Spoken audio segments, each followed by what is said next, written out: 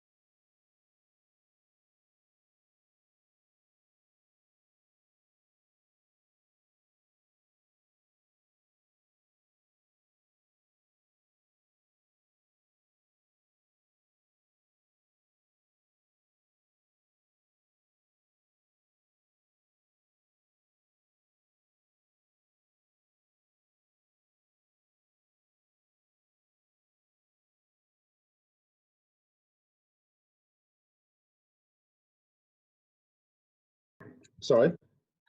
Just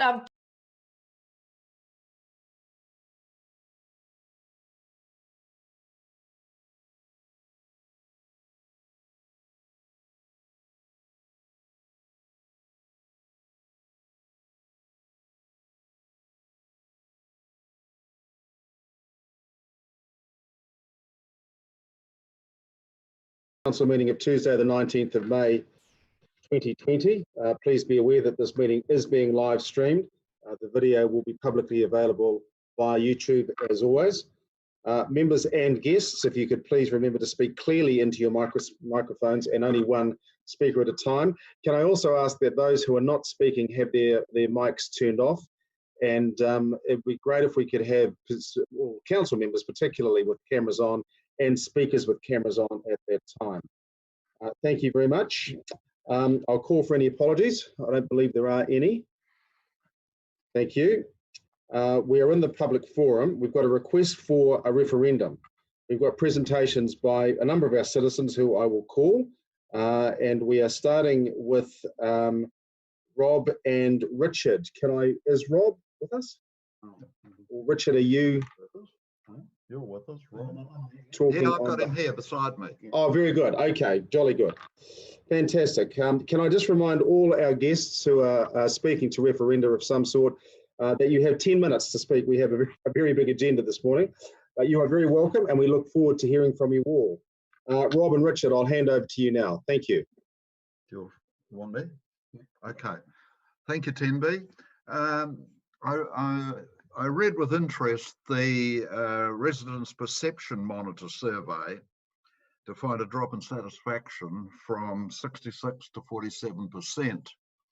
And reading the survey, there to me seem to be two important takeaways.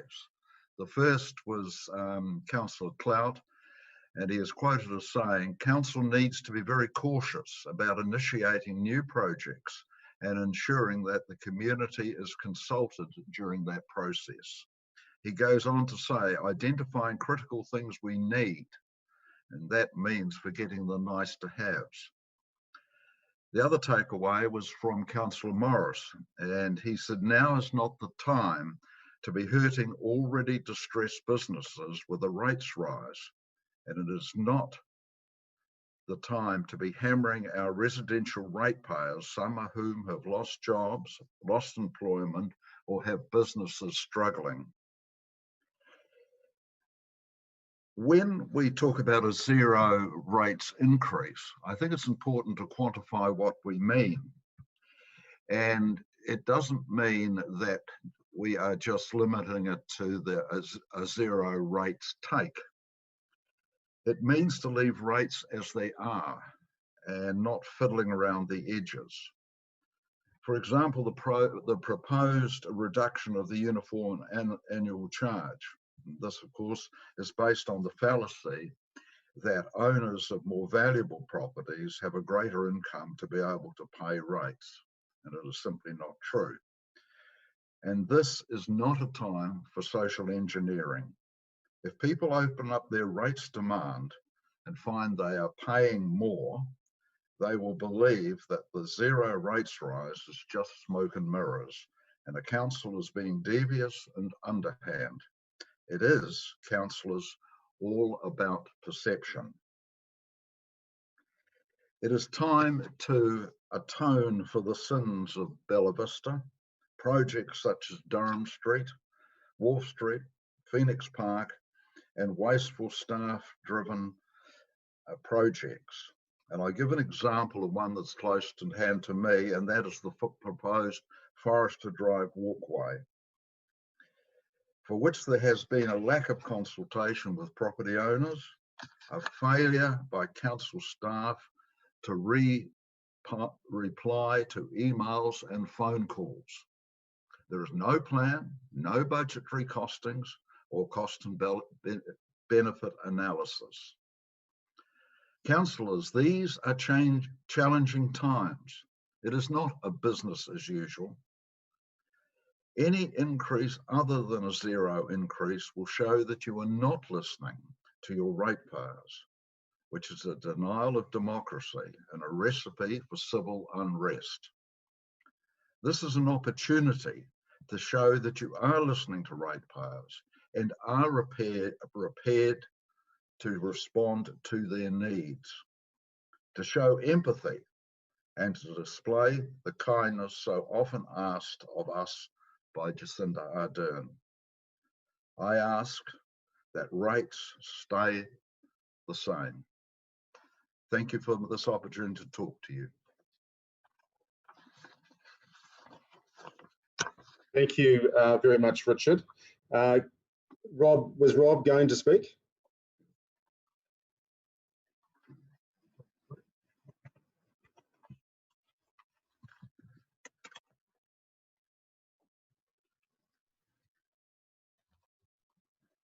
Good morning, Kenby. Welcome, Rob. Good morning. I'll repeat that. Good morning, Mr. Mayor, councillors, and thank you for the opportunity to address you on the request for a referendum. My name is Rob Patterson. I'm Chairman of Citizens Advocacy Tauranga. What I'm saying may be a little bit disjointed by the setup we've got here, but I'll persevere with it. The request for a referendum speaks for itself, and you will have read the 5 questions that were posed. It is supported fully by all the ratepayer requesting groups making the request, and I speak on their behalf along with the other 2 presenters this morning. I endorsed a presentation to be made by Philip Brown, I've read that, on behalf of Parapara ratepayers, which shows 93 to 95% support on a poll conducted by it recently for no rates increase, i.e. it's a zero rate rise, and there was about 1,000 on that poll. I also endorsed the call for fairness and even-handedness made by Richard Prince, and that's based on also citizen satisfaction survey, 66% going down to 47% support for council conducted by Key Research, and that a possible outcome of financial pain could be widespread civil unrest.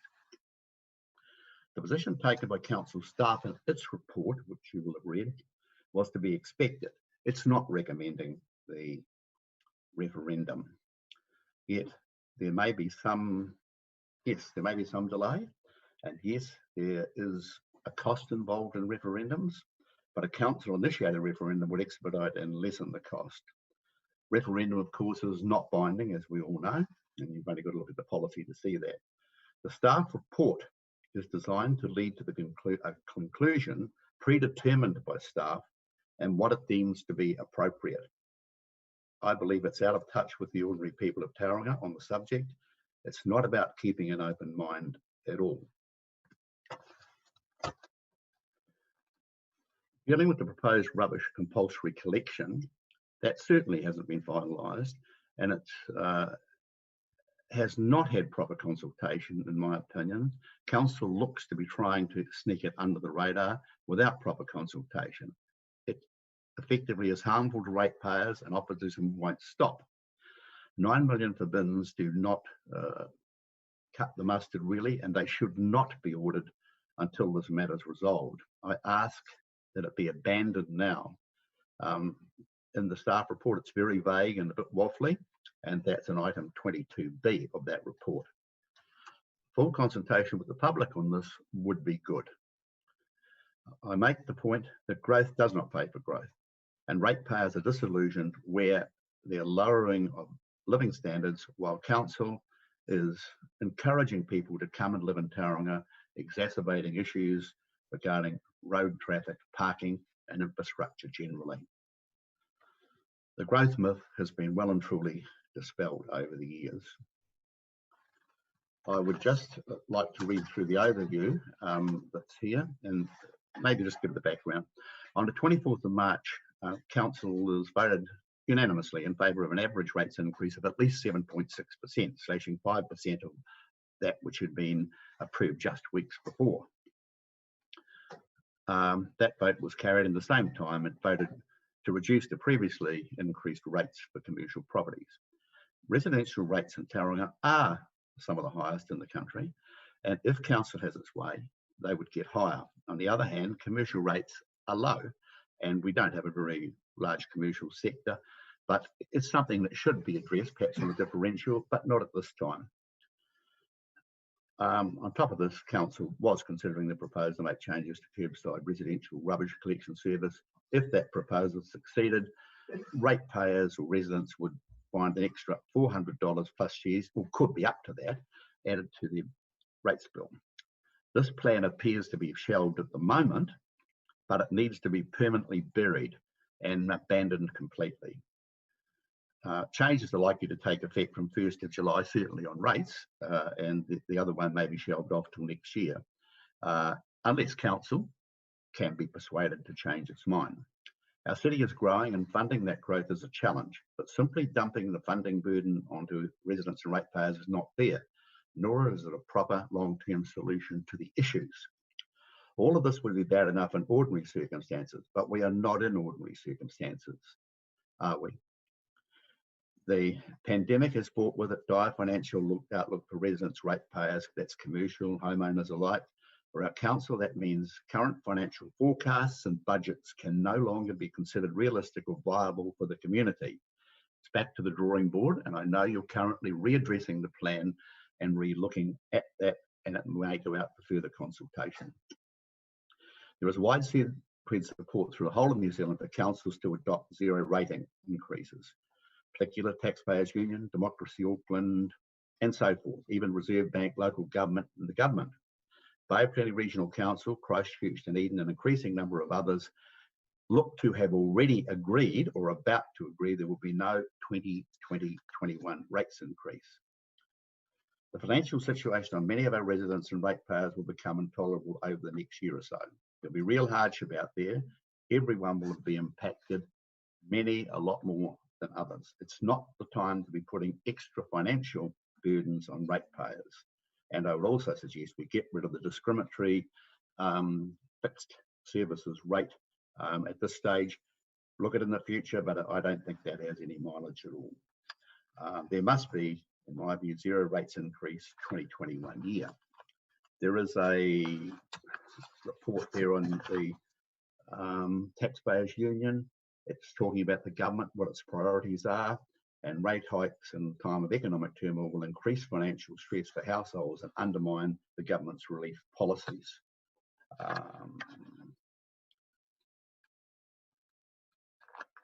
Zero rating there. The uniform annual charge I've dealt with. Commercial differential I've dealt with. I'm not against that, but I don't think it's the time to do it. I don't think it's the time to increase commercial rates because the tenants are hurting and the landlords. And Rob, sorry to interrupt. I'm just conscious of time. We are over the 10 minutes. Okay.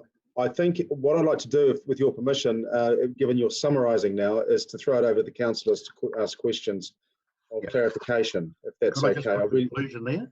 Yes, indeed. Conclusion. What the group wants is 0% rates rise, residential and commercial, compulsory rubbish scheme abandoned, an independent assessment of staff, systems and expenditure and operating costs. Either adopt the 5 points that we've made, that's an easy way out. We don't require a referendum if you adopt those points, or authorise a referendum. Thank you for hearing me. All right, thank you, Rob and Richard, for presenting. Councillors, any questions of either gentleman? Yeah, I've got a quick question, 10B. Thanks, Yako. So it's probably not related to the short term because you've answered that on the differential. But do you think there's a case to be made that businesses can get their GST back and can claim expenses back as a and write off that tax? So potentially they, if they get charged a differential of 1.43, that's actually equivalent to a residential rate because residents can't claim back that tax. Is that something that the taxpayer unions would be open to or look at, or have you not formed a view on what sort of differential you think would be fair? Yes, Yako. I think you make a fair point there. Basically, yes, GST can come back. It can be written off against tax if you're making money. If you're making money, otherwise there's no point. If you're running at losses, it doesn't really matter too much. But yes, they can claim it back. That's part of it. But that doesn't help businesses that are struggling, or in the current environment doesn't help landlords who can't let properties. And it's always going to fall back on the tenant anyway to pay these rates. It's the landlord will have that in their leases, invariably the tenant is the one that gets hit.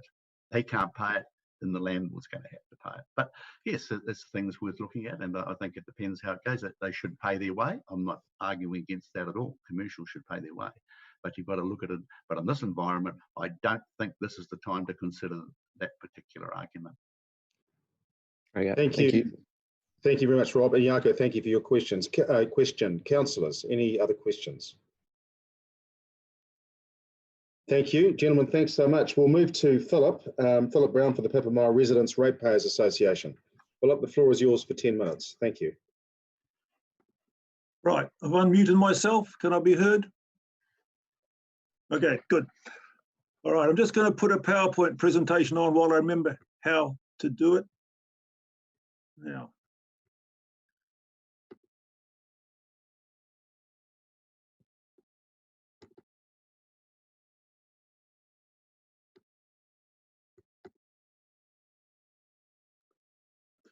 Okay, I hope you can hear me. Good morning, everybody. Good morning, Mayor, councillors, council officers and other presenters. As I've been introduced, my name's Philip Brown and I'm the chairman of the Papamoa Residents and Ratepayers Association.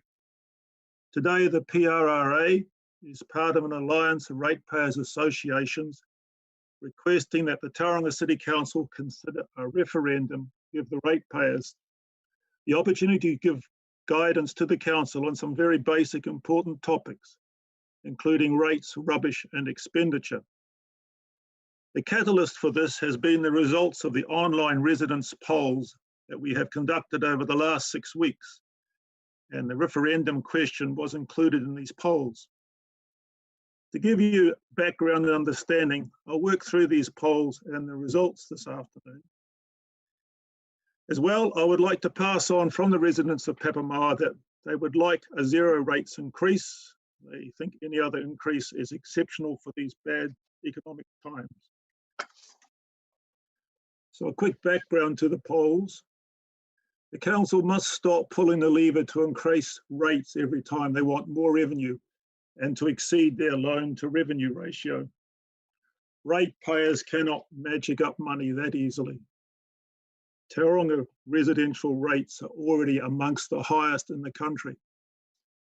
And for the 20% of Tauranga residents who are over 60 and on fixed incomes, and the 20% are low income or working poor, raising this extra money will be very hard. And for the remainder of the ratepayers, it won't be easy. And then COVID-19 arrived. Many ratepayers are now unsure of their jobs and their income.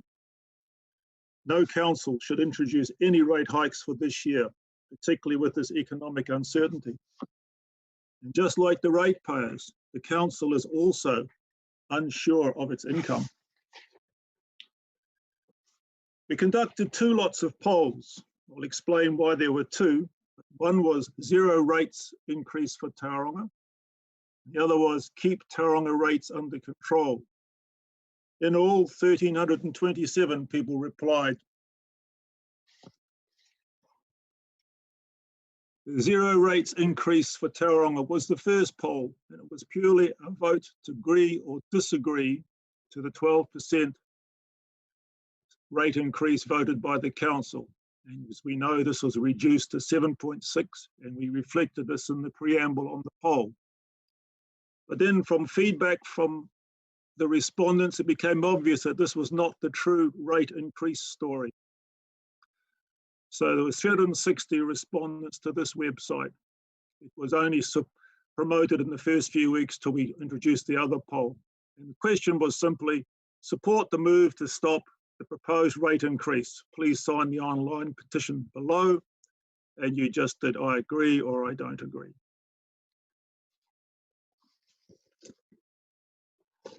Okay, so that poll started as a vote to agree or disagree. But what was not discussed was the additional mandatory rate charge for rubbish and recycling. This additional cost of the council-controlled rubbish collection shocked many. In all the Tauranga City surveys about rubbish and recycling, cost had rarely been discussed. Certainly not in the recent Talking Trash survey, which is being used to base the rubbish decision on. Most residents assumed it was already included in the rates. Adding this to the general rates increase results in a potential 20% plus rates increase. I calculated my property basing on $8 a week for rubbish, and it works out to be a 23% increase. It looks, and I'll just reiterate previous comments, it looks like the council is trying to sneak this rubbish system through without revealing the true cost to the public. Yes, everybody wants a perfect recycling system, that's aspirational. But when you see the true cost and the effect on the family budget, aspirations sometimes become reality, and the answer has to be no. There is no valid reason to introduce this service. Tauranga is well served by private contractors. The recycling industry is going into the next decade. What we used previously will not be the way to do it in the future. So the second poll, no rates increase, was set up to poll a wider range of issues, including the rubbish issue. Feedback has indicated that the ratepayers were not being heard and wanted to comment on other issues. This poll was promoted to 6 local Tauranga Facebook sites and also placed on Neighbourly over the lockdown period. 967 residents responded. The questions in this poll were quite simply yes, no. The first question was, do you want the council to have a zero residential rates increase for 2021 financial year? The next question was, should the council increase rates for 2021? Third one, the commercial rates in Tauranga are amongst the lowest in the country. Should they pay a higher share of the rates cost? 4, should the council add an extra charge on your rates for council-controlled rubbish pickup, rubbish recycling pickup? There is no opt-out, all households will pay. Do you want the council to reduce operating expenditure, including staff and consultant costs and capital expenditure for 2021? Do you think the council should conduct a public referendum on the above questions? This will allow ratepayers to give guidance to the council. Additionally, around 60% left a comment or a message in the feedback area. These comments were elaborate and quite detailed. I recommend that everybody goes and reads these feedback messages. They are listed on both polls under the poll results. The poverty, the disconnect between council and residents that they record is shocking. The distrust, the lack of consultation comments are more than you would imagine is possible in Tauranga. To me, it was very shocking what people were prepared to write. The sample represented in these polls is a good representative sample. So the results, the initial poll, zero rates increase for Tauranga. 98% didn't agree with the 12.6% rate increase. This was the first poll. The second poll, which had the 6 questions, was more interesting. Question 1, 93% wanted a 0 rate increase. 95% wanted no rate increase. 72% a higher share for commercial rates. 93% no to adding an extra charge for council-controlled curbside rubbish recycling pickup. Number 5, 96% to reducing council operating expenditure, and 92% for a public referendum. Many of the comments know the cost of a referendum. So that was the results of our polls, and it's on this basis that we're coming today to ask for a referendum, or to request a referendum, or a petition, somewhere where the people can be heard. So where to from here? Well, residential rates in Tauranga are among the very highest in the country. Tauranga City Council thinks we're living in normal conditions. We're not.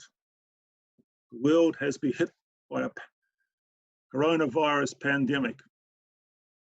Life for many has been turned upside down, and yet the council wants to carry on with business as usual to increase household rates and other charges, which will place a greater financial burden on everyone at a time when it's the last thing they need. You know, the council's revenue will decrease this year. It's the same for many of your ratepayers. For example, add this rate increase to the new rubbish charge, and potentially this is $14 extra a week for a married couple. The recent married couple pension increase is $19 a week. So out of this, they will be left with $5 for their other cost increases. All household rents will have to rise to cover this rate increase. It's okay for those who have had good pay rises recently, but most of us have not. So this is not the time to be putting extra financial burden on ratepayers. There should be a 0 rate increase for the 2021 year, and the proposed new rubbish collection system should not be implemented. Now, back up the bus and have a look hard at council expenditure. I'd like to finish with a question. If new subdivisions make more ratepayers, and Tauranga has been doing this for years, why does Tauranga not have enough revenue and still need rate rises? Thank you for allowing us to present this. Thank you, Philip. Much appreciated. Councillors, any questions of Philip? I have a question. Heidi, was that you? Yeah, sorry. Can you speak directly into your mic? Just can't quite hear you properly. Thank you. Sorry, I haven't got my headset on.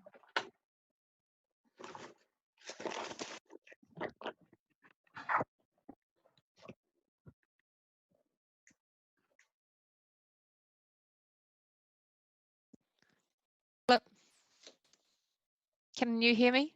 Yes, I can okay, now. Great. Yeah. Nice one. I just have a question about the rubbish collection figures. How is the feedback in the organisation feel about there being different rates for the amount that is picked up? So different size bins, so that the variation in cost varies for the amount of waste that you throw. Does that make a difference to your overall thoughts about the council taking over the rubbish collection? The answer to that is, for a lot of people, they don't use the rubbish collection whatsoever, or the recycling collection. They do it themselves. And when you have a 0 cost per week, or maybe just 1 plastic bag a fortnight, any kind of compulsory system is too expensive. Thanks. Thank you. Any more questions, councillors? Great, thank you very much. Philip, thanks so much for your well-considered presentation and for the PowerPoint that you put up. Very appreciated indeed. We'll move on now to Mr. Grant Pegler. Are you there, Grant? Can you hear us okay? Great. Yeah. You can hear okay, Grant? Yeah, I can hear okay, thanks. Great, thank you. 10 minutes. Thank you very much. All right, thank you. Right, well, good morning. Thank you for the opportunity to speak. I'm speaking here in support of the motion being brought today by Councillors Steve Morris and Dawn Kiddy. It concerns the Palm Beach Reserve and Harrison's Cut in Papamoa. We're all residents in this area. Now, I'm not just speaking on my own behalf. I'm part of a group called Friends of Palm Beach Reserve, and the amount of support we're getting is growing rapidly. We have over 200 people on our email list, and the Mayor has received over 150 letters of complaint about planting that is going on and is planned to go on in this area. If you're not familiar with the Wairaki stream, I'll just explain briefly. It's a man-made stream to collect stormwater. It goes for several kilometres, and it exits at Harrison's Cut, where the surplus water goes out to sea. However, coming along the stream, it's narrow and clogged with weeds in much of the part, and they've council planted about 3 metres of tussock grass and other plants on either side to try to enhance the quality of the water. However, when the stream gets to Palm Beach Reserve, it is quite different. It opens up into wide open ponds that have been beautifully contoured and landscaped by a very clever developer. It is quite a different animal from the narrow, water-clogged other parts of Wairaki stream. Now, council have planted half of this already with a 3-metre strip of tussock grass and other plants, mainly tussock. And you have to understand that, and Councillor Morris will have some photos for you, but the reserve has, beside the wide ponds, it has very large, gently sloping banks that have grass going right down to them, what we did have. And families picnic on these slopes in the summer. Children feed the ducks. There are paths beside the reserve that people, hundreds of people every day use for walking, cycling, running. They all live in the area. They come from outside the area to enjoy it. And we want to ask why this is happening, and because council want to plant the other half as well. And they want to plant along the side of Harrison's Cut as well. We've had support from councillors, including Councillor Clout, thank you, and the Mayor in writing. The Mayor is going to arrange a meeting, a public meeting, which is what we want, which we've never had. Councillor Clout says, I'm a supporter and will vote to retain the Palm Beach Reserve. He also says to us, if the planting is proven to be a legal obligation, then I will seek ways to have this overturned. And that's very good. I'd like to talk about 2 things in particular: consultation, or the lack of it, and the resource consent. As far as consultation is concerned, a lot of people who live outside this area were consulted. The people that live in the area had virtually no consultation at all. It was just a token. The people outside the area included tangata whenua, and of course they should be consulted. Nobody is arguing with that. What I'm talking about is the imbalance in consultation. Council staff had huis with iwi representatives, not 1 or 2 or 5 or 10. They had 16 huis over a long period of time. And I'm sure they were all necessary, but extensive notes were kept, extensive minutes were kept of these huis. And they're on the public record, and there are dozens and dozens of pages of them. Now let's compare that with the amount of consultation done with the people in this area that use the park. Almost nothing.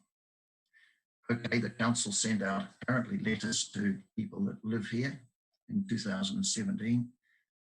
I only know of 2 or 3 people that remember getting something, which was a 1-page document. It didn't really point out the magnitude of the planting that was going to happen and the effect that it would have on this beautiful park. There were apparently some meetings called, and the people that went along said they were not consultations, they were presentations. They were presented with what was going to happen. And I'd just like to point out from the Local Government Act 2002, a couple of sections. To do with consultation, a local authority must give consideration to the views of persons likely to be affected or have an interest in the matter. Section 82 in particular says, persons who wish to have their views on the matter considered by the local authority should be provided by the local authority with a reasonable opportunity to present those views. Now, that has not been done. That has not been done. Our 2 ward councillors called a meeting in May last year, a hastily called meeting. And in fact, it was only because of a good citizen putting flyers around the district that enough people knew about it. People at that meeting were generally hostile against the idea of the planting. So it was put on hold. But people are now aware of what's happening. They want the planted park reinstated to the beautiful grassland it was before. And they want a preservation order put on the whole of Papamoa Reserve and Harrison's Cut so that this planting does not go ahead. It's the only dedicated park in all of Papamoa, apart from Sportsfield. It's the only dedicated park that we have, and it's enjoyed by people from all over Tauranga. They come to walk through it. It's not just for the locals by any means. The other thing I'd like to talk about is resource consent.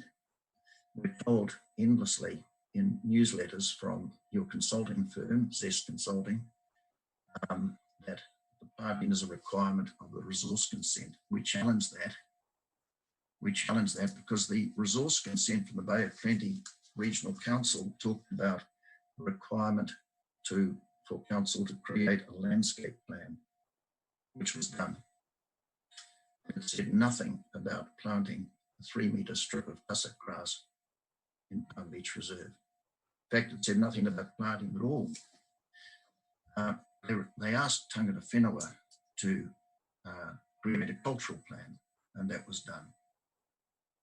The cultural plan included planting, and that was somehow incorporated into this landscape plan.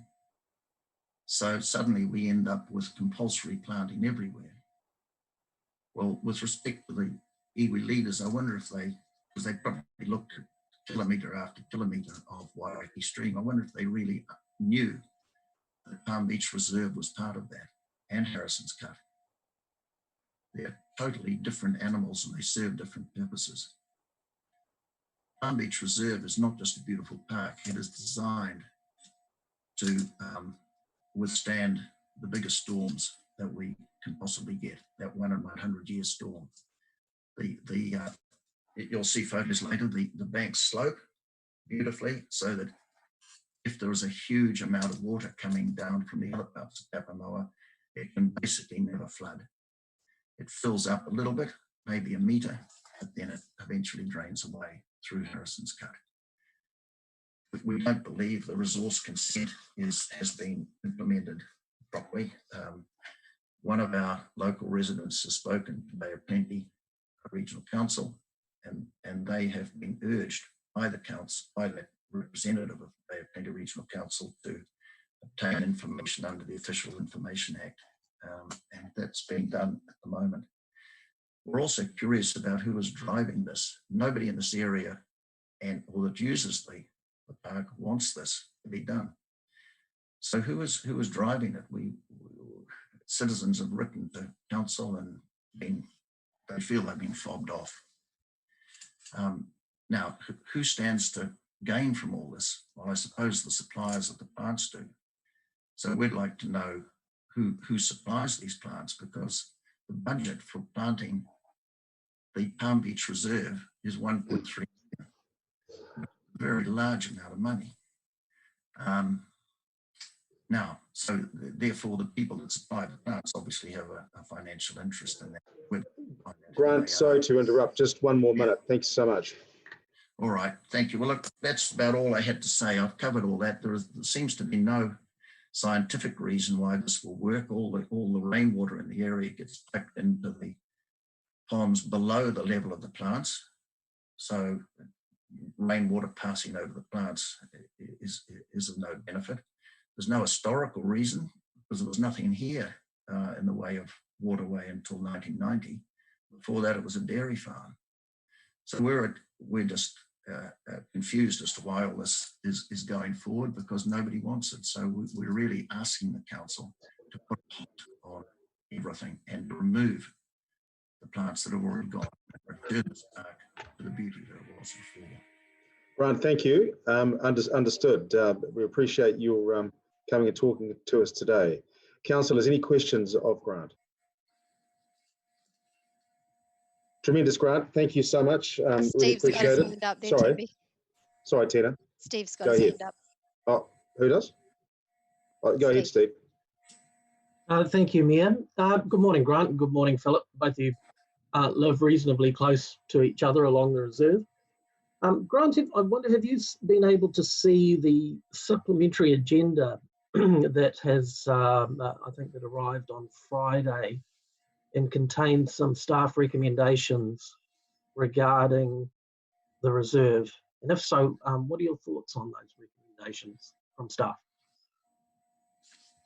I can't say that I've got it here, but I haven't really looked through every part of it. Perhaps you could remind me what the recommendations are. Oh, this is where it says staff proposed engagement with residents. No, sorry. It was on a supplementary agenda, a late report, and the recommendations, with your indulgence, Chair, I can read out if we have time. They are. So there's a recommendation from staff that and this is my summary, that we endorse the proposed arrangements for planting and maintenance in the Palm Beach West area until a further update on the project is received in mid-2021. And that also, as part of that, there's no further planting elsewhere in stage 1, but that maintenance continues, including the replacement of dead plants like for like, and that there's continued engagement with residents. The objective of it is to develop a plan for planting the area which meets the requirements of the resource consent. Point of order. That's what I'm referring to. Sorry, Councillor Baldock's raising a point of order. Yeah, I appreciate the intention to try and help Grant know what is in that report, but we will be dealing with that report in this meeting, and there will be opportunity for councillors to... That's not a point of order, Your Worship. This is questions of Grant, I think. Yes, I was asking Grant a question. That was not a point of order, Councillor Baldock. So what are your thoughts on that, Grant? On the recommendations, well, the people here and users of the park, they don't want the planting. They want the ones removed that have gone there. So, you know, to say, well, you know, we'll come to some compromise or something, it's not satisfactory at all. We've got hundreds of people that are quite hostile against this, actually. I get emails all the time from people saying, thank goodness something's happening. You know, they don't want it. They don't want it. There's no compromise. It's Grant, thank you very much. I think we hear you loud and clear. I do have 2 more questions, if we could make them reasonably brief. One from Councillor Hughes, one from Councillor Salisbury. Heidi, if you go first, please. Mine's just been answered. Thank you, Grant. Thank you. Tina. Yes, Grant, thanks for presenting today. I just have a quick question. Is it the type of plants being used, or the amount of plants, or their location, or the fact that there's any plants in the park at all? Well, it's the fact that there's any plants in the park at all. It's a 3-metre strip of plants that don't need to be there. And the fact that they are tussock is not attractive at all. I doubt if there's any tussock grass naturally growing in Papamoa. It grows on Mount Ruapehu. It grows in central Otago. It is dull, and there's going to be a massive maintenance problem. the strip between this tussock grass and the ordinary grass, the kikuyu will grow up and somebody will have to maintain it with a weed eater probably every 3 or 4 weeks. And we're talking about over 3 kilometres of this. It's just going to be a nightmare. But we don't want any change to this beautiful park. All right. Very good, Grant. Thank you very much. We really appreciate you coming and talking to us today. Thank you. Thanks so much. Council, moving on, we have to serial 3 in the agenda, the acceptance of late items.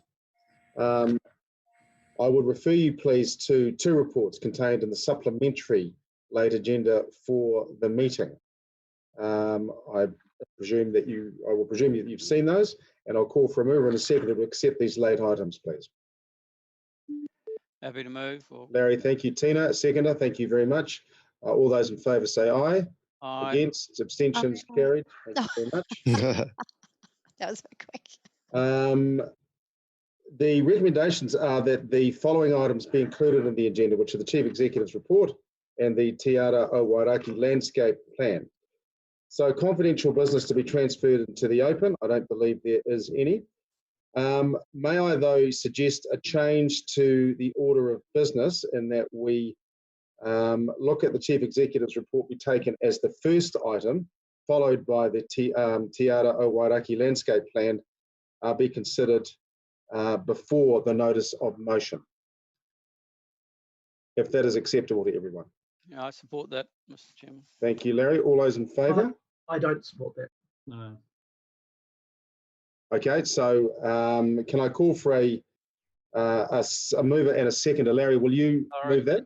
Well, it's not a, we don't move and second it. It is up to you, Mr. Chair, to decide the order of business. So. Okay, thank you. From a process point of view, appreciate that. I think it was just seemed to be logical to do it in that way. So we're dealing with the issues. We're getting the report from staff in the first instance before we move to the notice of motion. So we are all on the same educated song sheet, if that makes sense.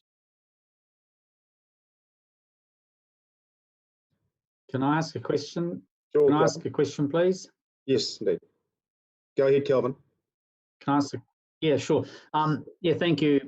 My question is, what came first, the notice of motion or the staff report? Because I'd quite like to take it in the order that it was. Christine, as I understand it, it was the staff report. That's fair.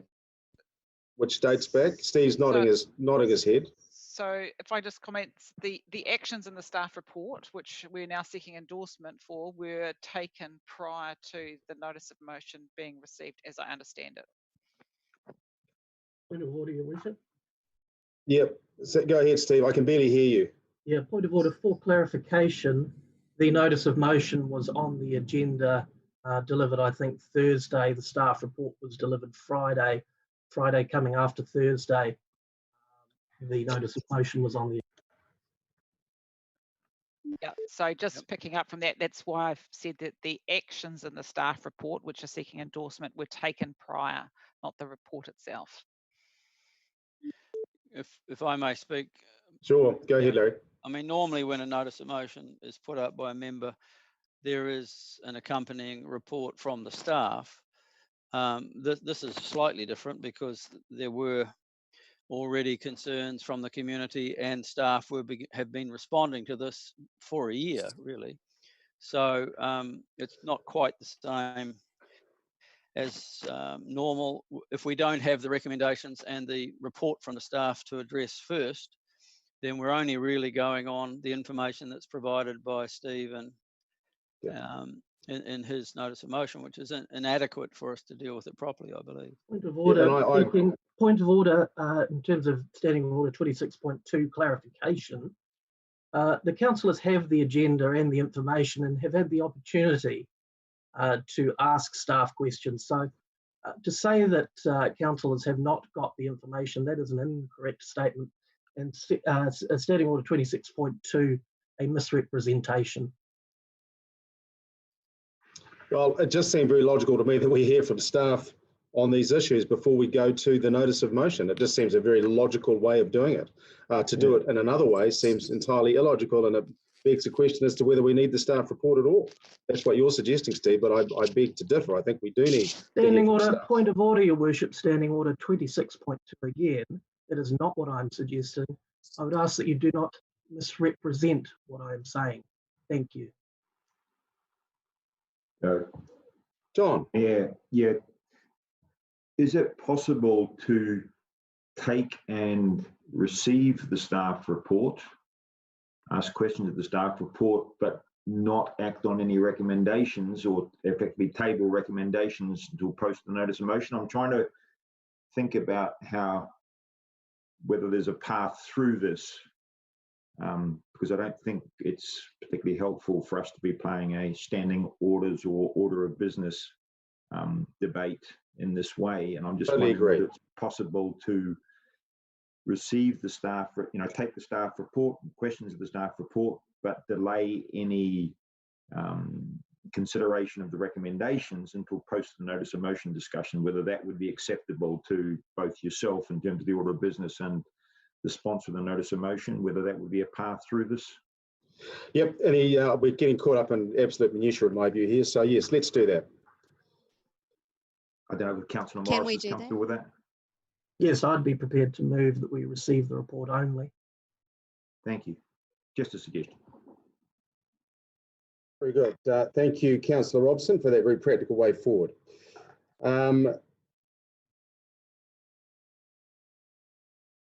So we've agreed to change the order in respect of that last conversation. Are we all happy with that? All right, thank you very much. Declarations of conflict of interest, I don't believe there are any. They would have been, I'm sure.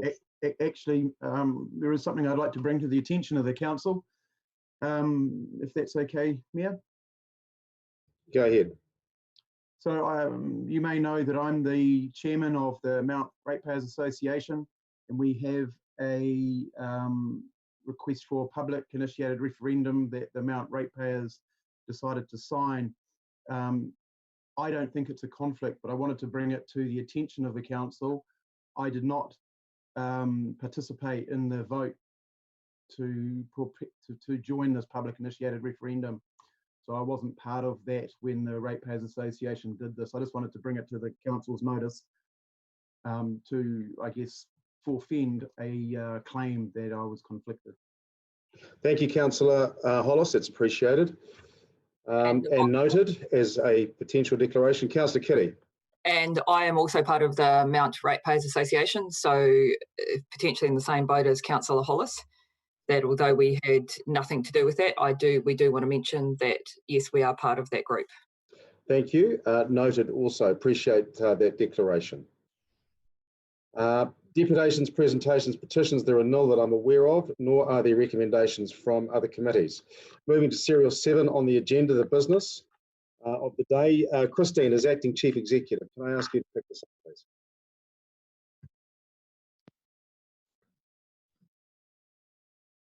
Yes, happy to do it. Can you hear me okay? So just to speak to the Chief Executive report in the absence of the Chief Executive, I'll just go through and perhaps highlight a few of the key matters. In terms of the strategic finance project update, so this is the SAP software system that we're introducing. We have completed the user acceptance testing, and a technical go live testing has been completed. But because of COVID, we weren't able to complete the staff training, and therefore we haven't able to go to a full go live implementation. So we're thinking we'll make a decision towards the end of May as to when that's going to go live in the organisation, which will obviously be dependent on when staff are back in the office.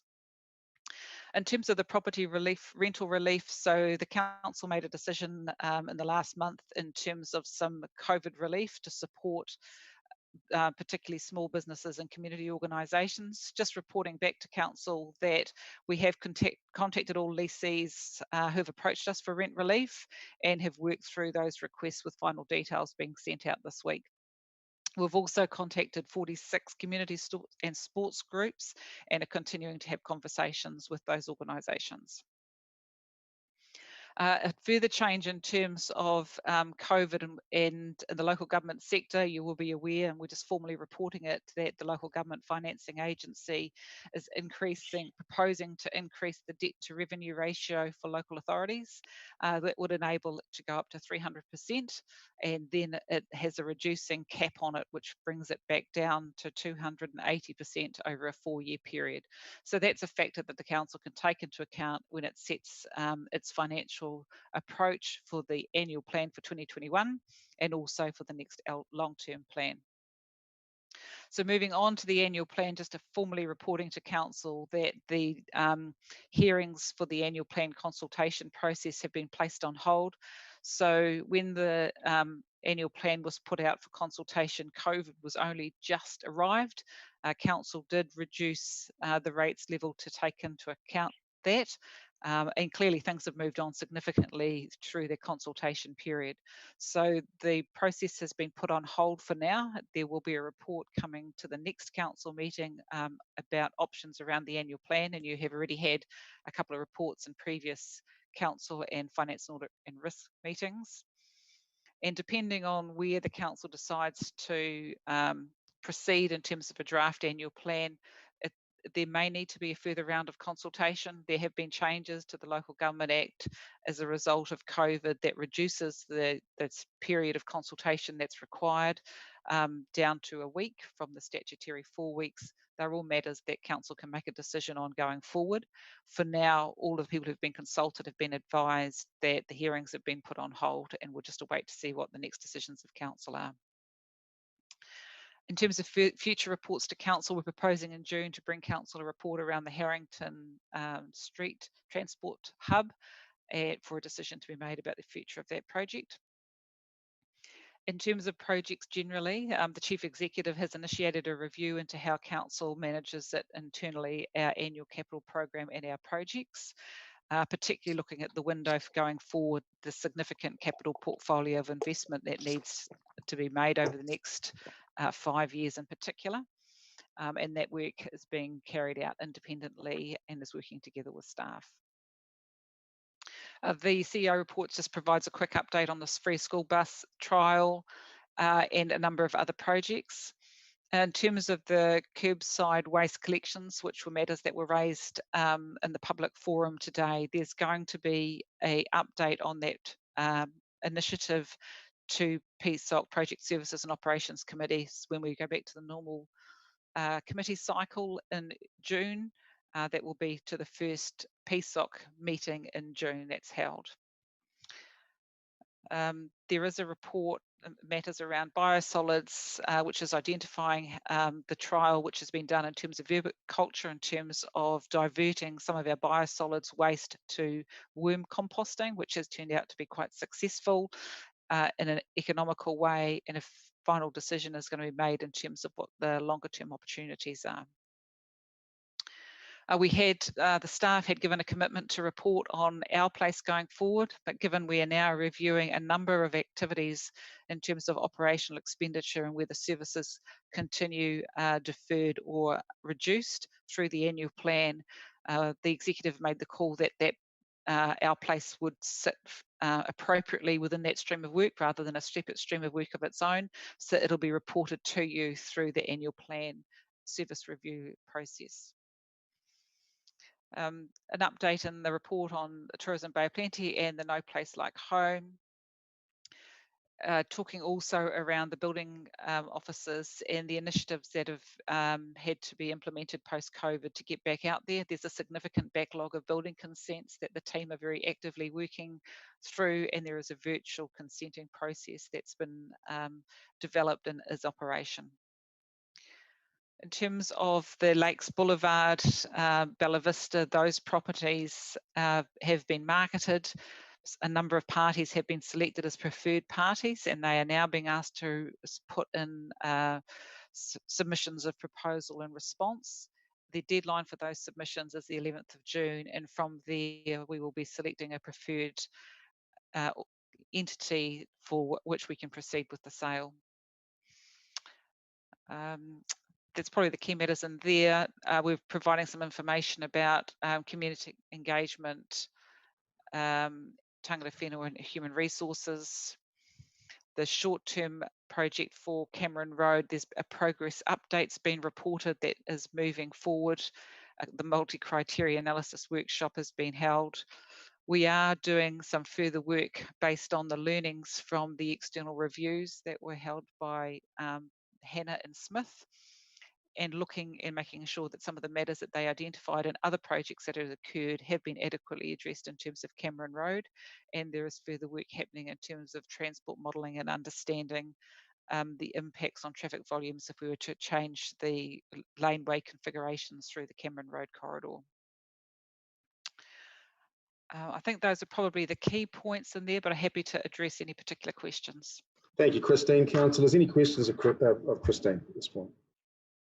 I've got a question. Thank you, Kelvin. Yeah, thanks a lot, Christine.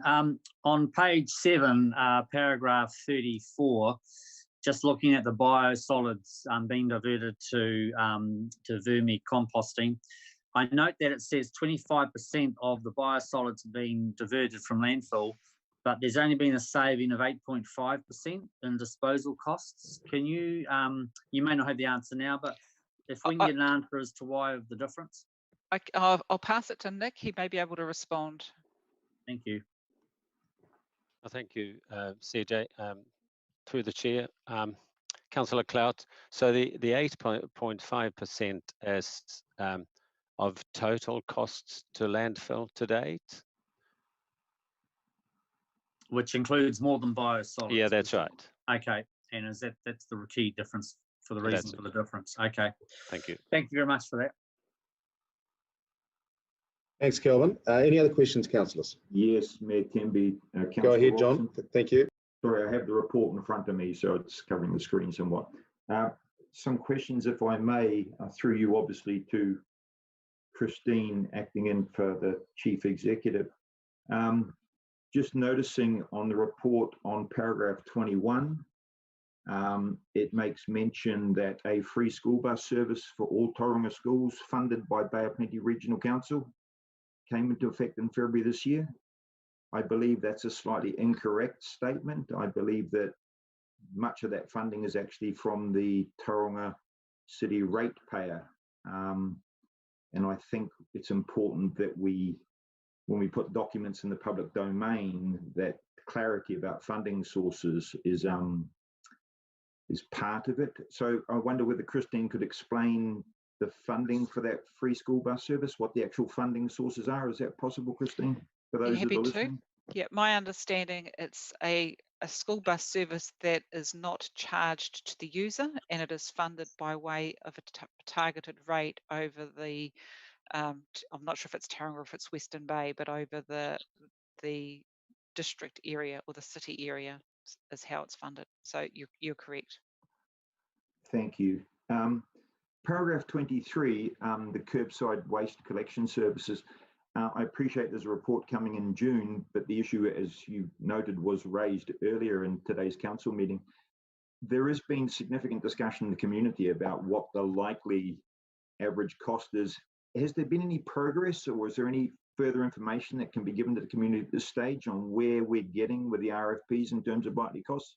There's a figure obviously used in the public domain of 400 plus GST. I don't know whether that's accurate. I have my doubts. I think Councillor Hughes made a comment with regard to there may be some sort of pay by weight usage collection or something, options considered.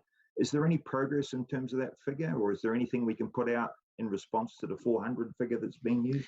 So maybe if I try to respond, and then I think Nick will probably be able to give you some further detail. So the figures that we've been using in the past was based on the modelling that was done by external consultants, and they had looked around New Zealand and done quite a comprehensive analysis on what they thought would be likely to be the cost charged. We've now gone through a tender process. My understanding is that that tender information is still commercially confidential at this stage, and so it wouldn't be something that we could share, but I'll just check with Nick and see if he wants to add anything further to that. Yes, I can add a few things to that, Councillor Robson. I'm unsure where the $400 come from. That's the cost will obviously be associated with the level of service that will be provided, and that is something that that is yet to be decided through council.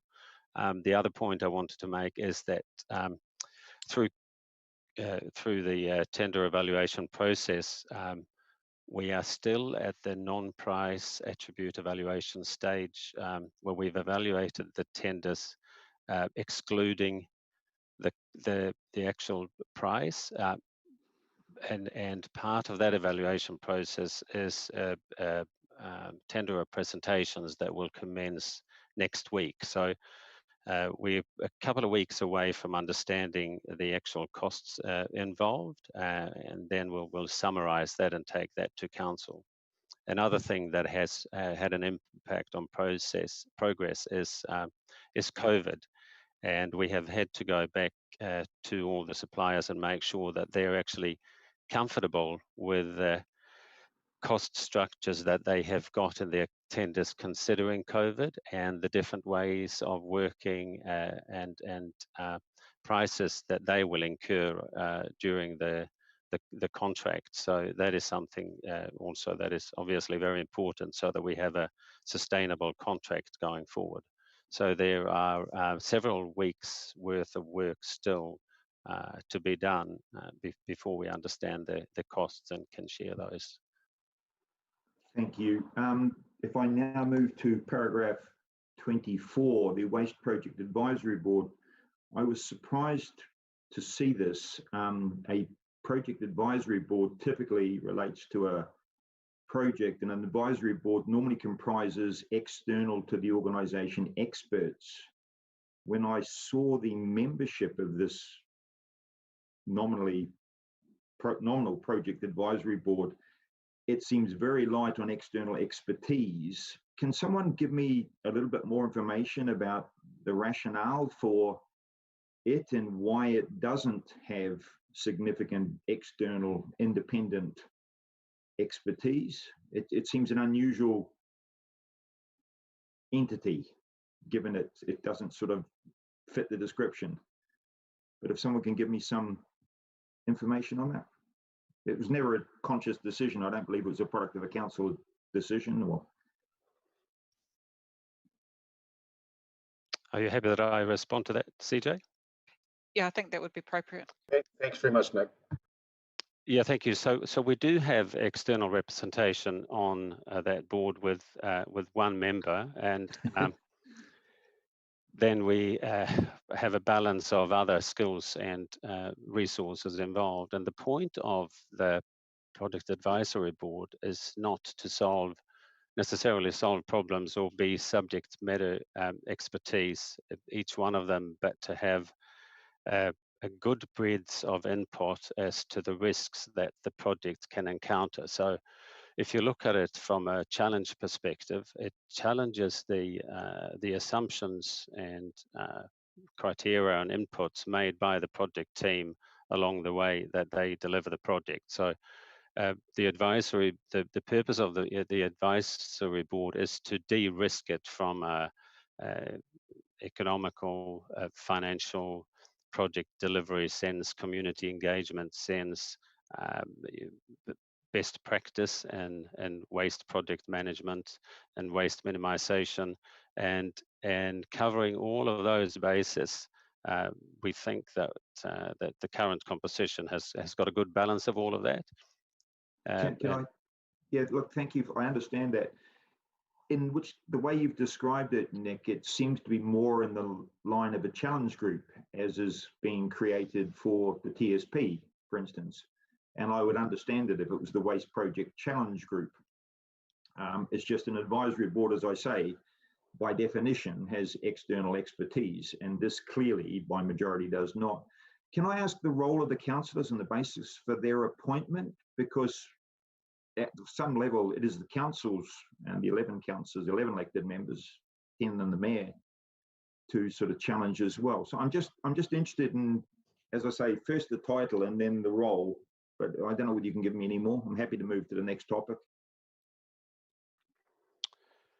The selection process, we had a conversation at executive about finding a balance to get the community input that is required for the project. We're very conscious of the high profile that the project is having throughout the community.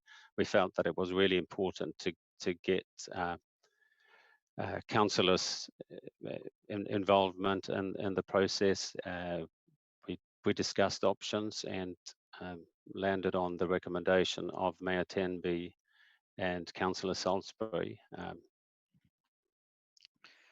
Thank you. If I move to, with Can your I'll indulgence, just Your add Worship. one more point in there, that we are, executive has made a decision to review our project management structures, if you like. So there is an old internal policy that we used to use that identified how we would do governance and project management structures. At the moment, we have a bit of a mixture going on across a range of projects. We are going to relook at that, and it is part of the consideration of the review of project management that is referred to in the Chief Executive's report, to get some consistency across everything. So at the moment, we're still carrying on with a bit of a hybrid. No, thank you, Christine. I think that review will be important. This is just a small example. If I can move, with your indulgence, Your Worship, to paragraph 45. And here, I'll sort of bring it up under this topic. Virtual building inspections, is there been a risk analysis done of that? And will there be a report coming to maybe the Finance Audit and Risk Committee around the risk analysis being done for that? It is a very sensitive topic. Obviously, it's right next to, obviously, the Bella Vista topic, where building inspections were obviously part of that discussion, shall we say. Has there been a risk analysis done with regard to the virtual building inspections? Will there be a report on that risk coming to FARC? I'll ask Barbara to respond to that question, please.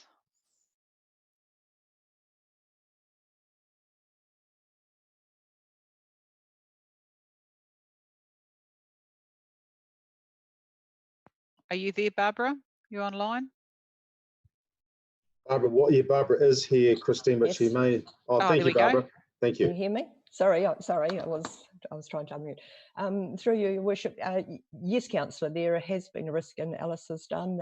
Virtual inspections are undertaken in other councils, including Auckland City Council. We're starting with very low risk inspections. So it is a trial at the moment, and yes, a report can come back to council in the near future. Thank you for that response.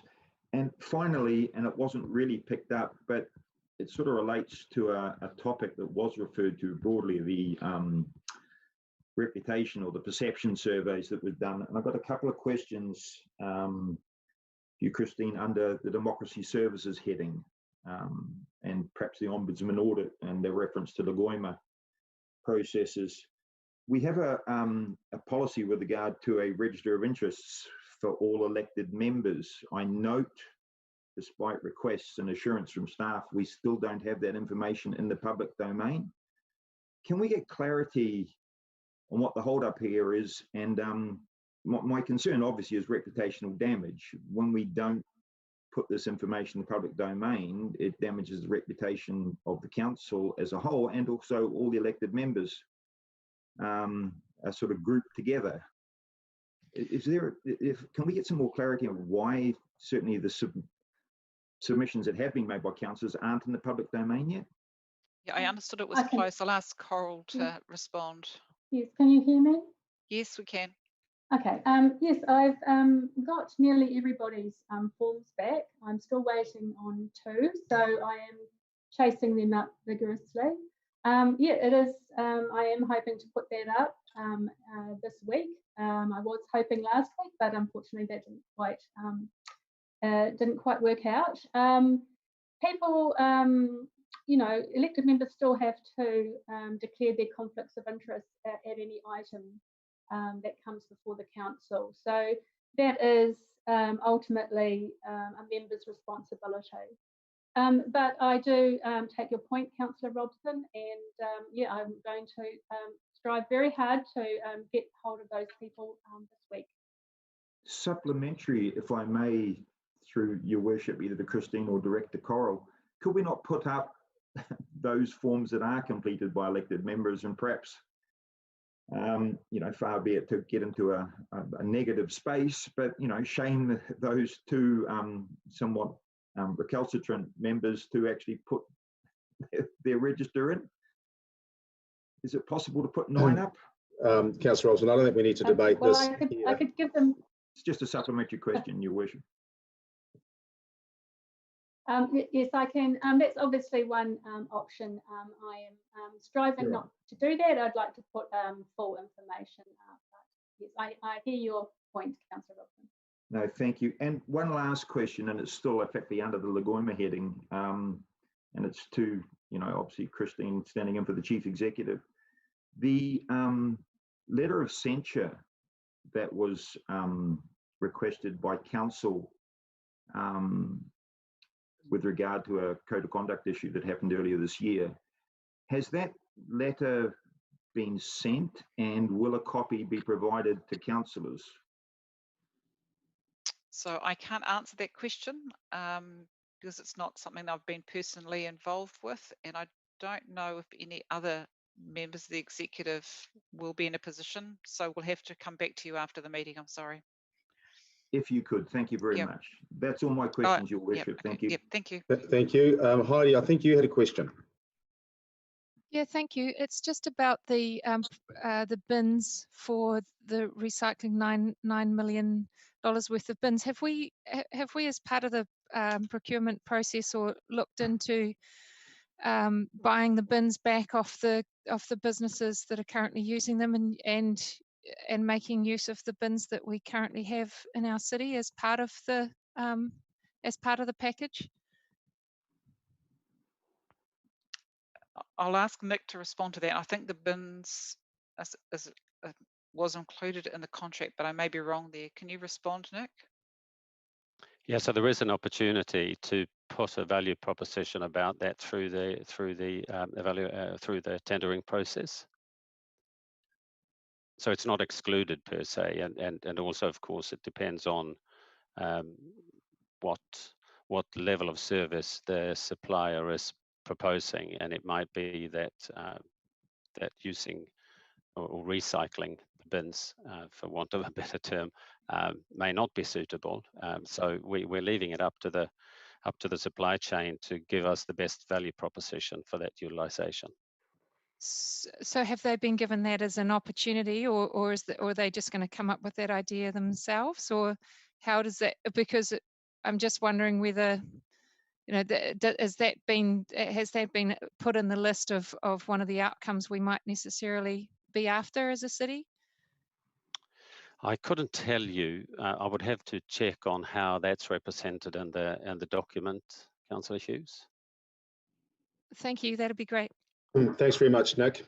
Councillors, I don't see any more questions in the sidebar. So am I to assume that we have exhausted questions of Christine and Nick? Thank you. There being no further questions, the recommendation is that Council receives the Chief Executive report. I'll put that motion to you. Can I have a... Happy to move. Thank you, John. And a seconder, please. Tina, thank you again. All those in favour say aye.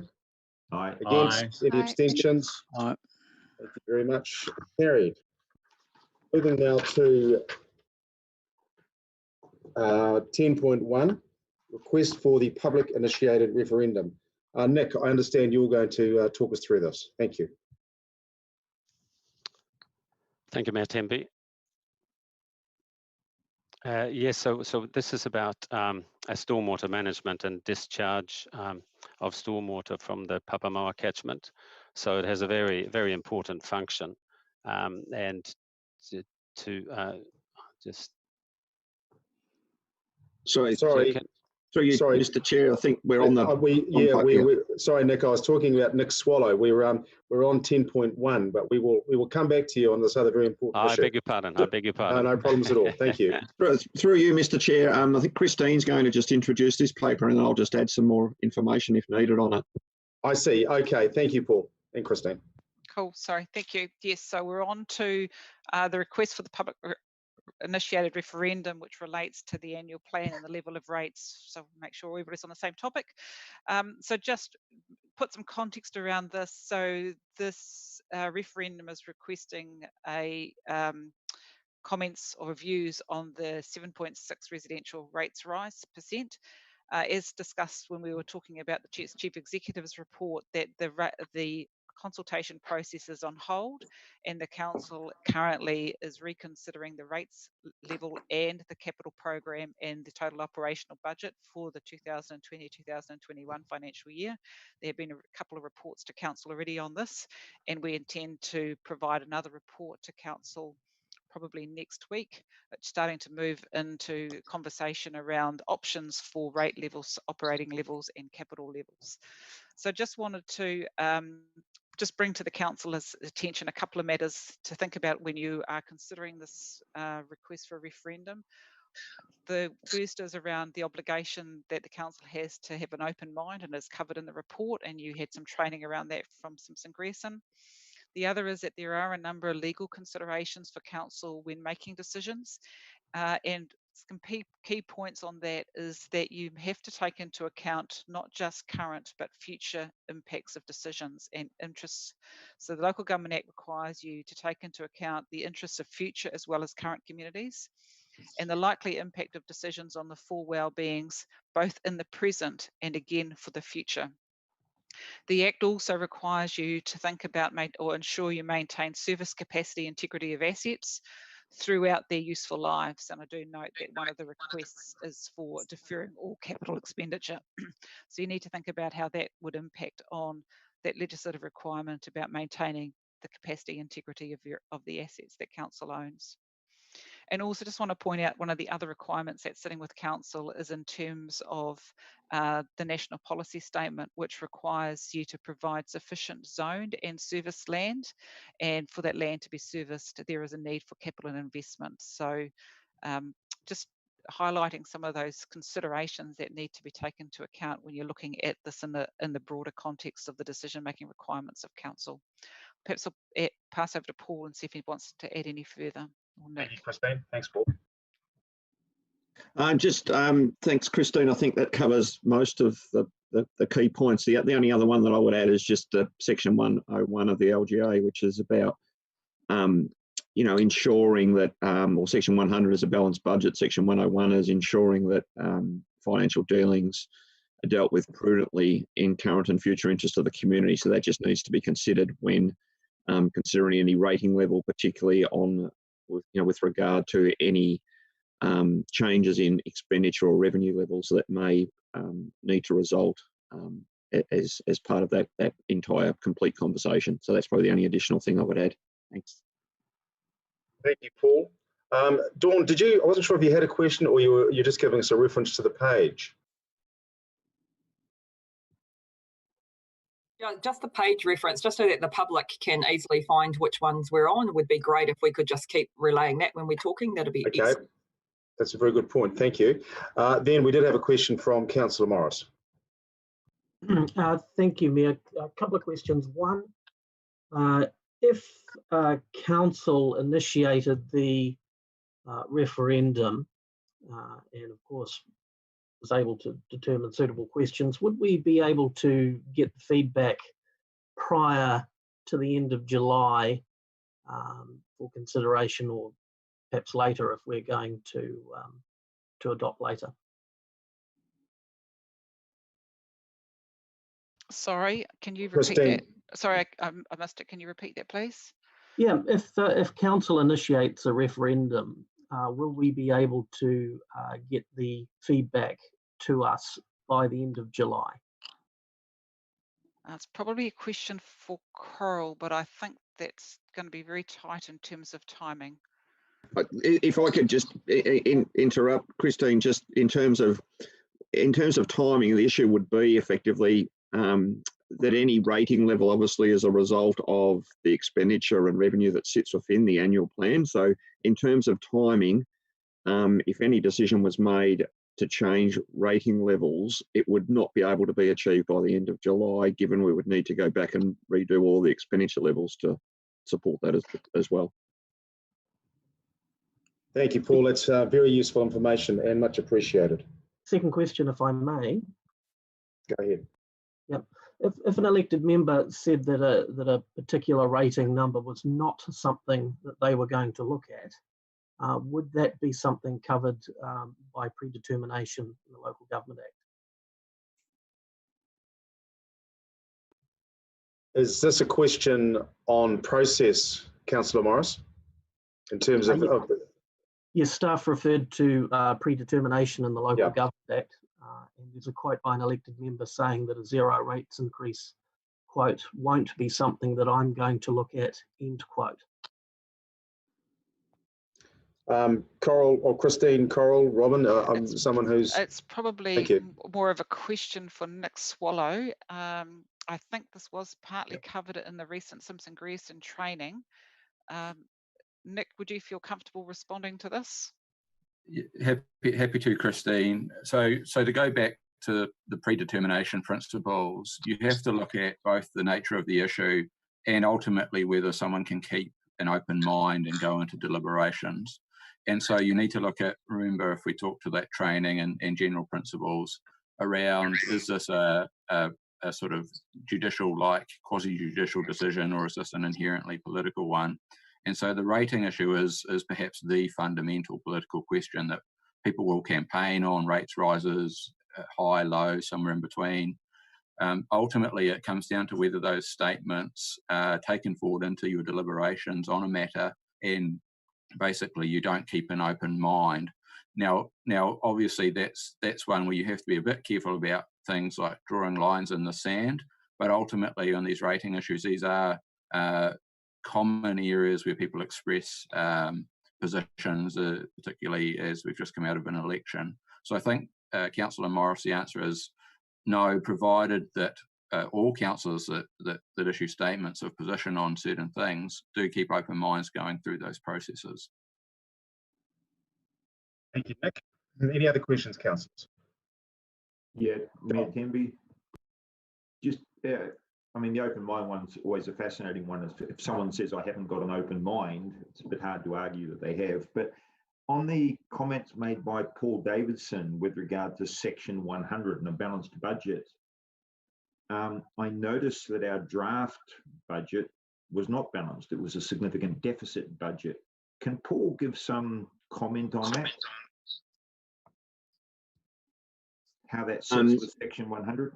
Yes, certainly, Councillor Robson. So it is in the decision-making capacity of council to elect not to fund certain expenditure, which creates that deficit. And probably the easiest answer or example of that would be in where we non-fund depreciation, for example, which does create effectively a deficit budget, but it's based on a deliberate decision taking into account Section 101 in terms of protection of future or prudent financial management.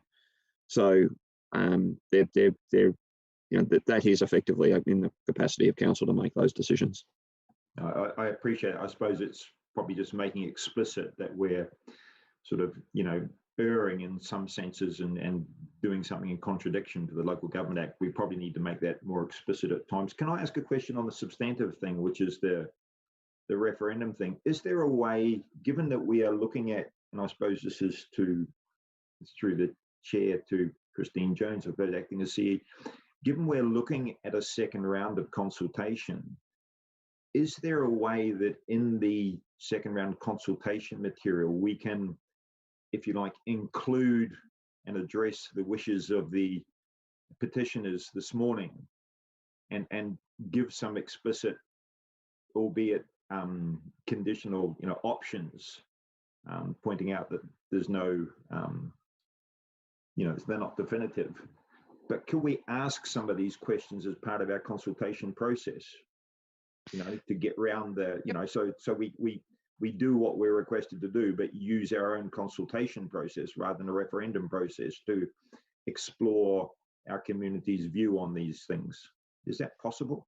So it's possible. So perhaps if we just go back to the beginning, that depending on the extent to which you vary from the current document that you've consulted on will determine whether legally you have to consult or not, reconsult.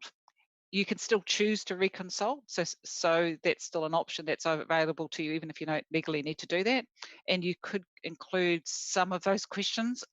I think some of them, which, you know, the total removal of a capital program, it would be hard to demonstrate how you're meeting, you know, looking after your assets if you were to totally do no renewals and those types of things. But certainly some of those questions, you could run them as a scenario and you could present them.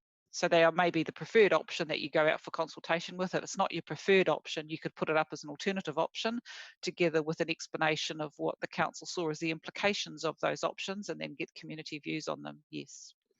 And I appreciate that. I think I'm just looking for, again, as I did earlier this morning, looking for a way forward where we can address the substantive issues for people without putting process blocks in their way.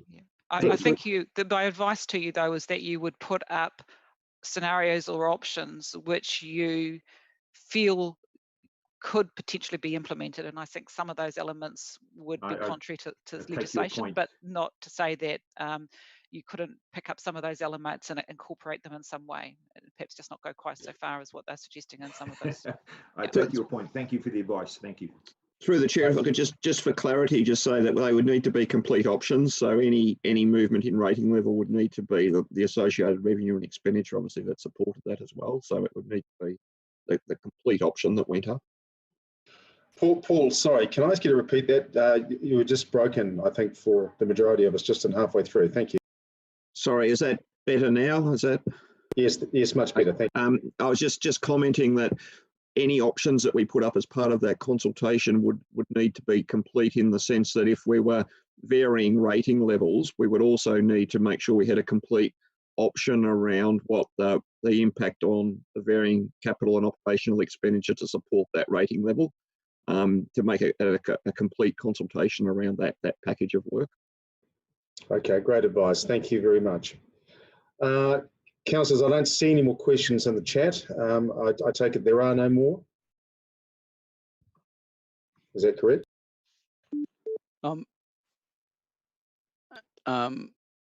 Larry, go ahead. Larry, go ahead.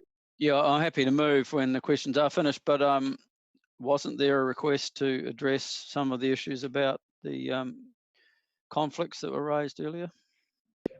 Yes, I'm going to come to that right now. Christine, we have had advice since councillors Morris, I beg your pardon, Hollis and Kitty raised the conflict.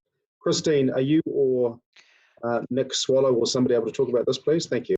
Yes, I'll speak to it first and then I'll pass over to Nick. So just to provide just some general statements first around conflicts of interest. So conflicts of interest are the responsibility of each councillor to make the declaration and to make a decision as to whether there is a conflict of interest.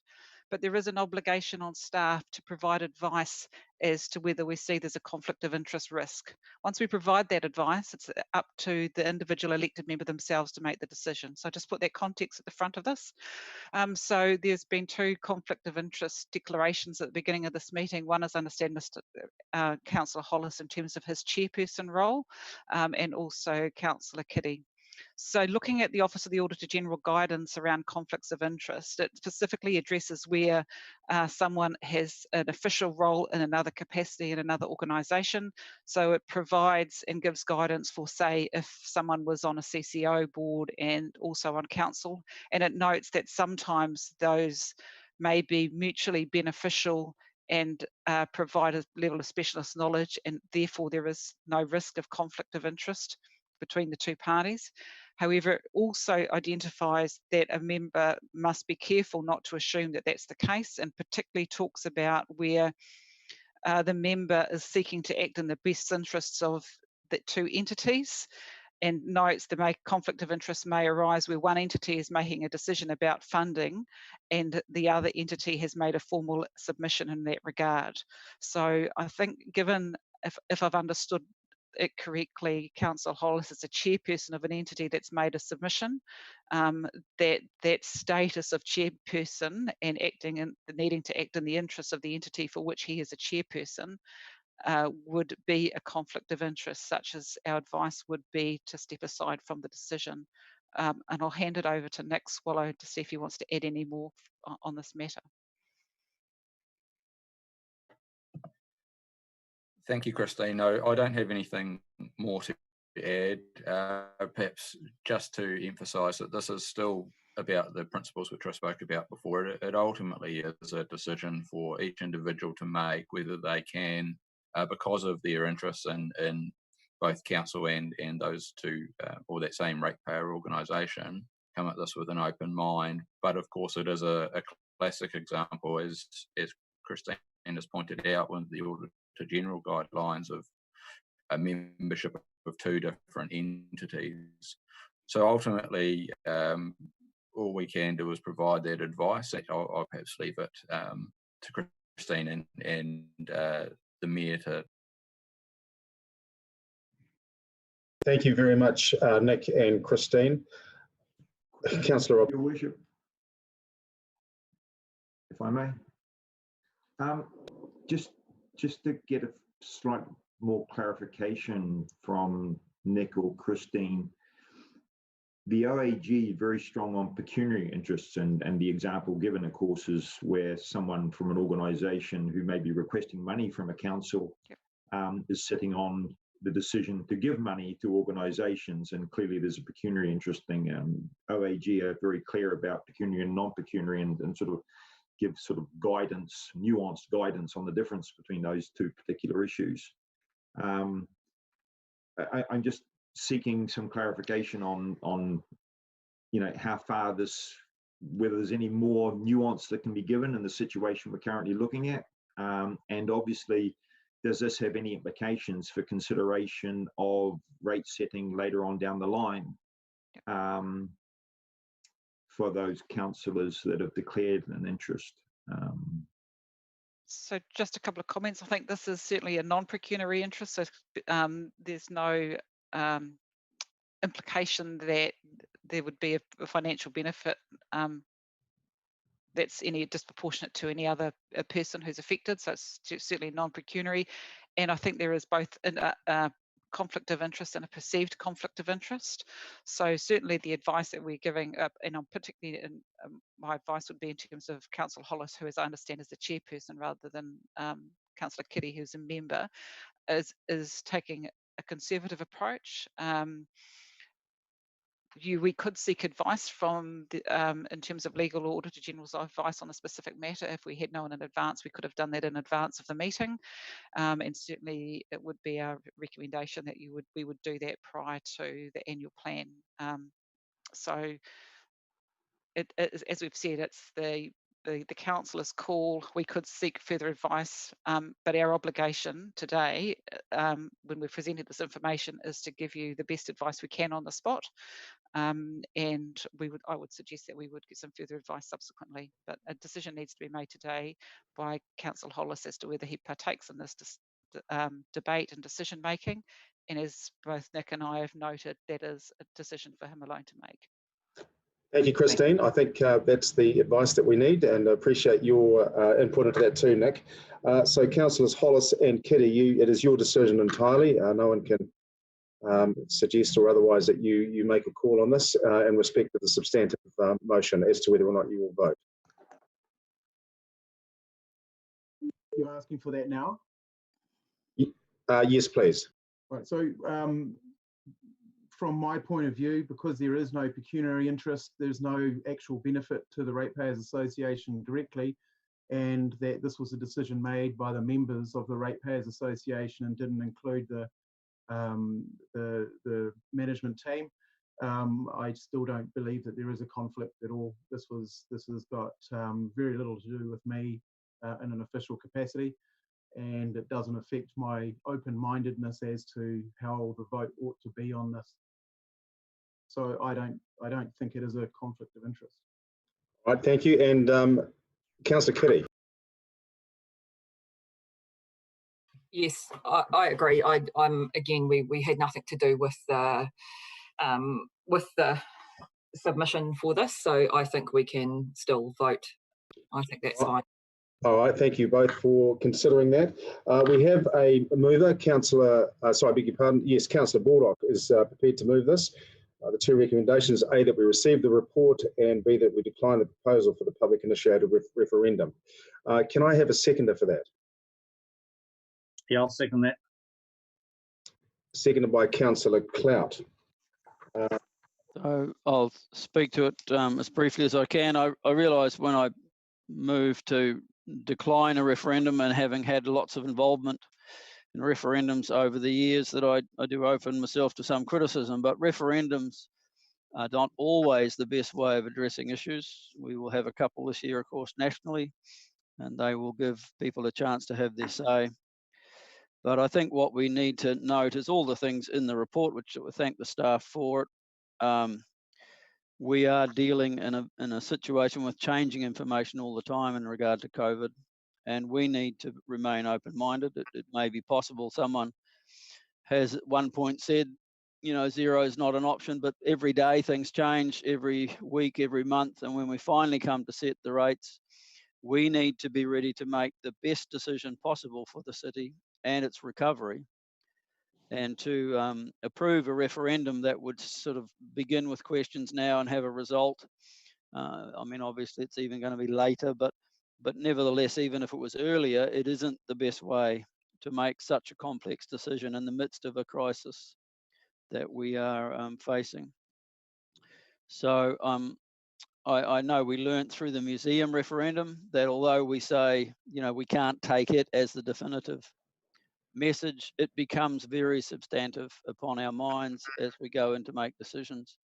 And it is better that we deal with the real facts, the real information that we are basically privileged to and involved with every day as we go through this process and make, as I said earlier, the best decision as we can.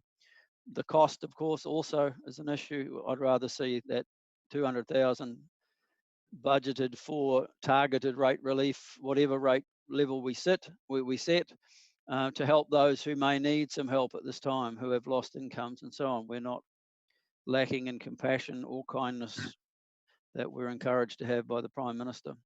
So I hope we will accept the spirit in which they offer this opportunity, but have to say we decline. Thank you. Thank you, Councillor Baldock. Councillor Clout. Yeah, thanks very much, Mr. Mayor. Yeah, look, all the questions that have been suggested that we asked in this referendum, we are very actively asking those questions ourselves and, in fact, consulting with the community on a broad range of topics. And that all those questions are already covered, I believe, in our deliberations and in the next few months. As a person who was very much in favour of the museum referendum, what really motivated me to pursue that was the fact that we could piggyback that on a by-election, and so the cost of the referendum was very cost-effective in my view. But to spend $200,000 on this is not good use of ratepayers' money. We're going to have to be very cautious about how we spend any of the ratepayers' money, particularly in the next few years. So I'll be voting for these recommendations. Thank you. Thank you, Councillor Clout. Councillors, any other comments? Councillor Robson. Just unmuting, Your Worship.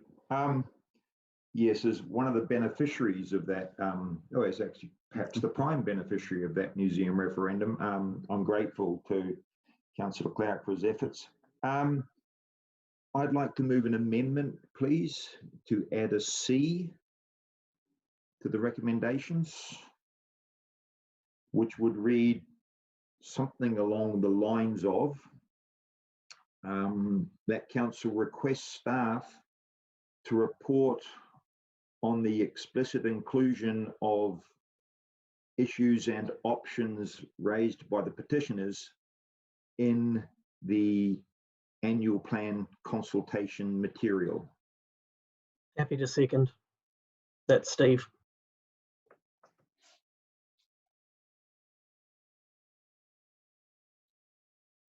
Thank you, Councillor Robson, and seconded by Councillor Morris. Did you want to talk to that, Councillor Robson? Oh, just quickly, I think in some ways it was through the chair. Sorry, can I just interrupt? Could we maybe change it from rather the consultation document from the report to council, because the consultation document is not something that the council decides on based on the information. So if we include it in our council staff report, including the the draft material that we provide to you, because we can't provide something in a consultation because that's your council decision to do that. We can only present it to you.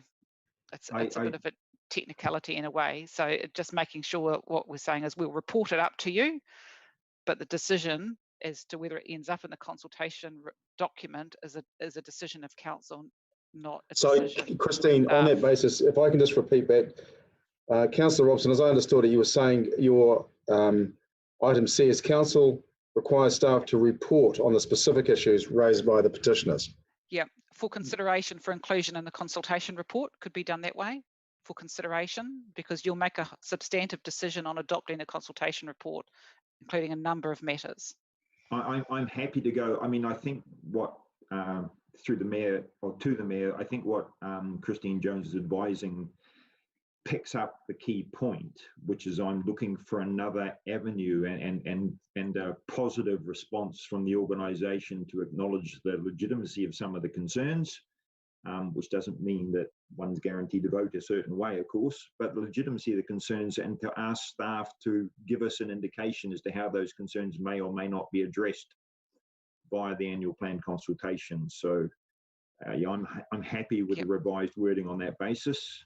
Cool, thank you. And it will achieve the outcome you're looking for, I think. And outcomes are what we're all about, Christine. And I'd like to chip in and say there's the mover, and if my seconder is in support, I'm happy to adopt that to save another round of voting. Absolutely happy. Yes, correct. Sensible. Yeah, look, I appreciate that from the mover and seconder. If you're happy to adopt that, I'm good. Thank you. Thank you, everybody. Is there any more? Councillor Morris, did you want to talk to this? Yes, please. Thank you, Mayor. No, I think a very pragmatic response from Councillor Robson. It is acknowledging the valid concerns and the valid issues that the petitioners have raised, and it gives council the opportunity to consider asking those questions in a very cost-effective way by potentially including those questions or a variation of those questions in a consultation document, which we can get feedback from our community. So I think it's a great move. It acknowledges the concerns that the petitioners have made, and in addition to that, provides us with the opportunity to ask those same questions of our community or a variation thereof in a cost-effective manner. Thank you. Thank you, Councillor Morris. Councillors, any other comments from anybody, please?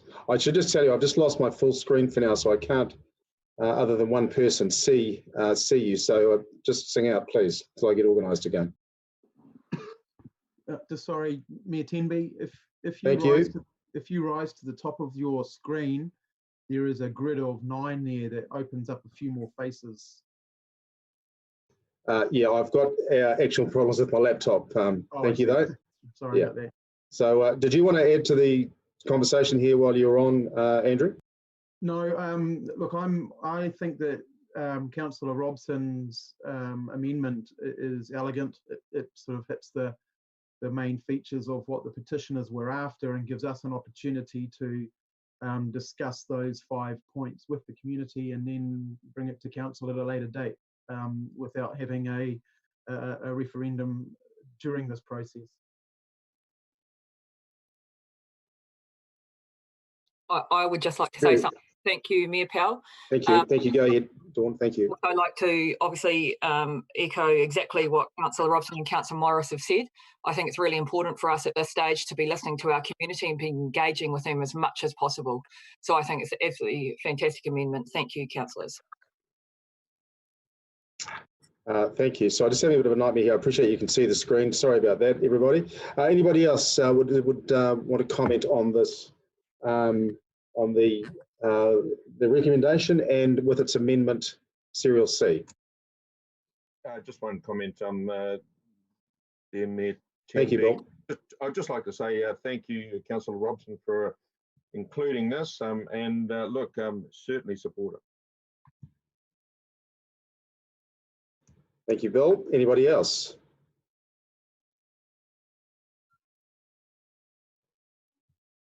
Yeah, I just want to include my support for the amendment and for this. I think that the more that we can do in this annual plan to give as much information as possible and to give the community the opportunity to engage is going to be the best that we can do now.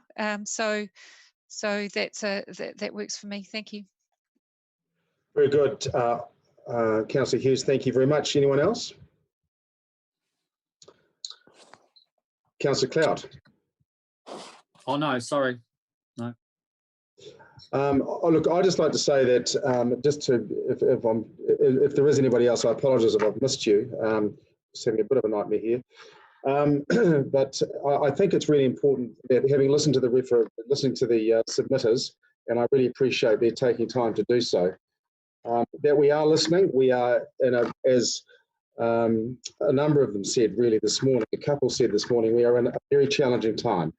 And I think Richard Prince particularly highlighted the issues that we have with a city which is growing. We know that growth doesn't pay for growth, but we are going to grow regardless. And we need to be able to manage that growth in some way.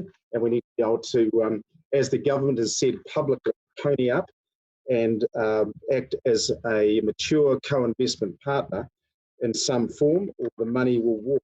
And that is not going to advantage this city whatsoever if we find ourselves completely hamstrung from any government funding, particularly at a time when it is available at a level that is unprecedented in this country's history, as far as I'm aware.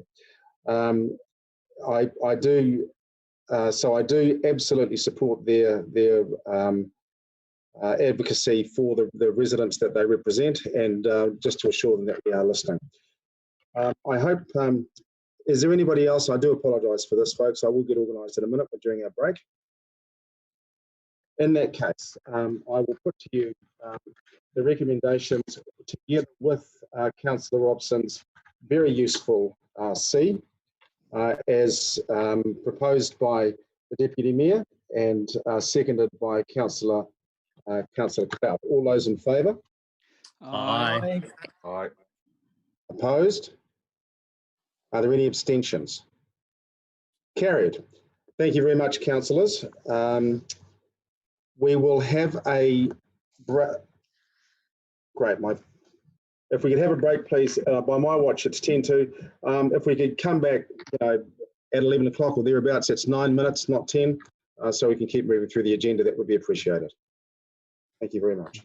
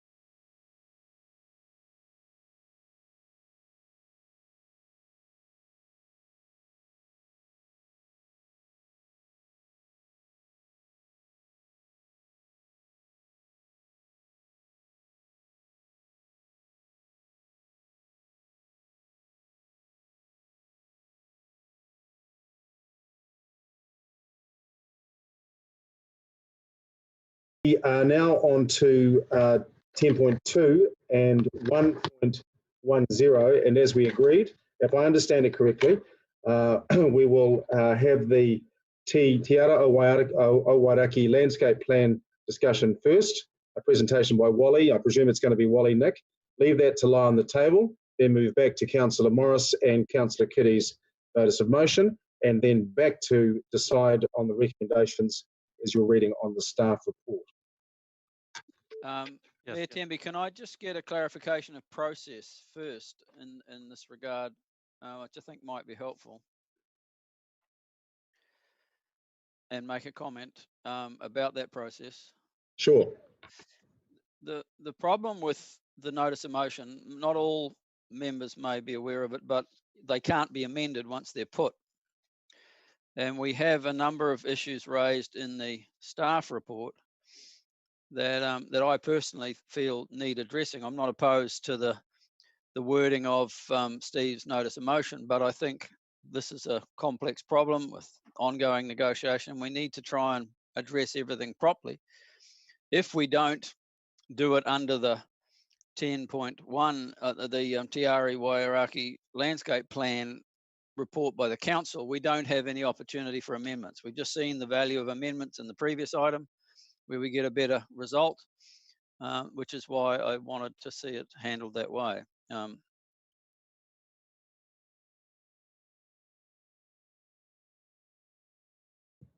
right. Staff comment on that, please. Thank you, Councillor Bullock.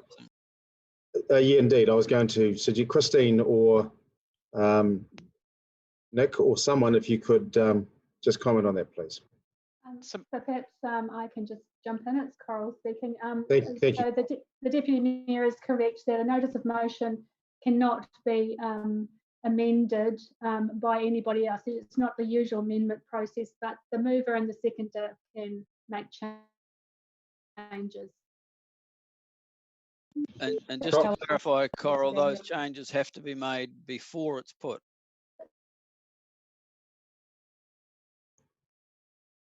Coral, we're struggling to hear you. You were quite broken during that. I wonder, perhaps I might pay to repeat it and answer Larry's question if you heard him. Much appreciated.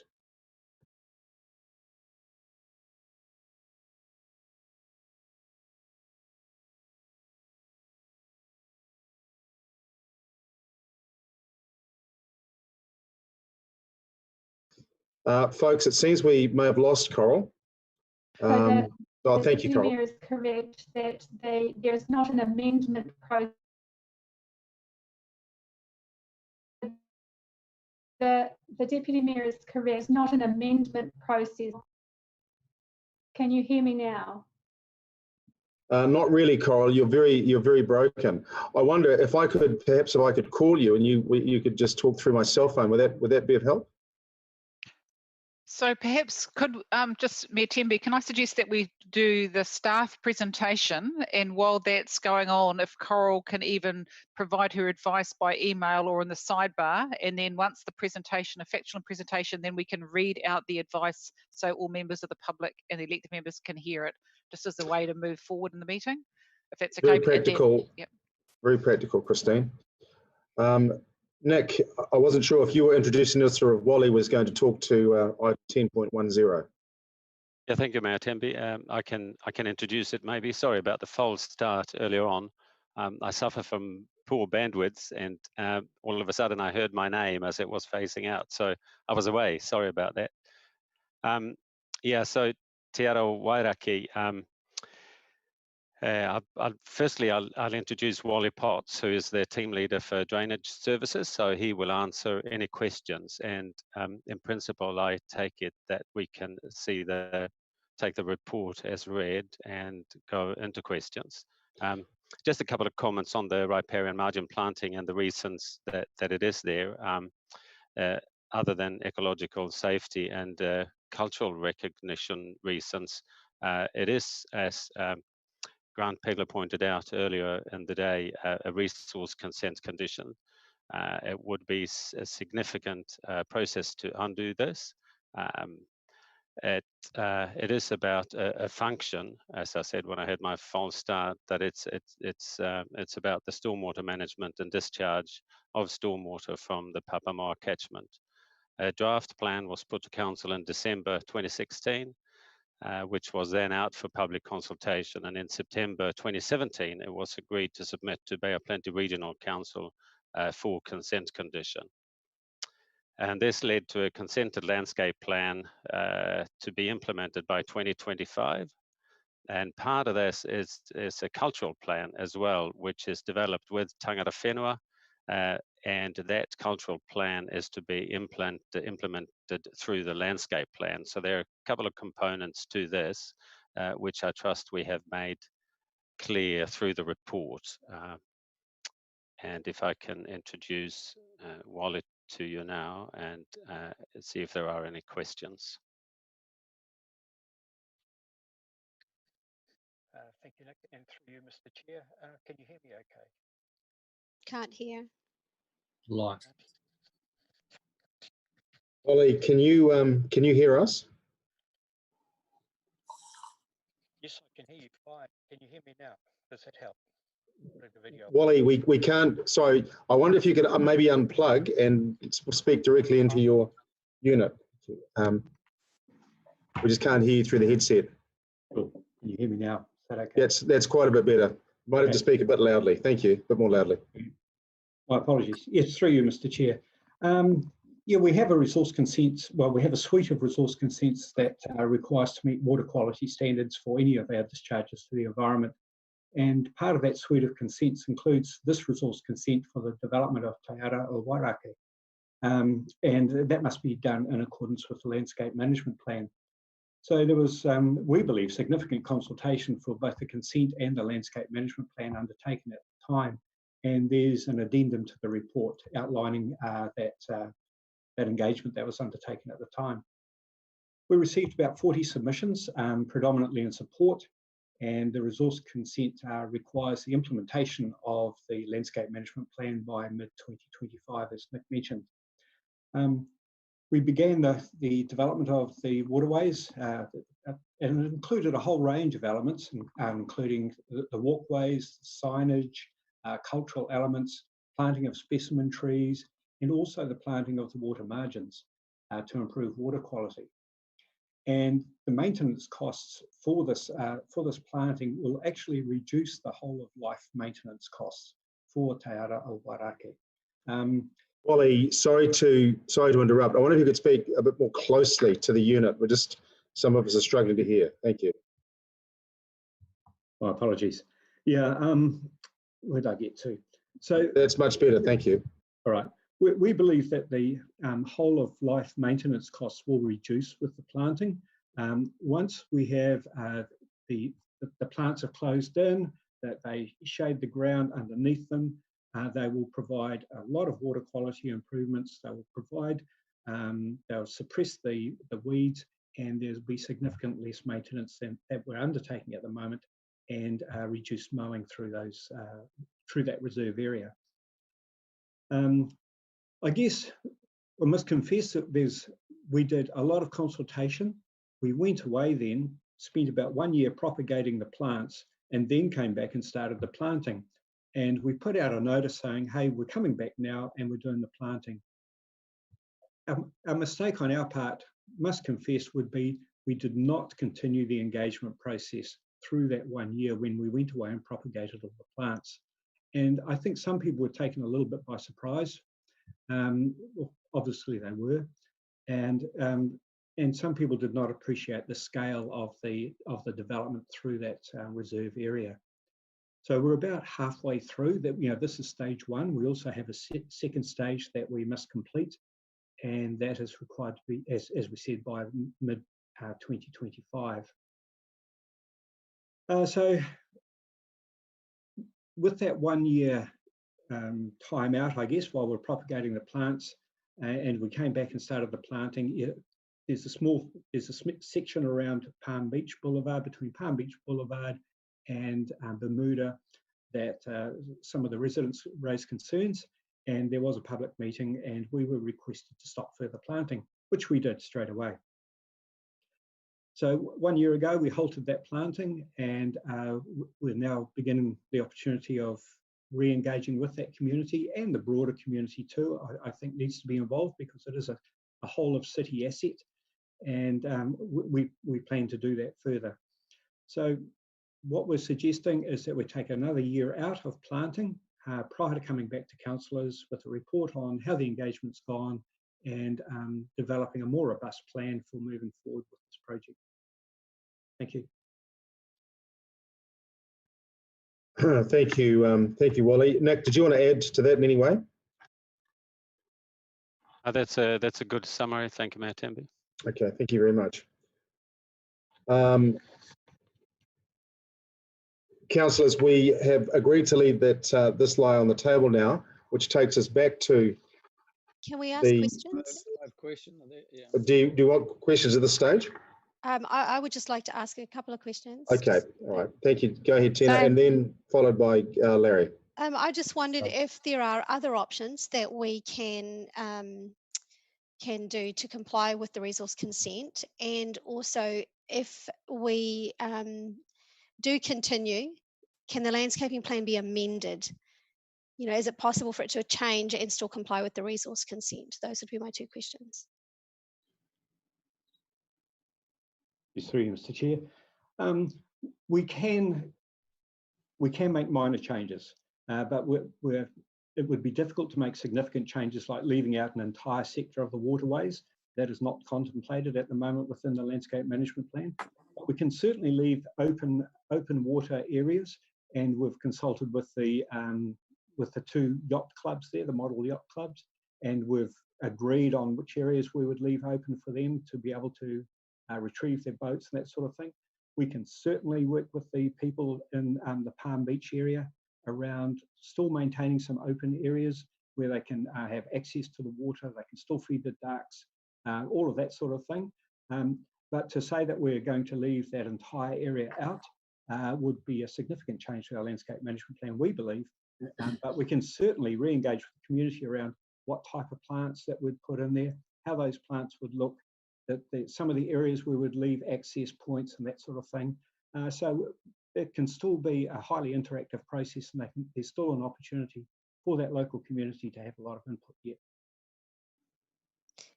Thank you. And have we explored other options of achieving the same thing other than planting? Well, the landscape management plan has a significant amount of elements in it, both cultural, community, environmental, the signage.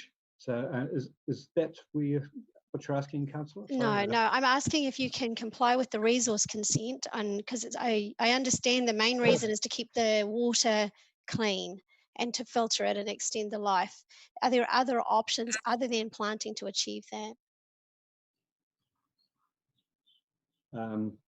Not really. To filter the water and to keep it clean like that, best options really is to put in a full wetland system, and that would be very vigorously opposed, I believe, by that community there. So this is just riparian planting to provide some shade and to filter, and also to stop the when the mowers go around. That we've got big mowers in the area. A lot of the grass clippings end up going in the water as well, which strips oxygen from the water. So we're trying to improve the water quality as well as enhance the aesthetics and amenity value of the area as well. Thank you. Thank you, Councillor Salisbury, and thank you, Wally. My apologies, I got the order wrong originally. It's after Tina, it's Kelvin, Larry, Steve, and Heidi. Kelvin, go ahead. Thank you. Yeah, thanks very much. Yeah, thanks, Wally, for answering these questions. One of the previous submitters said that the type of grass that was being planted was tussock grass found in Mount Ruapehu. Can you respond to that, please? And I've got one other quick question after that. Certainly. So we've put up a range of plants for the riparian planting. So obviously they're not referring to the specimen trees that have gone into the area as well. But so these are predominantly a wetland style of plant. They're low, but they grow to about 600 or 800 high, so they're quite low. They don't block the water views except for the immediate little piece at the margin. So they're a wetland plant. Now, it does not mean that we're planting a wetland. It just means that we're putting plants around the margin of the water that can tolerate having wet feet. So when the water level rises during a storm event, they don't die or suffer. And when the water goes down again, they're still there doing their job. Thank you. So my other question relates to height.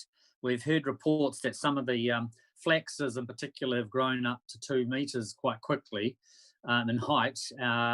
Can you respond to that, please, and just reassure everyone listening that the intention is for plants to only grow 500 or 600 mils height? Indeed, that is the case. We do have some large harakeke further down in the reserve area, and they are over 2 metres high. We are not planting any of those species in any of these areas. So there is no plants that we're putting in around the water margins that are greater than about 600 or 800 millimetres high. Thanks very much. Thank you very much again, Wally and Kelvin.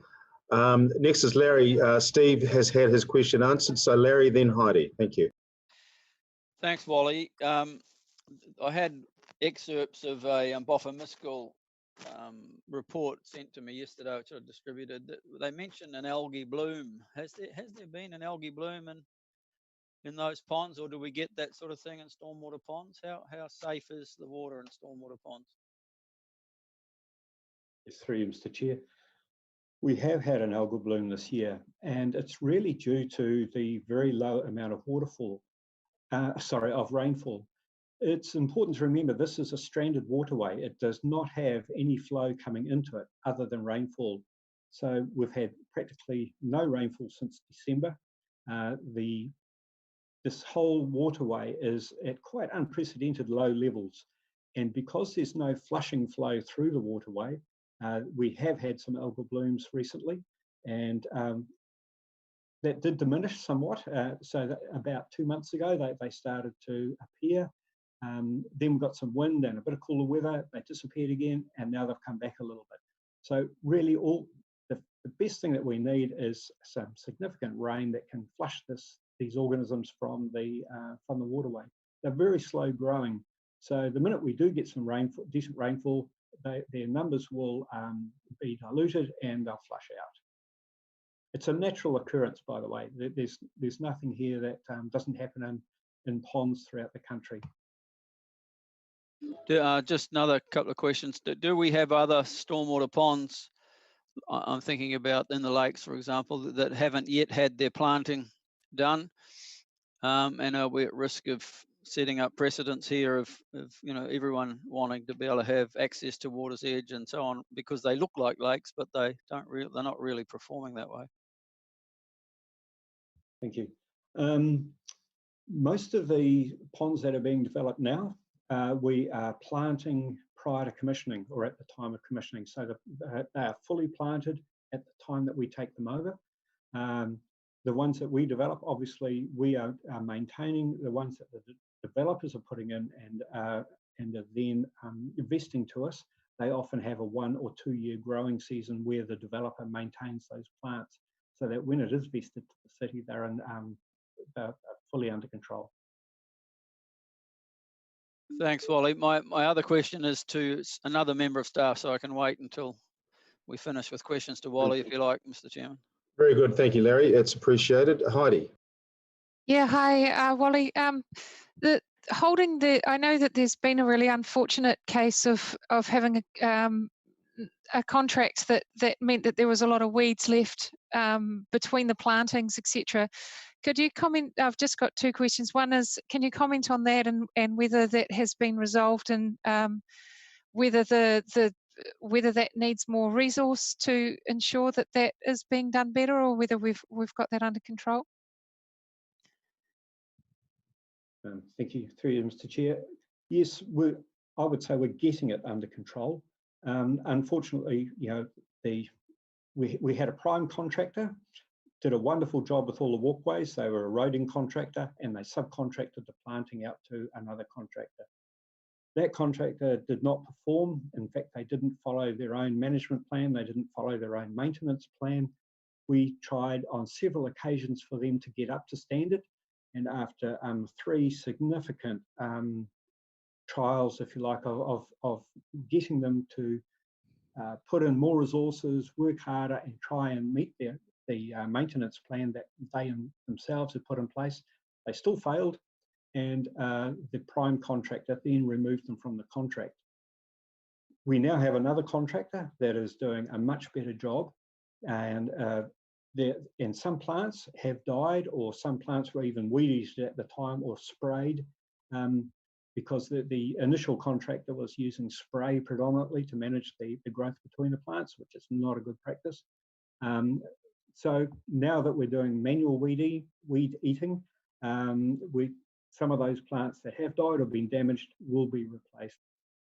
But that's all the planting that we will be doing. And the reason that we have to maintain that planting density is so that it does throw the shade and suppresses the weed growth that comes up between those plants. Yeah, that was my further question. The fact that holding off on planting for a year, does that mean then that we don't get the kind of density we need to keep the weeds under control, and does that create a much bigger maintenance issue for us, for the contractor? Yes, definitely. So when we're saying we're not doing planting for a year, we're talking about no new planting, but we will certainly be doing filling in where a plant dies or is damaged. We will replace that plant as part of our normal maintenance program, so that we don't then have an enormous sprout of weeds between these plants that we then have to go through and redo the whole lot again. Thank you. Thank you, Heidi. Thank you, Wally. Are there any more questions, councillors? Wally, Larry, before your supplementary, I just have a quick question. And my apologies if this was asked. I had a major dropout at one point during the questions. Wally, Mr. Pegler talked about an imbalance of consultation. He suggested that there were 16 hui's with iwi, and nothing like that. In fact, what I took from it was that there were none of a same sort or a similar sort with immediate residents. Is that correct? And if so, why was that? I don't think that's totally correct. There was open days. We had public meetings at the Papamoa shops at the mall. There were meetings in the library. There were presentations made to the Papamoa Residents and Ratepayers Association. There have been public planting days. There's been a lot of information put in the press, on our website. There were newsletters, letter drops. So I don't believe that that's quite the case. Certainly, under the RMA, we must consult with iwi, and one of the parts of that was that there are cultural elements associated with this resource consent. So some of those meetings were specifically around what are those cultural elements going to look like, and how are they going to be integrated into the reserve and into the landscape management plan. So yes, there may have been some more targeted consultation with Tangata Whenua, but I believe that was totally appropriate and necessary for the project.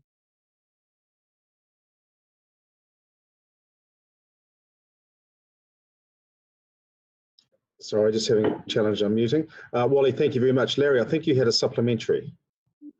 Yes, it would be to someone experienced with the resource consent aspects of stuff. I mean, it may be Wally, but just the comments that have been made about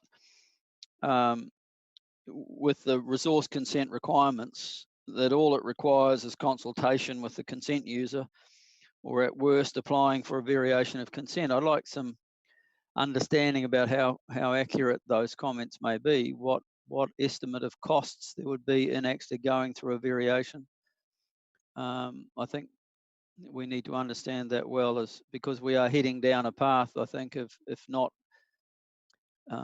ceding to all of the demands from the residents, we'll end up having to do a variation, and that could be quite considerable cost. So Section 6 of the resource consent says that we must give effect and implement the landscape management plan, and that must be done by mid-2025. So it's a clear condition of consent that work must be done. There is an opportunity to seek a variation on that consent. That would mean citywide consultation again, and certainly revisiting all of those issues that we've already discussed today. It would be a significant piece of work. It would take a couple of years, and I would hesitate to give an estimate of the cost at this point in time. Thank you again, Wally. If I can just add, when the landscape plan was approved, it was reported to council, and it was made really clear at that point that in approving the landscape plan, council was effectively committing to the implementation of the plan because it was a condition of consent, and therefore was also committing to all the expenditure associated with the plan implementation. So if we were to go back to find those reports and agenda, that was very clearly highlighted at the time to the elected members who made the decision to approve the plan. Thank you, Christine. That's much appreciated. I have a question from Bill, as I understand. Yeah, hey, thanks, Tenby, and it's more or less been answered as regards to the question you asked, Wally, as regard to consultation. But Wally, just one thing you mentioned too about the contractors, we had a bit of a hassle there as regards to they didn't do the work required. Was there any information given back to the people in that area around that?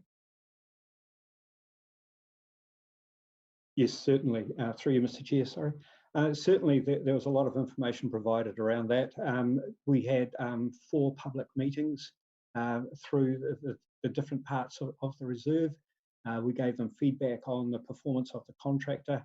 And, you know, we have to treat our contractors fairly as well. We have to give them the opportunity to correct any shortcomings.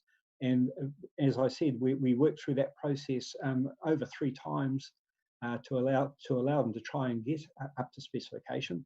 That didn't happen. We explained all of this to at those public meetings. So, you know, not only were they let down, we were let down. The whole community was let down really by the performance of that contractor. And yes, they're very aware of that. Thank you, Wally. Bill, does that answer your question? No, that's fine. Thanks, Tim. Thank you. Councillors, I don't see any other questions, in which case we'd agreed to let this lie on the table and move now to 10.2, the notice of motion, and then back to the staff report following that. Councillor Morris, would you like to introduce the notice of motion? Yes, thank you, Mayor. I so move the notice of motion on page 22 of our agenda. I think there's a seconder out there, and if so, I'll be happy to speak to it. Thank you. As I understand it, is seconded by Councillor Kitty. Is that correct? Yes. Very good. Councillor Morris, do you want to speak to this now? Yes, please. Yeah, thank you. The Te Aroha Wairaki project overall has been a good project for Papamoa and for the waterways. So it's a 10-kilometre long project, and I can remember many of these areas being former farm drains. I've walked the entire length of it several times, and the work that council has done in many of the areas has enhanced the environment. And when I talk about many of the areas, there is a distinction when you have an area that is 10 kilometres long. Some of the areas were developed by Tauranga City Council, and those particular areas were developed to a much lower standard to what you see at the Palm Beach area. And so the plantings in those areas have improved the amenity and also the environmental outcomes of those areas. However, when we come to the Palm Beach area, this was developed in 1993 to a much higher standard to what council developed the stormwater areas. It was done by Horridge Developments, Greg Clark and Co.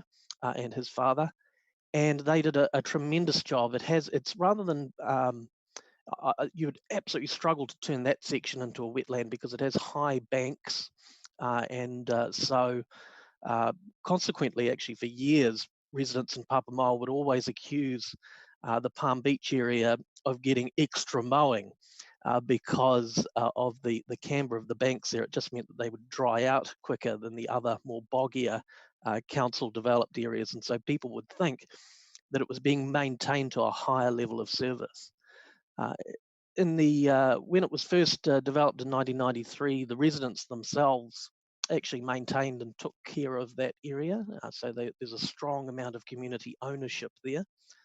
And I've received photos of residents in boats, mowing and taking care of the area themselves. Real strong community ownership of that asset, and a real benefit to the rest of Papamoa. So the 500 of the 10-kilometre Wairaki Stream, Te Aroha Wairaki project, 500 metres between Palm Beach Boulevard and Santa Barbara Drive, and indeed on the eastern side as well, is different. It is significant. It is one of the most beautiful parts of the city. And where I think that we, as a council, have failed our residents is that we've treated it as a one-size-fits-all, the entire 10-kilometre stream. So that's where I think we've erred, and I think we could have done better. I would also suggest that this notice of motion turns our approach around from what I would characterise currently as a council-led or council-imposed project on our community, and turns it around to being more community-led. So we're adopting and consulting, well, essentially consulting on the viewpoint of the residents for this 500-metre section, that we look at reinstating or enhancing the area back to reinstating, returning it back to what it previously was, looking at enhancing perhaps with other plantings, but making it community-led and not council-led or council-imposed. And I think Councillor Baldock covered it quite nicely when he talked about ceding to residents' demands. I think that's the wrong approach. You know, when we're looking at talking and engaging with our community, we do not cede to their demands. They are in charge. They are our residents. They are our ratepayers. And at the end of the day, we are accountable to them in a democracy. So the last point I would make is that there has been consultation with the community. However, when you get an overwhelming number of people saying they haven't been consulted, something's gone wrong in terms of the consultation. So when so many people say they haven't been consulted, and when we have evidence that the material's been put in letterboxes and something, I don't think that we can blame the residents. I think we probably need to look at ourselves and say, what did we do wrong that they felt they were not consulted with? So passage of this notice of motion, I think, would go toward restoring and rebuilding some trust with that community. I would also note, perhaps when we get to speaking to the staff report, that there has been a lovely person in their 90s who has gone down and is removing the plants that council has been putting in. And I would expect that would, I wouldn't endorse it, but I would expect that would continue. And so I don't think we need to be buying a fight with 90-year-olds. I don't think it's ceding to the community's demands. I think it's about being a community-led council and showing some good community leadership rather than trying to impose council rule or diktat on them. So thank you. I support the notice of motion. Thank you, Councillor Morris. Councillor Kelly, would you like to speak to the notice? Yeah, first of all, I'd like to say thanks, great words, Councillor Morris. I think this is a perfect opportunity for us. I have lived in Papamoa for 21 years, I think it was, and on Oriental Parade. So my own dealings with what's gone on there has its own set of challenges as well, given the fact that when we first brought there, we were able to go down and have a look at the beautiful water. Now we couldn't no longer see it. Everything's grown up. I think we've had tents being planted on the reserve. It's absolute shambles. So I think this is a great great opportunity for us, as many of us campaigned on, for enhanced community engagement. This is a time that we can work with our community for them to drive the solutions that we're all, you know, that we are looking for. I'm sure the council are looking for, and our community definitely are. I'm not saying I wasn't around for the consultation period when that was done a few years ago or last year. I think this is, again, a great opportunity for us to maybe change what has been done. I'm not saying what has been done is wrong. Isn't it Einstein's quote, repeating the same thing over and over again, expecting a different result? This just may be now the time to change what we were doing so that we can really get to our community, to all those members of the community that obviously haven't been consulted with and feel let down by us. This is a great, great opportunity for us to lead this and have a community-led, community-driven consultation period where the outcomes, okay, is something that they're going to be absolutely happy with. Thank you.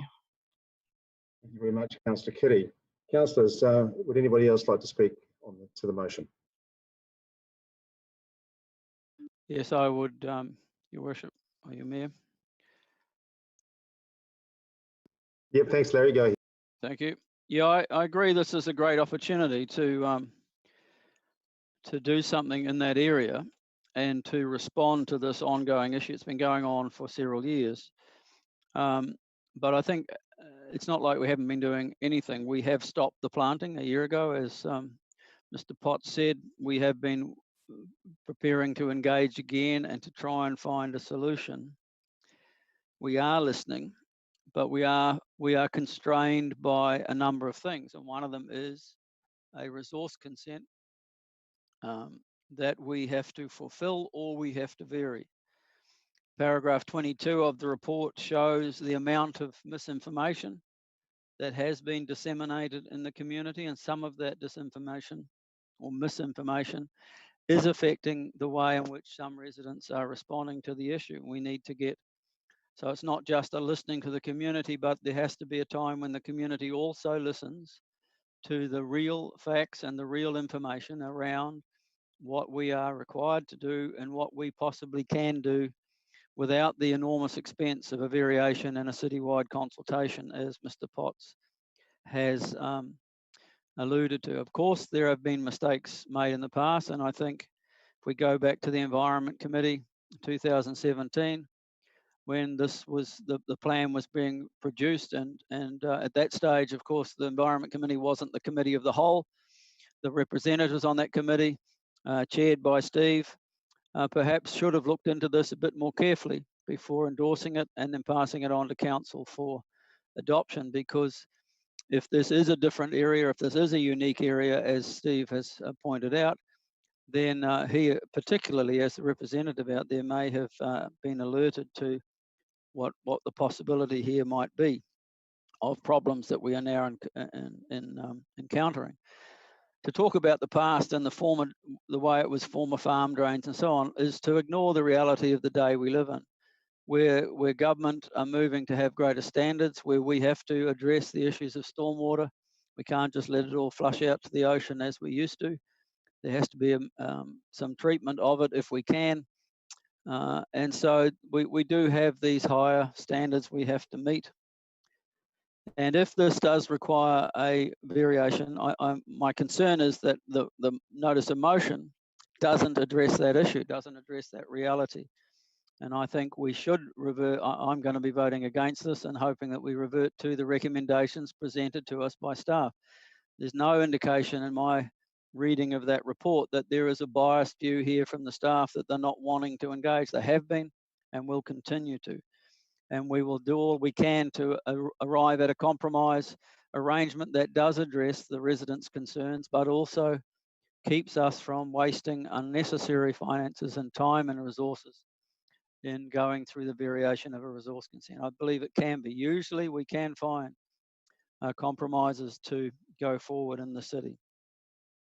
So I'll be voting against this. I hope that we will return to the staff report, maybe make some even further amendments there, and then we can move on. Thank you.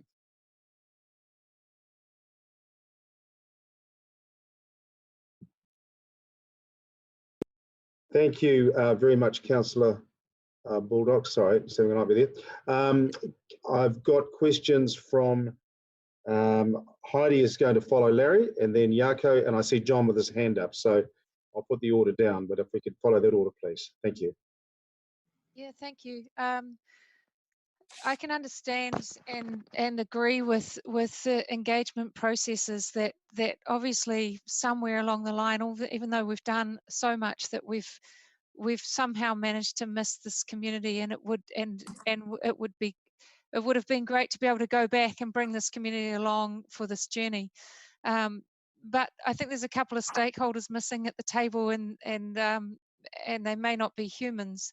And I just wonder whether nature is being taken into consideration on the bigger picture of what we're trying to achieve here. Biodiversity and living with nature and our natural systems is fundamental to our future generations' survival. And we've got the opportunity here to create a biodiversity corridor that can't really be broken for 12 kilometres in the middle, because you can't then have the flow between one end and the other. So I think that even though I can see that this generation here, who had a dairy farm before this and has now got houses on this land, before that was a natural system that allowed us to evolve into the form that we're in now. And somehow we need to be able to recognise that we need to work together with nature to create it, to bring back the balance. So I'm not going to be supporting this motion, but I do recognise that we need to do so much better with our engagement, and that we need to figure out how to work with communities going forward. But I think that we also need to figure out how to work with nature going forward as well. Thank you, Heidi. We have Jaco followed by John. Thank you. Yeah, I think I'm quite comfortable with the council's new approach. We heard Wally say that the council's likely made mistakes in the past, and they didn't consult properly over that 1 year time period while the plants were being grown. I did want to, it's been quite a long time since I did my water quality modelling courses at university, but riparian planting actually makes a big difference. I think most people don't understand the aquatic nitrogen cycle, but aquatic plants do a couple of things. One is they prevent things getting into the waterways and then rotting, dropping the dissolved oxygen and causing poor water quality. And they also use up that nitrogen and actually improve the water quality through their roots. So, in general, I'm in favour of riparian planting and wetlands actually, and I quite look forward to the day that we can go down to our local parks and see coda and clear water rather than largely muddy streams trying to take discharge into the ocean. The other thing as well is, and I've lost my train of thought here, so I might have to come back to it. Oh yeah, we'll leave it at that because I've forgotten the other point that I was going to make, but I will be voting against this motion only because I think the council's new approach, that's what I was going to say. We've got a organisation that is got a number of experts trying to do the right thing. And in this case, they've got it wrong. They've pivoted and they're trying to listen to the community, re-engage and change their approach. Councillor Morris said something along the lines of, this shouldn't be a council-led thing, this should be a community-led thing. But I think he's also in the danger of, as an elected member, trying to impose his view, which is a little bit limited, onto the council organisations and trying to direct staff directly, which I think may be crossing the line between, what our role here is as council. So we should be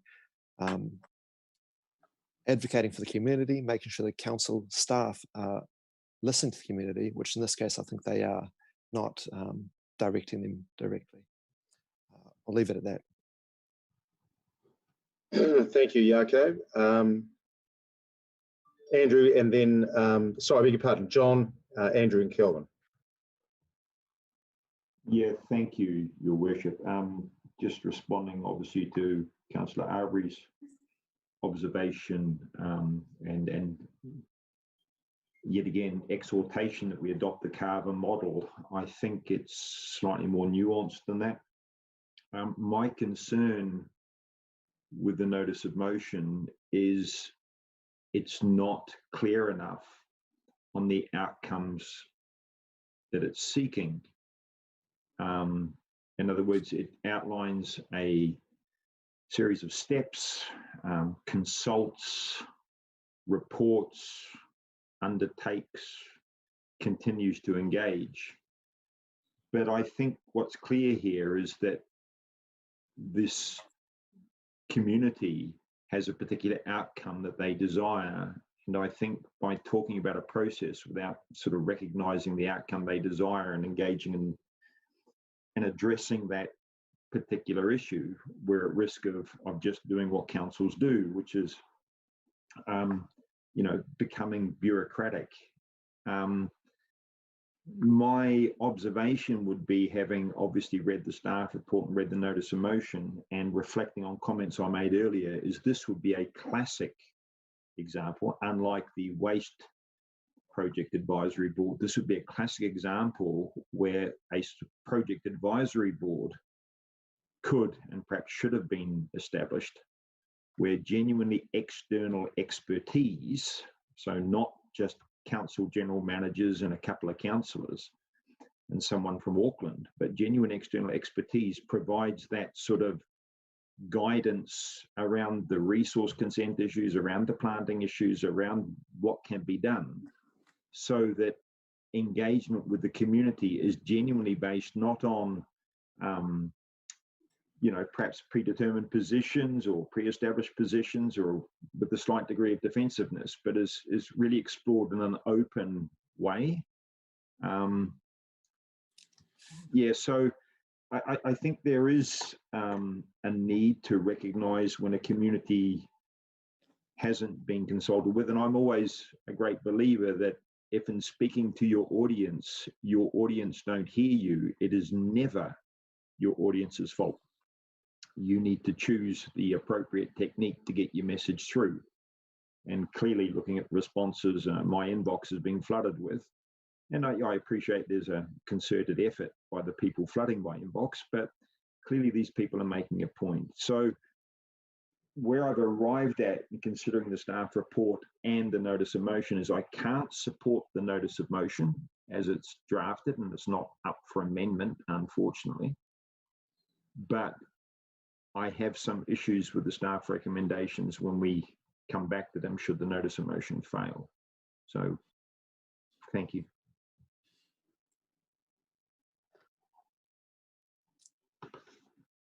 Thank you, John.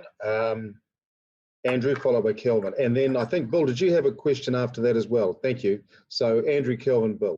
Thank you. My question's pretty straightforward. I just wondered what the cost of a variation of this resource consent is.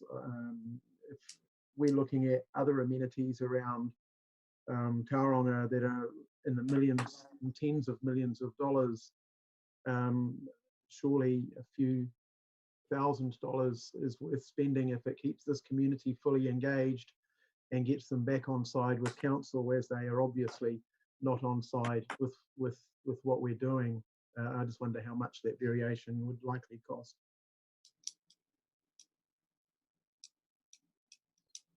Thank you.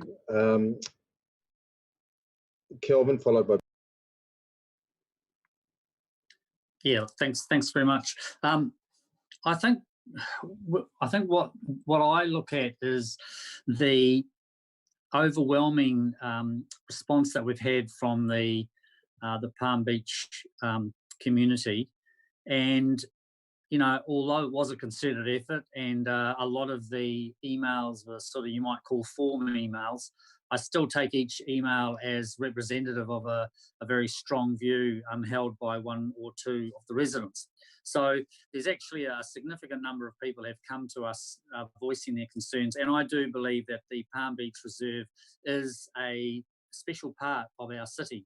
And so I'm very keen to listen to the community. They've told us that they're concerned about the views being blocked. of from the lakes or the stream. Access issues, of course, that they have been enjoying the access to that waterways, and also there's been talk about increased number of rats and vermin taking shelter in those plantings. And so, I take all these things into consideration, and I don't see anything in this notice of motion that would preclude any elements of what the staff have actually suggested.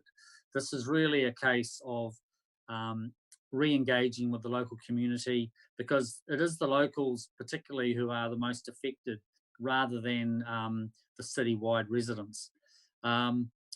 I think the amount of space and the length of this part of the reserve is quite a small percentage of the overall length of the waterways, and so any variation to the consent may not be as big a deal as some are thinking.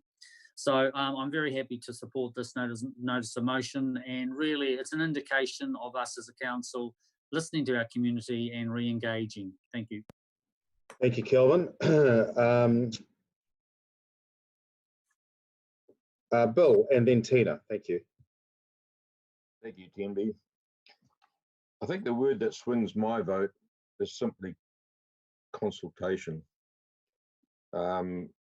The technical info that we've had from TCC, thank you very much. It's certainly noted and is important regarding the protection of the water.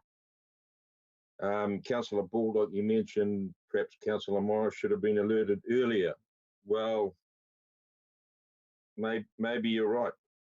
But what's important now is that they're alerting us now. And because of the consultation, I feel that has not performed, I will support this notice of motion. Thanks. Thanks very much, Bill. Tina. Thank you. Yeah, I absolutely agree in principle to this motion. The only concern that I have with the way it's worded, because I wholly agree with community engagement and consultation and all of that, but B in the notice of motion is only consulting on reinstating and enhancing. It seems to be focused only on the visual and not on the function of what the planting was there for. And I wonder if it would prevent us from consulting on how we may achieve the same function in different ways. So that would be my only concern, is the limitation on this to ask the community to help us solve the function problem, not just the visual one. So that puts me in a bit of a dilemma with this motion, because it's not included in there. Very good point, Tina, and well made. That is, as far as I can see. Are there any other questions or comments on this? I have a comment to make, but I was making sure everybody else went first. Is there anyone else? I can't see anybody. Folks, as Mr. Pegler suggested, I have... Sorry, Larry. Just, there has been a reply to Andrew's question. I wonder if we could just make sure that's made available there. Yes, so Nick, did you want to talk to this quickly? You're saying around about $250,000. Would you like to address that? Yes, I can address that. Of course, it is difficult to put an exact number on it, but judging from previous experience in the instances where this has been done, it would be probably landing in the vicinity of $250,000. I'll check in with Wally and see if he's got any comments to add to that. All right, Nick, thank you very much for that as a ballpark figure. As I was saying, Mr. Pegler suggested that I've received multiple emails, and he's correct. I've received well over 100. It may be, in fact, closer to 200. I'm not sure. All of those have been responded to individually. And in fact, when the first wave came in, I did seek advice internally, and it was recommended that work did stop. And to my knowledge, that work had stopped while we got through COVID-19, and critically back into an opportunity for community consultation. And as Bill and many others have said, this is the issue that I have too. We are in a muddle on this, it seems, for reasons that predate 6 of us on this council. But at the end of the day, I think we have a responsibility to go back to the residents of this area and truly understand what is required. So I didn't, in my view, I don't think the notice of motion was required, but I am going to support it in the circumstances as a process of consultation and to ensure that we are listening to the needs of the residents, which include all the issues that have been raised around iwi and indeed the environment. I think Heidi raises a very good point. So it will certainly have my support. Point of clarification, Your Worship. Excuse me? Could I request a clarification? I Sure. understand the speaker has a right of, the mover has a right of reply. But just a clarification, the issue raised by myself and Councillor Salisbury is the limits placed on the consultation by the proposed notice of motion.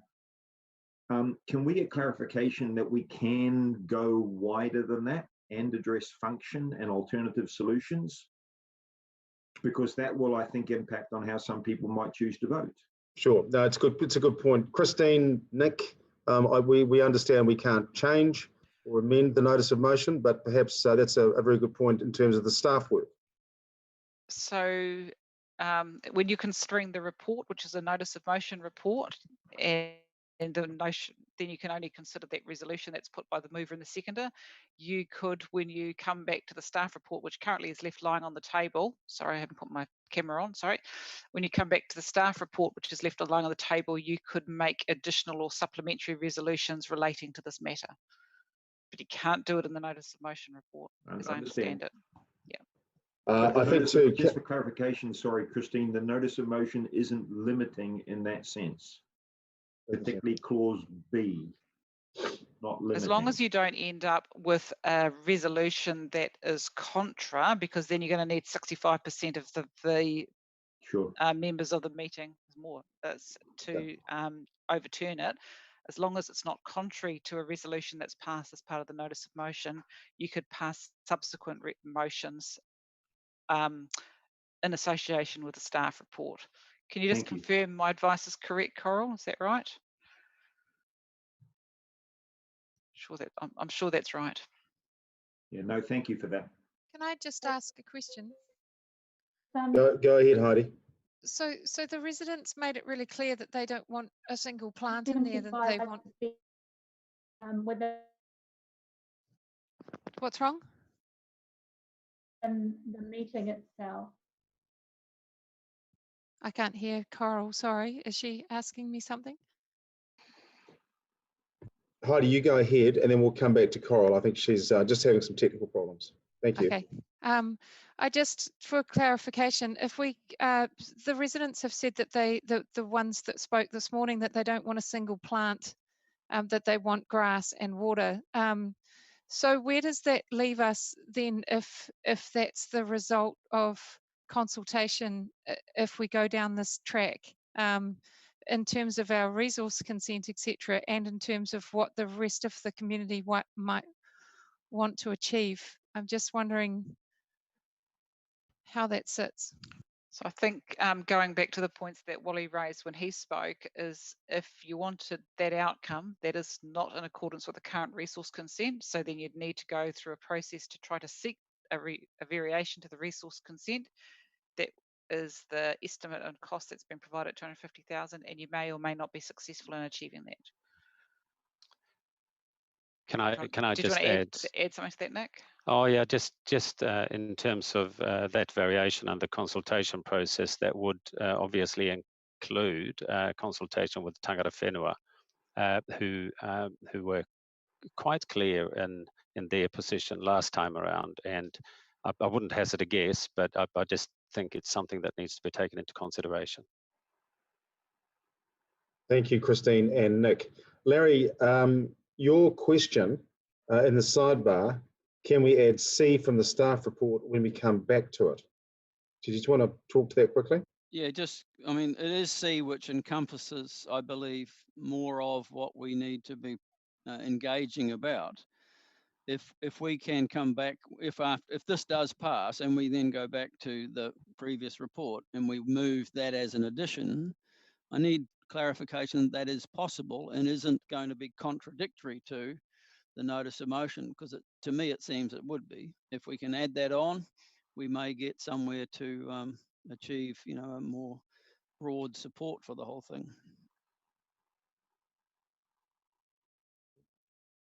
Well, we can't add it to the notice of motion. What are you wanting to add it to? No, if we can still go back and then move it, I'm not sure we can, but if we go back to 10, which is lying on the table, 10.1, and we said, in addition to the notice of motion resolutions, we wish to add C from that report. Is that going to be possible from our staff?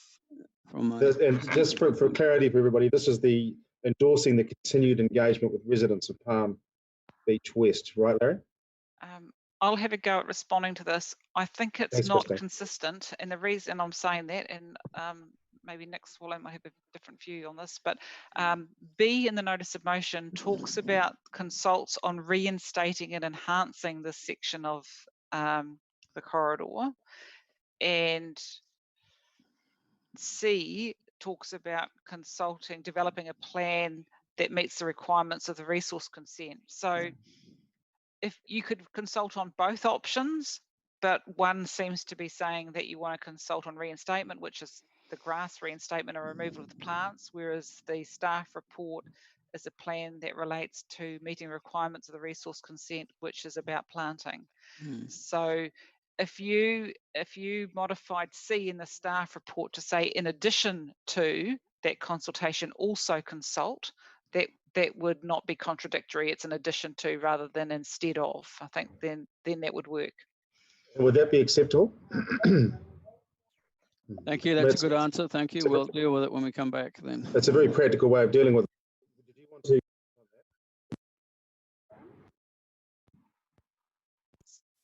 Sorry, can I just get clarification on that then? Are you Heidi, saying that? Just one moment, Heidi, please. Just sure. that next screen lit up. I just wondered if you wanted to make a comment. Nick Swallow. Thank you. No, I was just going to say, yes, Christine, that sounds right, what you've just said, and happy to look into it in more detail. Of course, it is a bit more complicated because of the resource consent and the very long history that had, but perhaps if there is none to it. Thank you, Nick. Heidi, what were you going to add?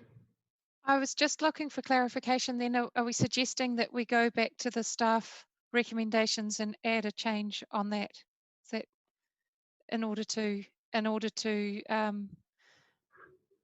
move forward? Yeah, yes, it was simply a matter of the wording in recommendation C of 1.10. I'd be happy to support that. Yep, and for clarification, me too. If we can broaden it out in the next report, then I would also be comfortable to support. All right, thank you, everybody. That's very practical.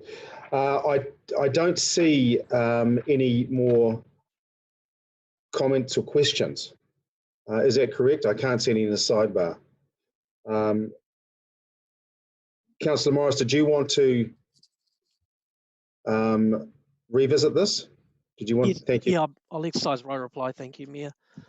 Couple of points. I think Resolution B makes no reference to visual when talking about enhancements.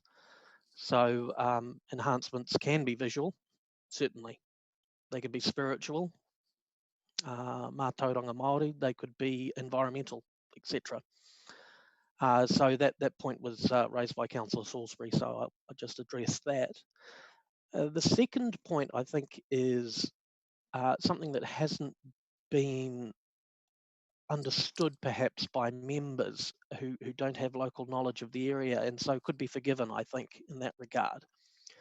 This notice of motion deals with Palm Beach West, and there's been reference and debate to the project having been stopped. The project in Palm Beach West, the planting is there now, and it is going to continue and be replaced.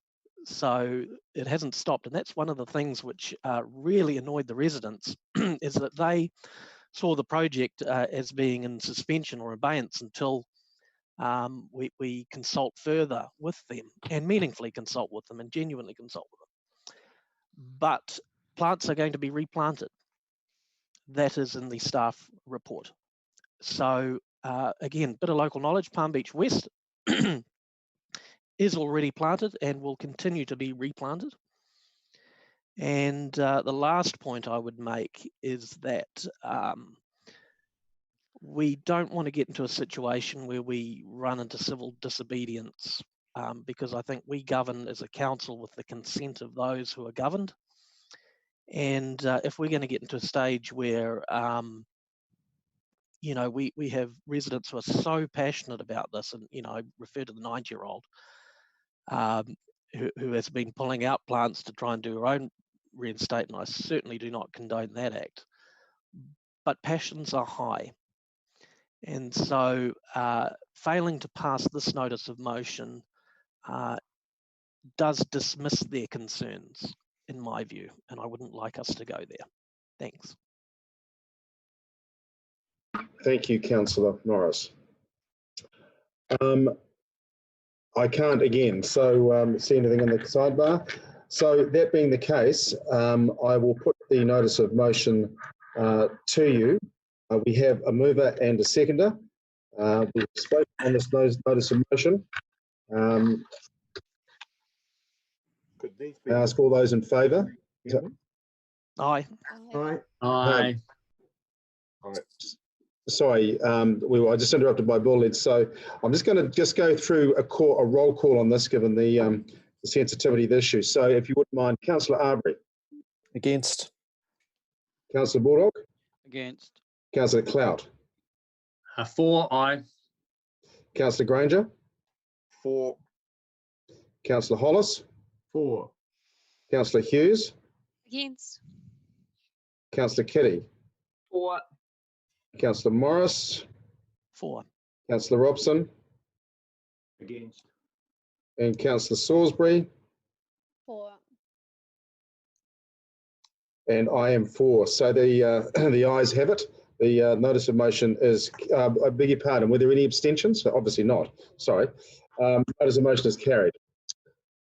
Which leads us back to the item 10.10, which is sitting on the table, the Te Ara o Wairaki Landscape Plan.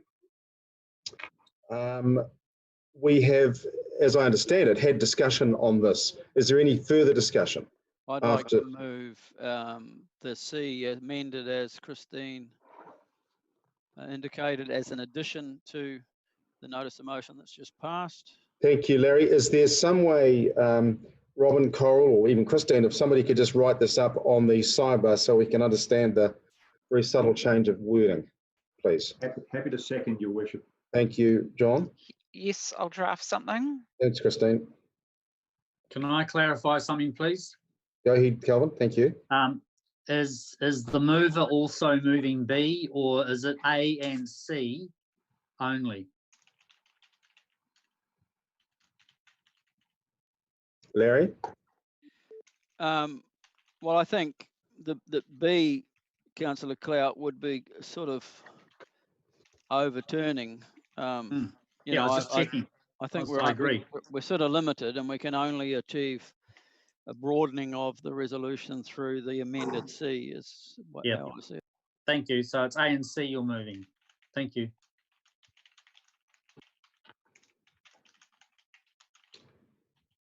All right, thank you. Just waiting for, excuse me, Christine to just bring this up on the sidebar. So we'll just stand by for that. Thank you.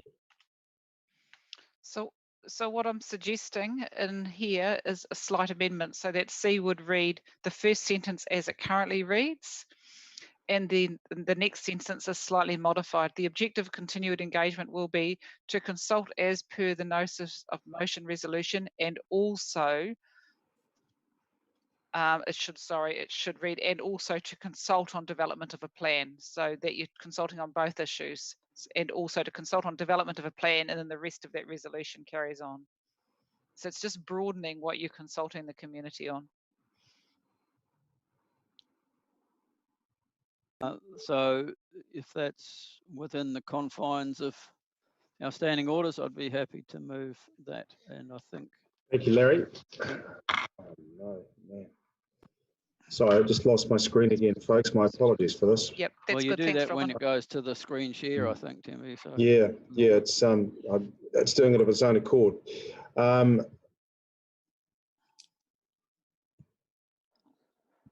I'm happy to second that. Right, great. John Thank you, Kelvin. Oh, I've sorry. already seconded it, Councillor. Oh, did Sorry, John, John. sorry. John seconded. So, I'll Larry, have third you? that. Thank you. Thanks, Kelvin. It's always good to have it nailed home. Larry, did you want to talk to the updated recommendations? Yeah, just briefly. Look, I think this gives us a balanced approach. I'm not sure that the variation is achievable, even if we did spend the 250,000, as has been pointed out by staff. I think this does incorporate the expert advice from within our staff, who are recognising things needed to change and are seeking a way forward in this, what has become a very controversial issue, as it does when we don't get it right the first time around. So I hope we can support this and then move forward to solutions for the environment, for the residents, as best we can. Sometimes they are difficult because there are very, very competing interests, but our job is to find a way forward. Thank you, Larry. John? Reserve. Thank you, Your Worship. Any other speakers? Thank you. Move an amendment, Your Worship. Steve? Go ahead, Steve. Simple amendment to what was C, and would include the words, so the objective of continued engagement will be to develop a plan for planting the Palm Beach West Reserve Area that meets the requirements of the resource consent, and I would add, and the expectations of the community, because that's why we consult.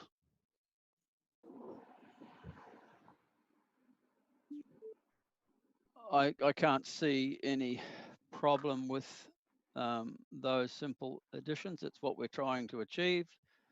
The option, if we can't achieve it, where are we? We're back to, but we know that's where we're heading anyway. So I don't see any problem with adopting those words if we can keep Steve happy there. John, Thank you. Grateful for that. Very good. As seconder, I would withdraw my seconding if those words were in. I fear a risk that we're creating potentially two incompatible outcome requirements before we've done the work. So if the move is happy, I understand. Perhaps Kelvin Fountain is happy to move in, but I would draw my seconding. I value the seconder's support on this motion, so I'll take on board what he has to say. Okay, I just want to recap, Christine, where we are at with this then. I'm wondering whether those two motions, the one that's been passed and the one that Councillor Morris is now seeking to amend, actually would be contrary. But can I just ask Councillor Morris if I've understood him correctly? So the original motion that has been passed talks about reinstatement, which is, as I understand it, removal of the plants and replacement as grass. And now this resolution is seeking a plan that would be compliant with the resource, meet the requirements of the resource consent, which is not about grass, it's about plants. So I'm wondering if you've actually now got two motions that one is contrary to the other, which I think is the point that Councillor Robson's raising. Which is why I had the word and before, which will enable you to deal with both matters and engage with the community on both, so that it didn't contradict. It's a bit of a technicality, but... Well, does adding and in there solve the problem? It does, because then it's not either or, it's both, and you can go and talk to the community about both matters, and then we can report back. Well, then I'd like to amend it to add the and if we can. All right, that's great, Larry. John, would you be happy to continue your seconding if that was the case? Can we flick the new words up on screen? Obviously, I can't see them, sorry. Can we just flick the revised words up on screen? Thank you. I'm not sure I've caught the amendment from Councillor Morris correctly. So in the red was the original wording to take into account the notice of motion, and then in the orange was the added words from Councillor Morris for the amendment, and I'm not sure if I've got those correct, Councillor Morris. Through you, Mr. Chair, no, it's much broader than that. The expectations of the community, meaning Tauranga City residents, all of us.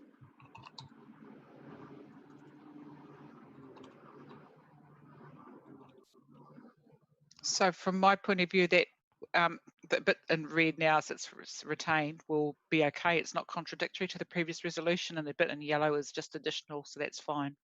I think that's perfectly okay.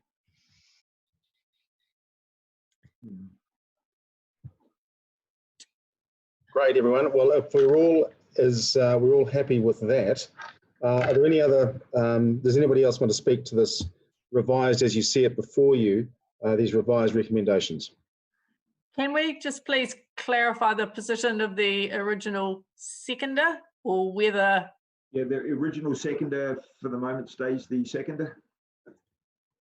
So the original mover and seconder are comfortable with the extra amendment as it stands now?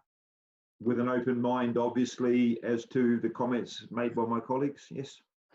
Yeah, and likewise that we have the community, which is the broader Tauranga City community, who will have to balance all these things together. I think that's okay. Very good. Does anybody else like to speak to these these recommendations? Your Worship, Steve. Thank you. Yeah, just in regard to the grimace I saw from Councillor Robson, maybe it provides some comfort to him, but we do live in an and world rather than an or world, and I would hope that perhaps we could meet requirements of consent and meet the expectations of the community at the same time. Very good, thank you. Anybody else, councillors? Very good. Thank you. Sorry, Your Worship, I will speak as a indeed, you did reserve. Go ahead, John. Thank you. No, thank you. Look, well played, Councillor Morris. Words that I frequently use myself, advocating an and perspective, and I think I've already applied in this meeting. I think we are trying to sort of find a line here. I think the motion, as it's currently drafted, sort of recognises, in the words, the requirements of the resource consent, that maybe ultimately we do wind up changing the landscape plan. It allows for that, this motion. And I think that's obviously, and so we are open-minded because we are seeking to meet the requirements of the resource consent. With regard to the expectations of the community, the fact that that's now clearly broadened to think about the entire community and the range of views, not just the residents of Palm Beach West area, but recognising that they have a special interest. You know, we need to recognise that. So I'm comfortable with the help of staff, Christine Jones, thank you again, with the efforts by Councillor Baldock and the amendment by Councillor Morris, that we've come to a place where we've got a basis for our staff to proceed. And that's really what we need to do. Our job as governance is to hopefully be provided with quality, neutral advice, in my view, on which we can make decisions, but then also be able to, when we make decisions, provide clear guidance to what I lovingly call the machine, the Tauranga City Council Chief Executive and all the people that are employed by him, to deliver on the decisions of councillors. And I think with some effort we've got there today, but I don't envy the work that needs to happen. It will be significant. And there may be significant costs down the line that may give us pause. But for the moment, I think this is a good direction and enables me to feel comfortable that my decision on the notice of motion was a correct one. Thank you. Thank you, Councillor Robson. There being no more discussion, I will ask the, we have a mover, we have a seconder.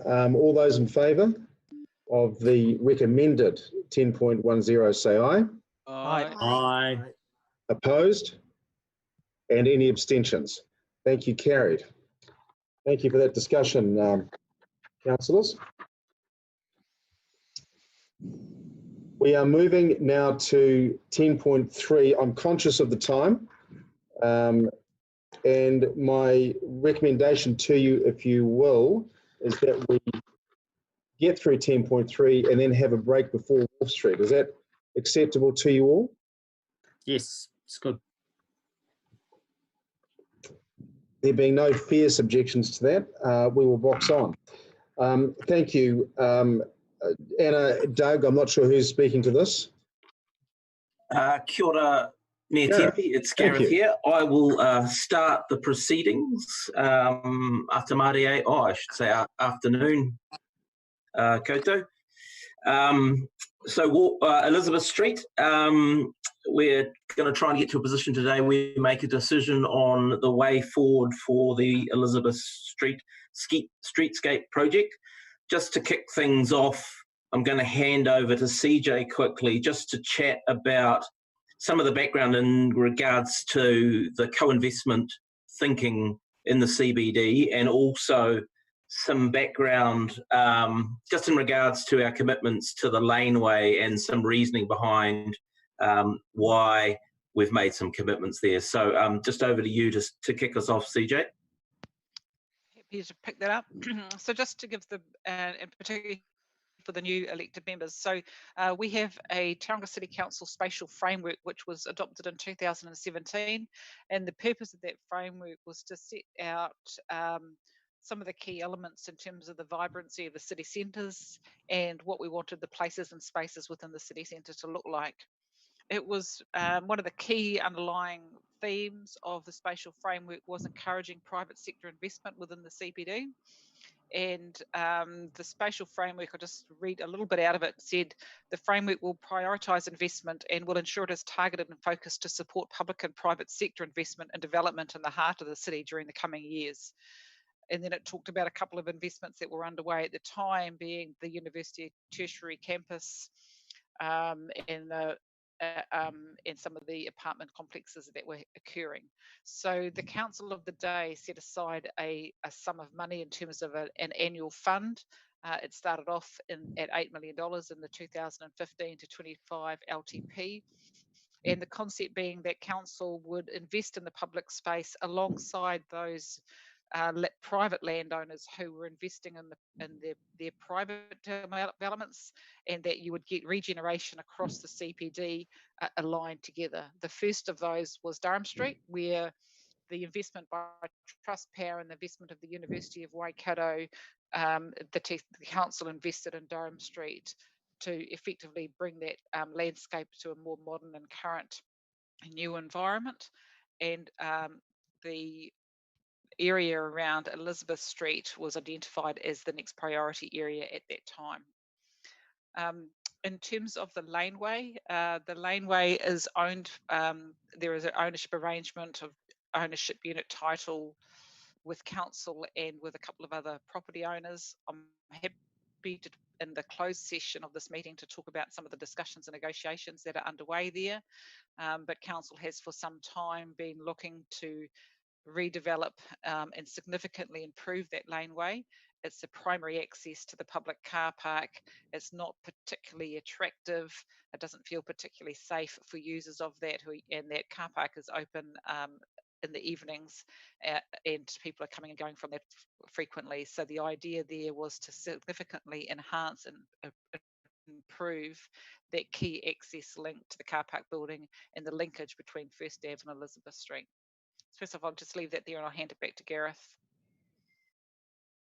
Thanks, CJ. You guys have the Elizabeth Street presentation loaded into Stella. I'm just going to ask Doug to talk through that quickly. The information at the front end in particular is not necessarily new to you all, but it's good to kind of set the scene. But keen to keep things moving quite quickly to start to talk about the preferred option and delve into any questions you may have about option B. So handing over to you, Doug. Hello there, can you hear me? Sure can. Fantastic. I'll just share the presentation. Sorry, Doug, we can kind of hear you. Could you speak maybe directly into the mic? Thank you very much. A bit closer, perhaps. Thank you. Sure. I'll see if I'll try it with headphones. See if that improves it. Sometimes it works for. That's a pretty good volume at the moment, Doug. Oh, is it? Okay. Cool. Yep. Just talk up a bit. Right. So I just want to just trying to load the presentation screen. Can you see that? Yep, we can see the PowerPoint. Fantastic. All right, I'll just run through this really quickly.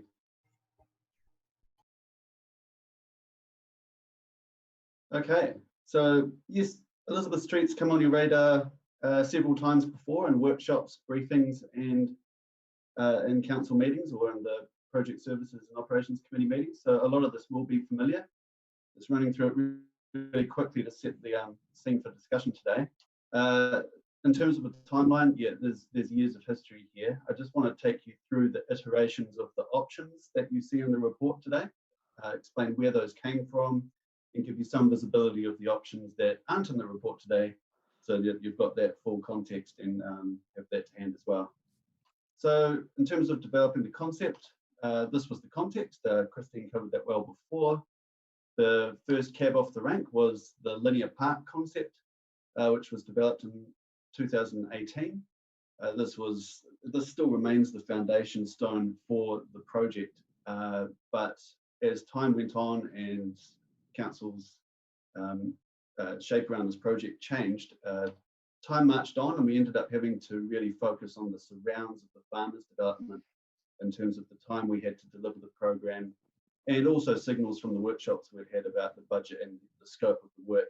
And in particular, a request from council to look at staging options so that if we were constrained as to time or cost, the ability to deliver on that foundation stone, the design concept of a linear park wasn't lost. So in February, we presented this scope of the surrounds of farmers having roundabout treatments at intersections, but cost and also time still impinged on the ability to deliver that. So what we actually reduced that scope to before we went out to engage with the community was a treatment where we didn't do comprehensive roundabout transformations of the key intersections, but just left those as they are and just focused on other elements that we could deliver in the time we have. So this was an option A, which delivered some of the linear park extent on the Elizabeth Street frontage.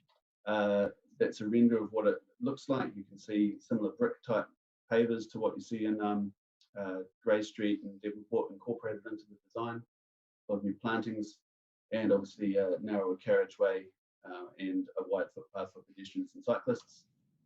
Option B was a more true to the linear park concept option, which was more expensive, but had further space dedicated to pedestrians and just recreating and further narrowing the carriageway. So I'm not going to go into the results of the engagement and all, because you've got really good material attached to the agenda today, summarising that in detail. And Anna Hancock is available if you do have any questions after this presentation on the engagement results. But we did have workshops. We canvassed adjacent businesses. We had workshops with city centre residents as well.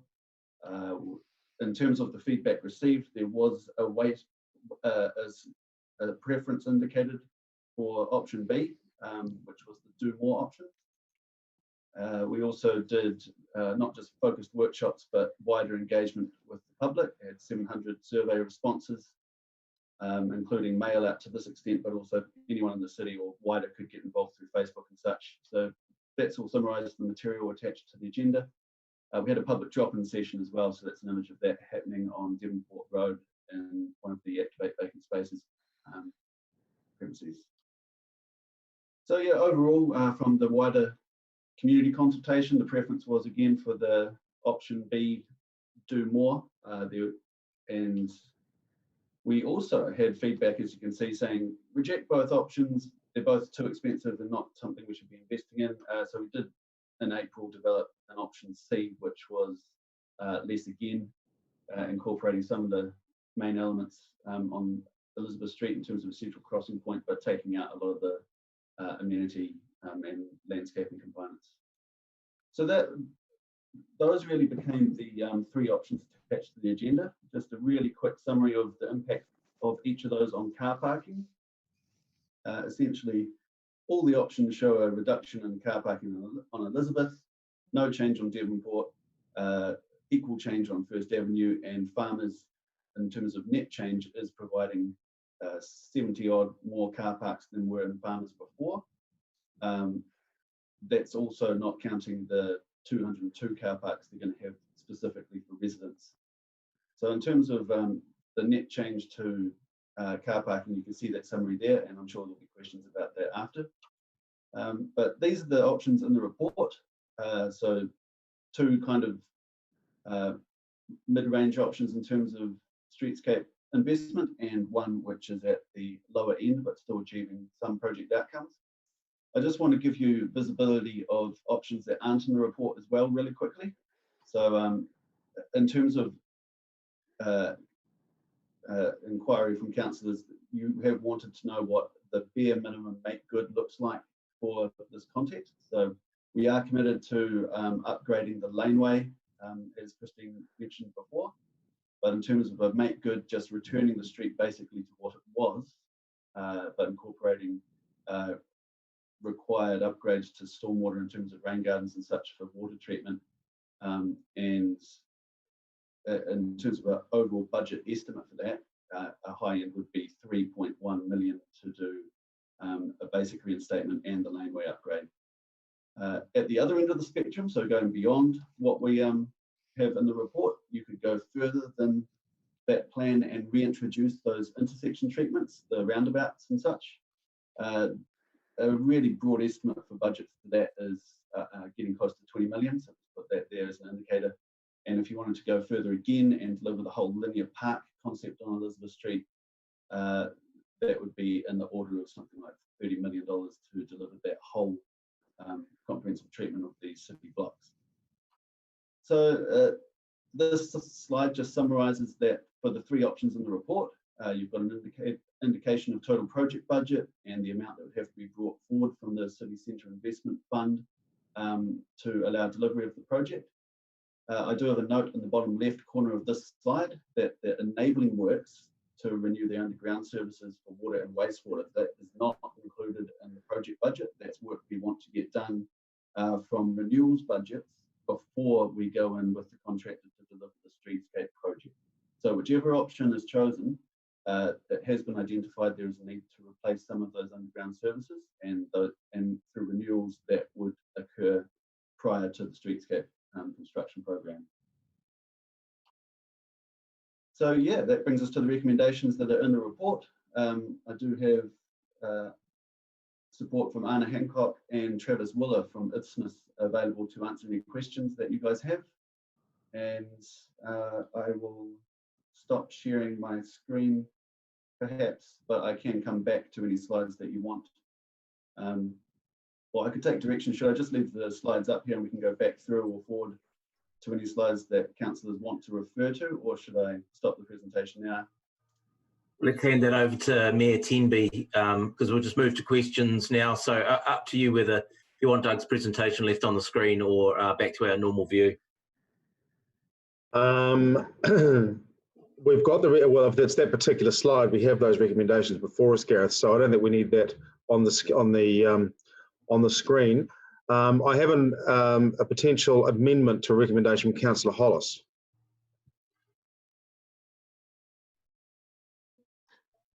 I have an amendment to this. I thought it would be useful to go through the some of the questions first, but I'm happy to place the amendment now. I just wonder if, without knowing the amendment, the questions may change in nature. So okay. The amendment in the first instance, the questions can follow. Thank you. All right. So after looking at the PowerPoint and going through it, it's obvious that a couple of options weren't consulted with the public and not put forward very well. And one of them, the obvious one being make good and laneway. My view of it is that after COVID, shutting down business for near enough 2 months, we're going to add at least 5 months, from my understanding of how long some of these works are going to do, of roadworks to some of the local businesses and keep them shut down sometime prior to the April opening of the farmers complex. It seems that if we do the make good and laneway, it doesn't prevent future amenity, it doesn't prevent future laneway, but what it does do is get it back to a state as quickly as possible, and it saves us somewhere between $1.5 and $3 million. And that to me seems like a good idea at the moment. So that would be the movement, that instead of B, it would be changed to the make good plus laneway.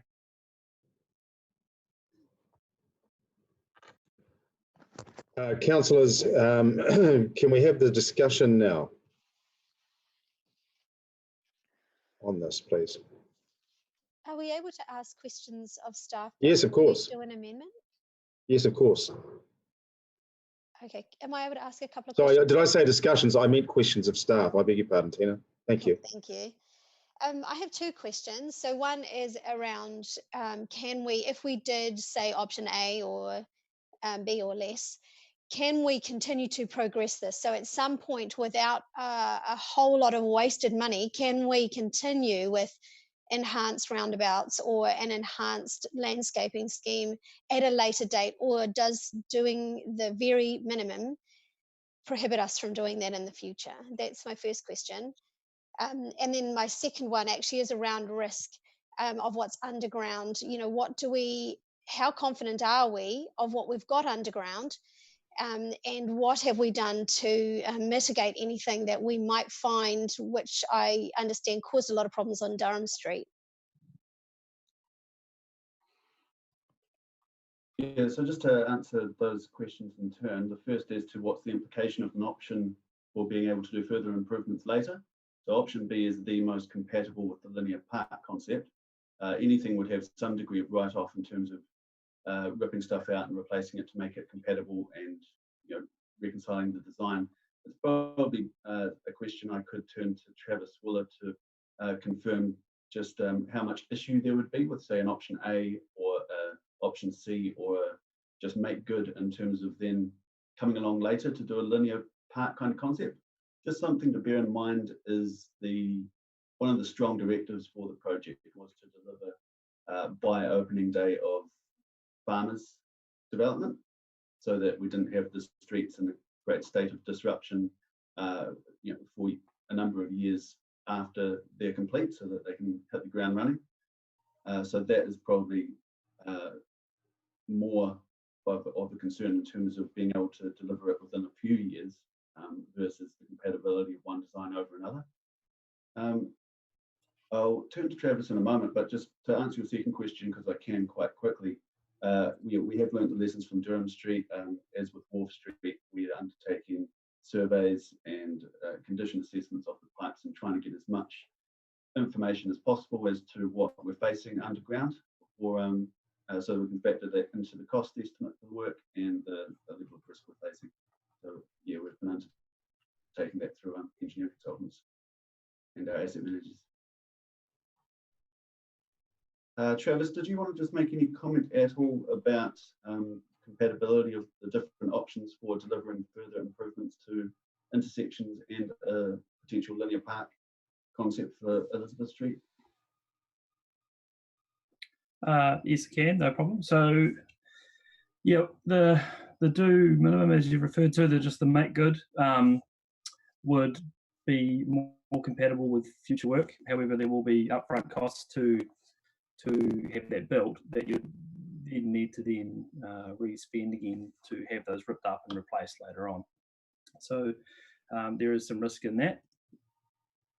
Option A would need to have portions of it potentially ripped up a little bit to make sure that you can then extend future down the street.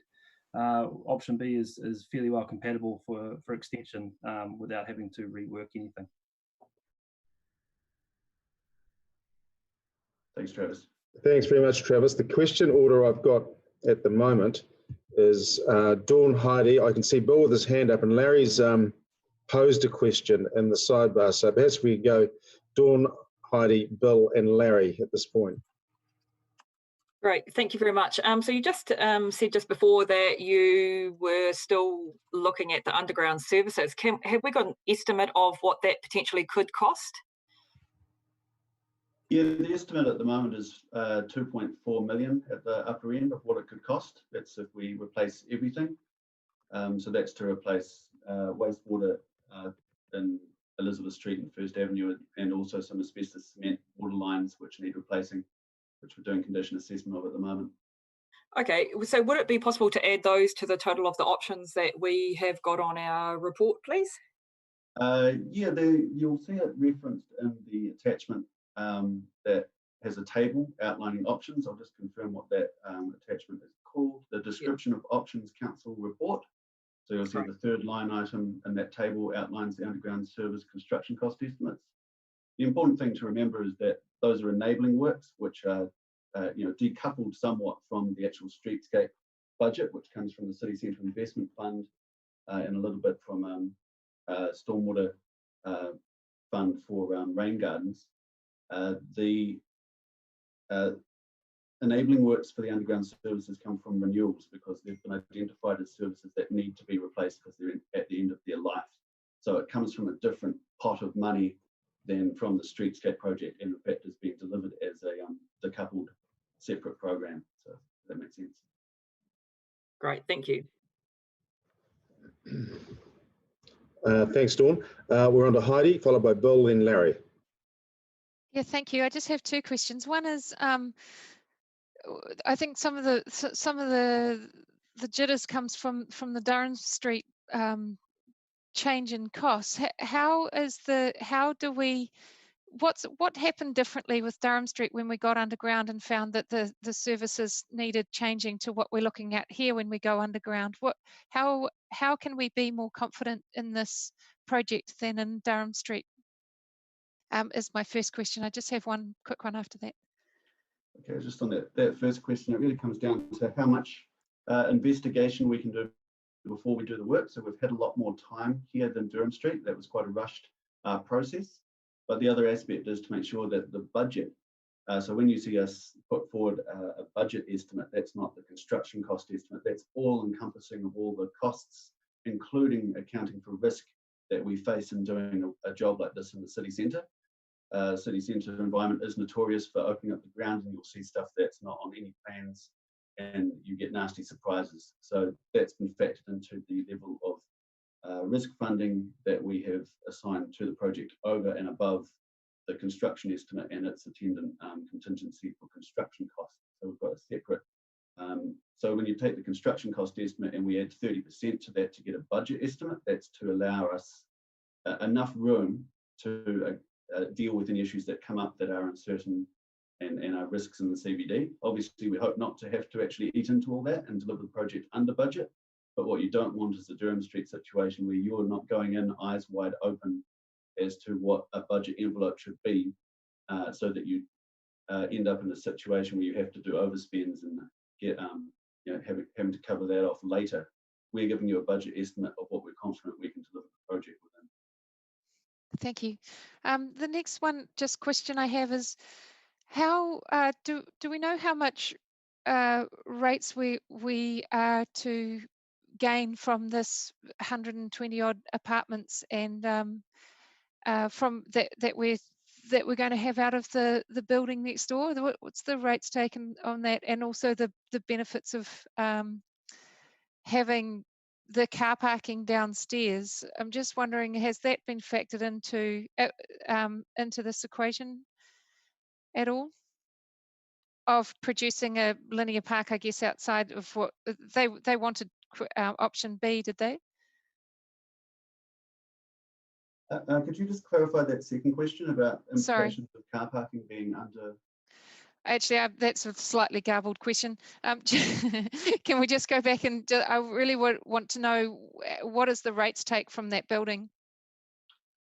Yeah, I'll just ask Anna Hancock to confirm the exact number of what the anticipated rates take is based on the estimated value of the project.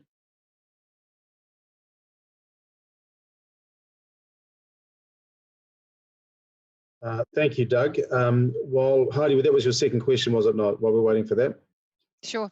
Sorry, I'm Thank. unmuted now. Did you want me to answer? Oh, sorry, Annie, can you do that now? I beg your pardon. Thank you. Sorry, I wasn't responding. So there's a 10-fold increase in rates projected. Haven't determined the exact amount. Off the top of my head, it's something in the order of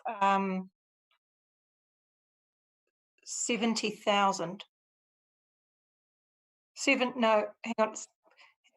Apologies, I'll come back to you. I'll put it in the sidebar. I'll need to double check an email. I might need to add an extra 0. Thank you. And could you reiterate which option they preferred? At this stage, they don't have a preference. They are preferring to let us undertake our process and make a decision. Nice one, thank you. Right, thanks so much, Anna. Moving on in the order question, Bill, followed by Larry, followed by Kelvin, followed by Steve. Thanks, Temby. Through the chair, just one question. Why wasn't... Sorry, Bill, can you just speak directly into the mic? Can you hear me clearly now? That's better. Thank you very much. Good, no problem. Just through the chair, a question to the staff.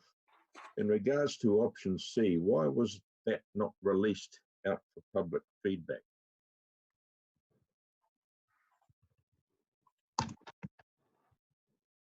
So the engagement focused on 2 options, really coming from the workshops and that we'd had with council, looking at, it's kind of the process of working out the closest fit to what the expectations from the investment fund coming to this project, what scale and scope of works council was looking towards. And so it's a really delicate process of not wanting to go to the community and give them a wide range of options, and when there may be a desire to invest at a certain level. So we were really trying to read the tea leaves as to what extent of investment council was looking at, and then engage with the community on that. And obviously that changes over time, and circumstances can change which impact on exactly what their appetite is. But that just reflected council's best estimate of what were genuine options that could be delivered by the council when they were intending to deliver, and to focus instead of a wide spectrum of scope, rather focus on the detail of what the community want within that investment. So if you give, you can start talking about what elements like play elements or seating or surface treatments and such people prefer, or what they want to see more of or less of, and get real benefit from the engagement on those tangible elements versus not focusing on something more focused. That said, the engagement provided the opportunity for people to say whether they thought you should do more than what we put out there or less. And as you see from the engagement results, some people did provide feedback that they wanted to see a more modest treatment, and that is where the option C came from, reflecting the fact that that had come through engagement. So you've got that option on the table to consider. Look, just in reply, Doug, I just feel that 3 options, certainly not a wide range for one. And secondly, you say it's what the community want. There's a lot of community out there want to know what they intend to spend. And I just felt that the option C was the minority of the 3, and it gave them that opportunity. And that wasn't presented, and I just felt it should have been.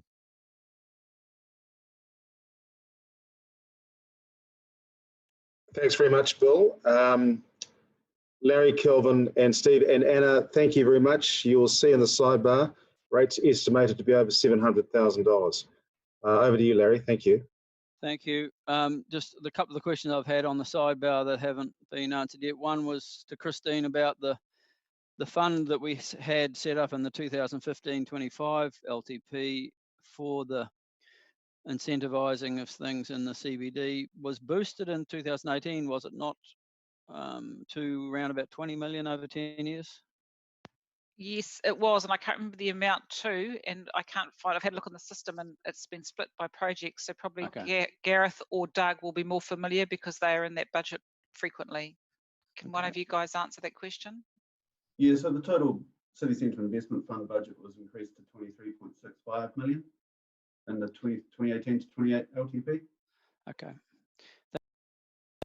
Thanks, Doug. The other question was, because we did make some commitments to the farmers' development, given the size of that investment, and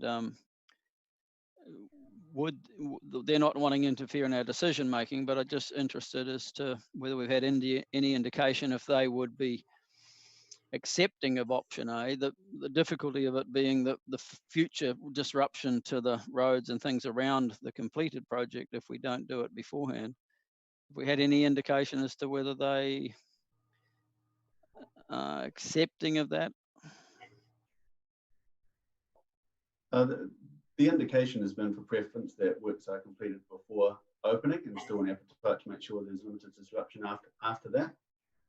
It's a specific conversation that could be had if that bridge needed to be crossed.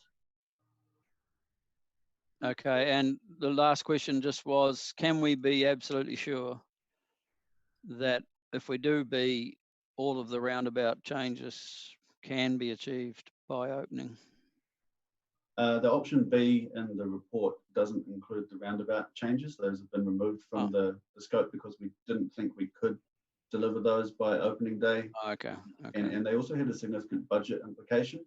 Okay. So doing the full roundabouts treatment, as you saw from the presentation, was getting into the high tens in terms of millions. Okay. And so it was again reading that scope against the budget envelope that led to that reduction in scope. Okay, sorry, Doug, I missed that. Thank you very much.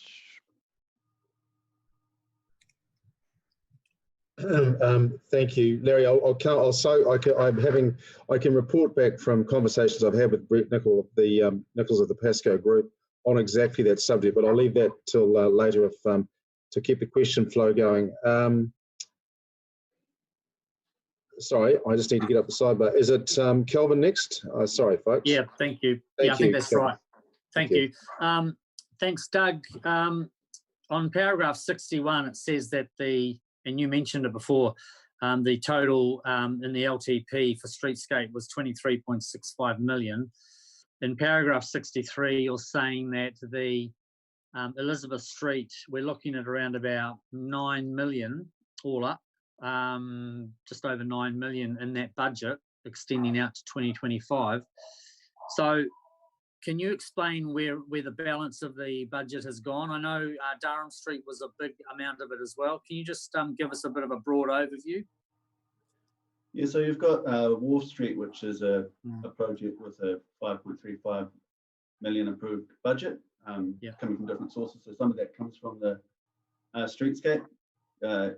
You've got from the City Centre Investment Fund, you've got the Durham Street money that has been spent already. Some cost that has come from design work for other projects, like Aspen Reserve, for example, had 98,000 spent in the design process before it was put on the shelf for now. And the Strand extension work has had design work undertaken and also has an allocation of some 1.8 million in a future year against that project to deliver in partnership with Regional Council. So thank you. So there's nothing kind of unallocated at this point out of that 23.65. There's some still to be allocated. Well, essentially the fund it still sits as a cash flow fund of approximately 2 million a year in the LTP with that specific allocation towards Strand Extension and Wharf Street. So in terms of the balance that we're talking about here, you would have enough in the City Centre Investment Fund to deliver the option B scope of work, but yeah, that would soak up the rest of the fund basically. Thanks very much. Thanks, Kelvin. Steve. Thank you, Mayor. A couple of questions. First one, just in regard to the additional rates to the city that the farmers' development is generating. $700,000 quoted, is that an additional $700,000 in rates take that's captured through some targeted value, capital value uplift? Or is it the case that when new developments happen, they don't actually contribute additional rates to our city? There's just a reapportionment across the rest of the city. Could you confirm that for me, please? So I can respond to that. So it is a reapportionment, but what would happen is this particular site would pick up a greater portion than what it would have done under the either current undeveloped or the previous. So, yes. No additional rates collected. There's no total additional rates collected, but if everything else was to remain the same and they came up, then other ratepayers would have a net reduction. Things are never always the same, so they would pick up a greater share. That site would pick up a greater share because it has a higher capital value. Thank you. Second question relates to paragraph 61 on page 40 of the agenda, where we have the total future project costs, option A, B, and C. Option B being the staff recommendation, $8.715 million. For want of a better term, what would option Andrew be that he has referred to? He's just talking about, I think, just the laneway and reinstatement. What would the total number for option Andrew be?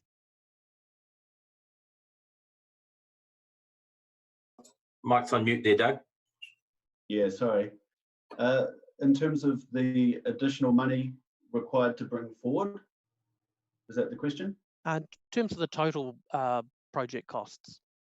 Yes, a total project cost in terms of a budget is estimated at 3.125 million, which would require 1.086 million bring forward from the investment fund. So, Doug, can you just clarify that would include the infrastructure renewals within that amount?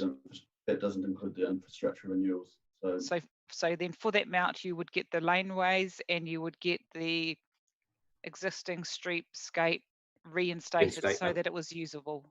Yeah, you get the laneway, you would get the reinstatement of the streetscape with an upgrade to the installation of rain gardens to deal with an existing stormwater issue that needs to be attended to. And those rain gardens would be on First Avenue and Elizabeth Street. Devonport would just be exactly the same as it is now, bar 3 extra bike racks and a seat. So it does include that. But otherwise, yeah, largely the same as what you've got there with an upgraded laneway. Thank you. Thanks very much, Doug. Gareth, I just wonder, it might be, I think, significant in terms of Larry's question previously, just to talk about the expectations of the PESCO group in respect of this. Are you able to do that? I haven't had recent conversations with the PESCO group in regards to their expectations. We've got a commitment to purchasing and upgrading the laneway. So that is, is committed, and anything else, the farmers group are going to, at the bare minimum, are expecting us to reinstate the street as per option Andrew, if you like. But other than that, at this point in time, I don't have any further update. At some point post this meeting, we will, of course, as part of the project, continue to talk with Brett and ensure that everything that we're doing is consistent with their vision for the project. Okay, Gareth, thank you. I mean, what I can add, and I know Marty would if he was here, is that the PESCO group have a pretty high expectation. The development that they have made is a significant one for Tauranga, and their expectation is that the streetscape, the linear park, the laneway is enhanced to a level that would be commendable with the development that they're making. Yeah, I think that's absolutely true. And I guess the key point that's come across in conversations is have the work finished by the time they've finished what they're doing, so that the impact on their ability to trade and the businesses around them is not impacted any longer than is absolutely necessary. The only other thing that I'd add into that is we have a strategy of trying to get residential intensification in the city centre, and the spatial framework that I talked about before is very much focused on trying to get amenity in the public space. Developers have told us that one of the biggest issues in terms of intensification is the lack of amenity in the CPD. And so if we're trying to attract that type of investment, they certainly will be looking for the council to also do the same, which was, as I say, what was intended through the spatial framework. And that's a core part of our overall growth strategy to get more and more residential intensification in that CBD area. And I guess that's why we've landed on option B, because it talks to that co-investment and that strategic direction. It broadly reflects the public engagement. It sets up the street for future development if we want to go there one day. And like I said just before, ultimately it can be completed by the time they open the doors on farmers, which is one of the key considerations. Yes, and a very important one. Larry, I'm not sure if this answered your questions. John, do you have a question too? After Larry, perhaps. Larry, then John. I think you had, if I understand it, an additional. An additional to Steve's one, was it? Sorry, I just thought from the sidebar previously that you... I'm just trying to scroll up and see now. I've been writing so many. Sorry, Larry, you've remuted. Sorry. Yes, go to Bill while I work on what my supplementary was. It's actually, thank you. It's actually John. Thank you, John. John. Yeah, look, thank you, Mayor Tenby. I have a couple of questions, if I may. It's a very comprehensive report, and there are lots of points made in it.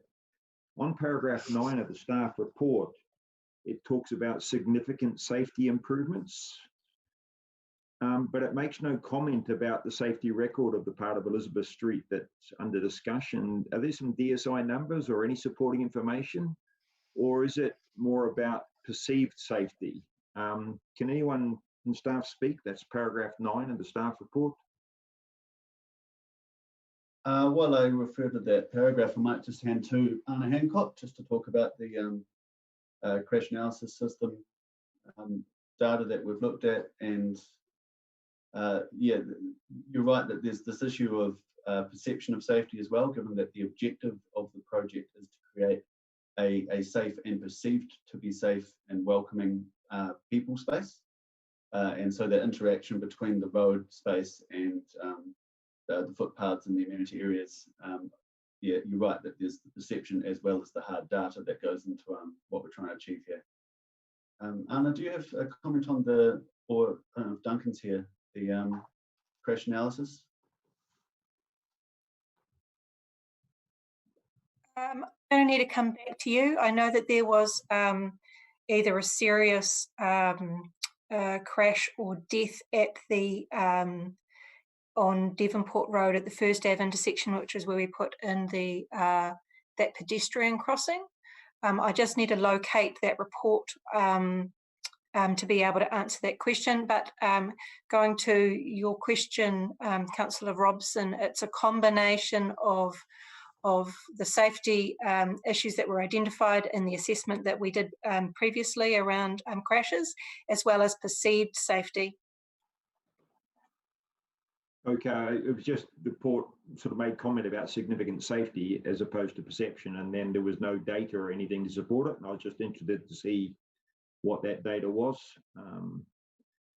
If I can move on, Your Worship, I have a number of questions. On paragraphs 38 and 39 of the staff report, there appears to be contradictory information. In the summary on paragraph 38 of feedback and stakeholder workshops, it says participants at the workshop for adjacent businesses preferred option A, do minimum. In paragraph 39, it says on community engagement outcomes, majority support for option B preferred by submitters, including adjacent businesses. Can someone reconcile that apparent discrepancy for me, or where do we think adjacent businesses actually sit? Because paragraph 38 says A and paragraph 39 says B, and adjacent businesses are obviously going to be impacted by the loss of parking. I'm thinking particularly of cafes in First Avenue. Can we get some clarity on where the adjacent businesses sit? I know there's a lot of talk about James Pascoe Group. There'll be greater clarity within the engagement report itself, but the key point here is that paragraph 38 makes reference to the workshops that were held, and we had specific workshops with adjacent businesses, a specific workshop with adjacent businesses, and then when we did and that led to that result, the wider community consultation. We asked people to identify how they, what their relationship with Elizabeth Street was, and one of the options was to say that you were an adjacent business, and through that wider survey feedback form, the preference was for option B. So yeah, that explains that contradiction between 38 and 39. One's related to the workshop, ones related to the wider survey results. But I suppose my question through Chair to you, Doug, is which of them accurately reflects the view of the adjacent businesses? I mean, I understand one's workshops and one's wider public consultation, but we have two statements about where adjacent businesses sit. And my question is, which reflects, in staff's view, which reflects their real position? Support for A or support for B? I think I'll hand to Anna Hancock to give some detail on that dynamic there, John. Thank you. I think the reality, can you hear me? Yes, thank you, clearly. Thank you. I think the reality is that there are mixed views on behalf of people submitting, whether they did that through a workshop or they did that, through their phone or their computer without coming to the workshop. There is, of course, the risk that people selected when they completed the survey, that they selected that they were an adjacent business when perhaps they weren't, because that survey was open for everybody. So there is that risk there. So we acknowledge that.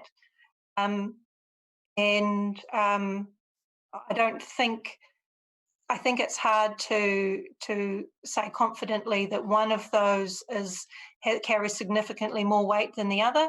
Of course, the people that came to the workshop had the opportunity to ask questions of the designer and to spend a bit of time thinking about it, whereas any of the submitters that indicated that they were an adjacent business, their questions would have been limited to the discussions that they had when we walked around the businesses and invited them to attend the workshop. Thank you. And one more question, if I may, at least while on the topic of samples and respondent types.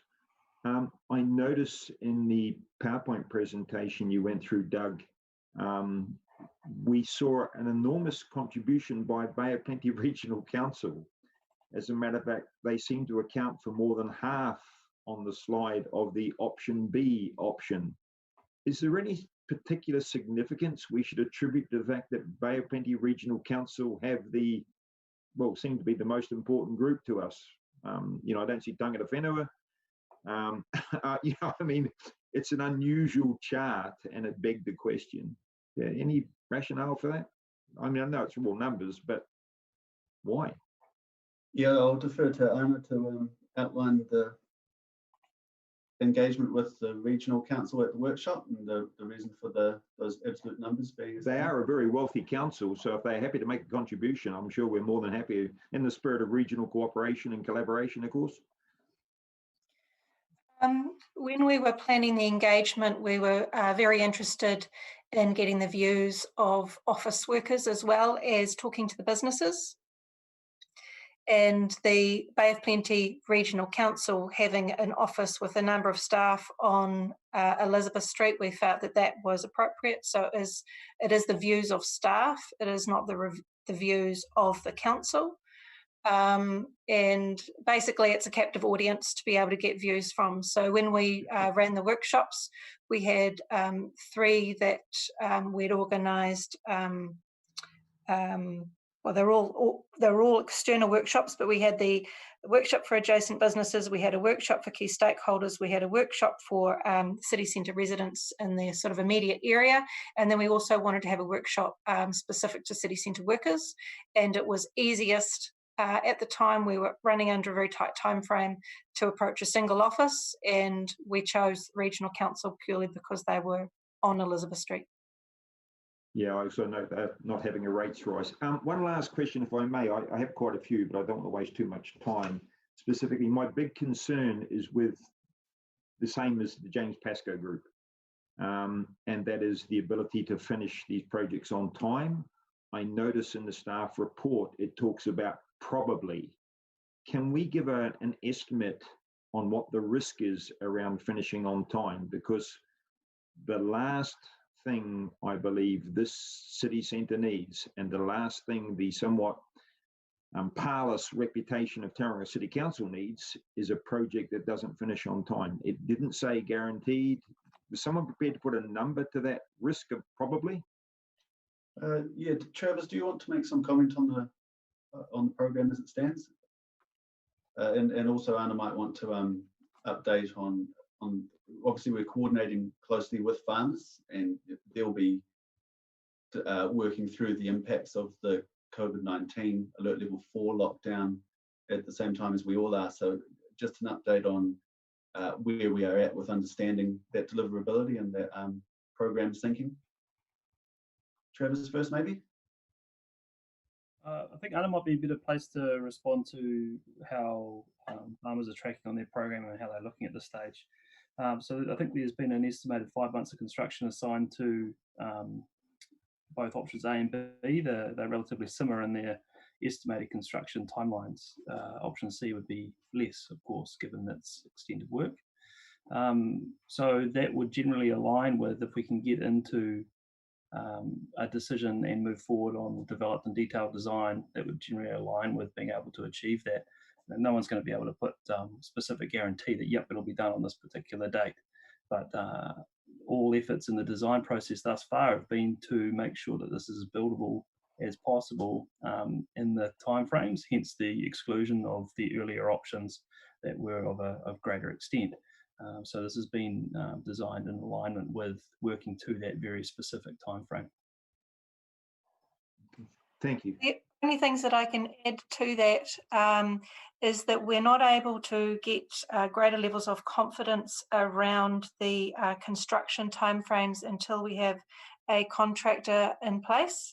We are intending to report to you in the confidential section at an upcoming council meeting to discuss that particular matter and opportunities that we have to fast track the construction of the development. And we have been in touch with farmers recently asking if they have an updated program following COVID. They do not yet at this stage. It is something that they're looking at. So they are still working towards an April start date. They expect that that will be pushed out a bit, but it is unclear by how much. So we're going to continue to work with them on that. Can I ask a supplementary, Your Worship? Anna, the concern that I have is sort of a process concern now, I suppose. Is it not possible to, I don't know what the procurement process we're choosing to follow is in detail, but is it not possible to get the procurement on the basis of a guaranteed finish time and then that be costed in the project, rather than select a supplier and then work with the supplier with some investment of resource and time, obviously, and then they say, yeah, we can deliver this project by slightly too late. You know, in good conscience, they work their way through it. And is there a way that we can protect, and I'm thinking about farmers' investment, their opening date, council reputation, a few other things. Is there not a way of building that sort of, some sort of guarantee in inverted commas into the procurement process? I'm happy to talk to that, Anna. Yeah, you've hit the nail on the head there, Councillor Robson. We have a couple of ideas in that regard that we'd like to present to Council in an upcoming meeting in confidential to discuss exactly that. Yeah, it's unfortunate we can't talk about it now because obviously the topic's on the table now. So, but appreciate that the topic's being looked into. When we say upcoming council meeting, Gareth, we're talking how far away? Anna? 2 weeks. Okay, thank you.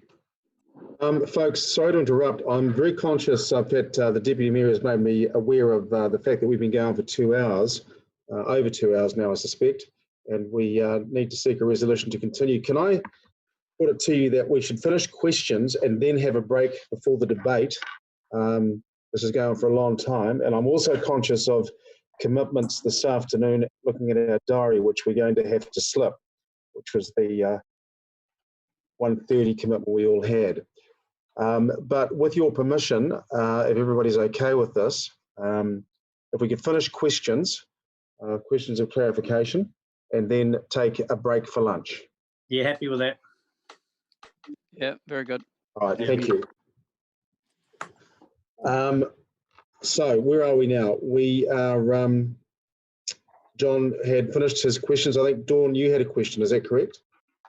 Yes, has John finished? Sorry, I wasn't sure. I think so. Yeah, no, thank you. Thank you.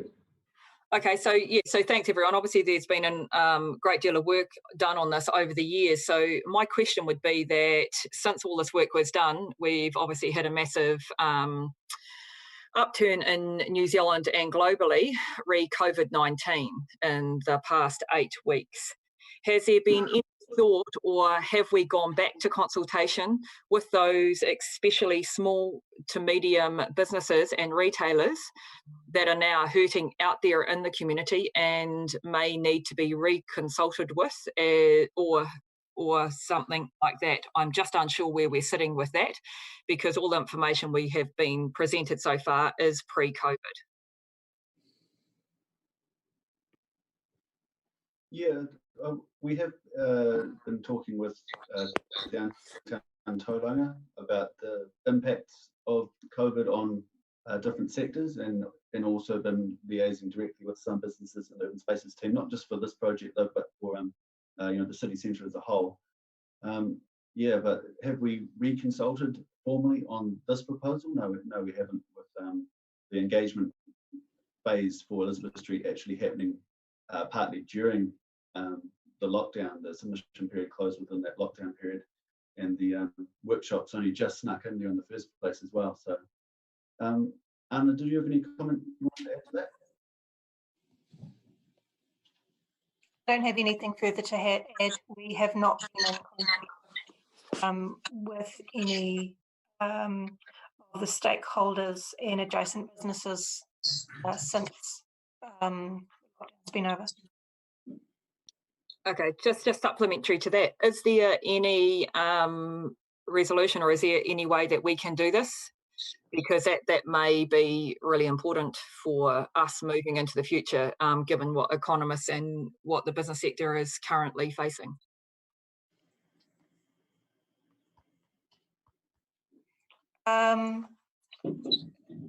It would definitely be possible to go and talk to the businesses, the adjacent businesses again, to see if their views have changed on the options.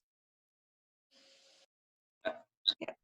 I mean, maybe Doug can talk better to this, but we are really getting to the end in terms of pushing out a decision on this, in terms of meeting the deadlines of farmers reopening, subject, of course, to the recent changes to program because of COVID. So an ongoing engagement and consultation process with adjacent businesses will be part of the project plan moving forward.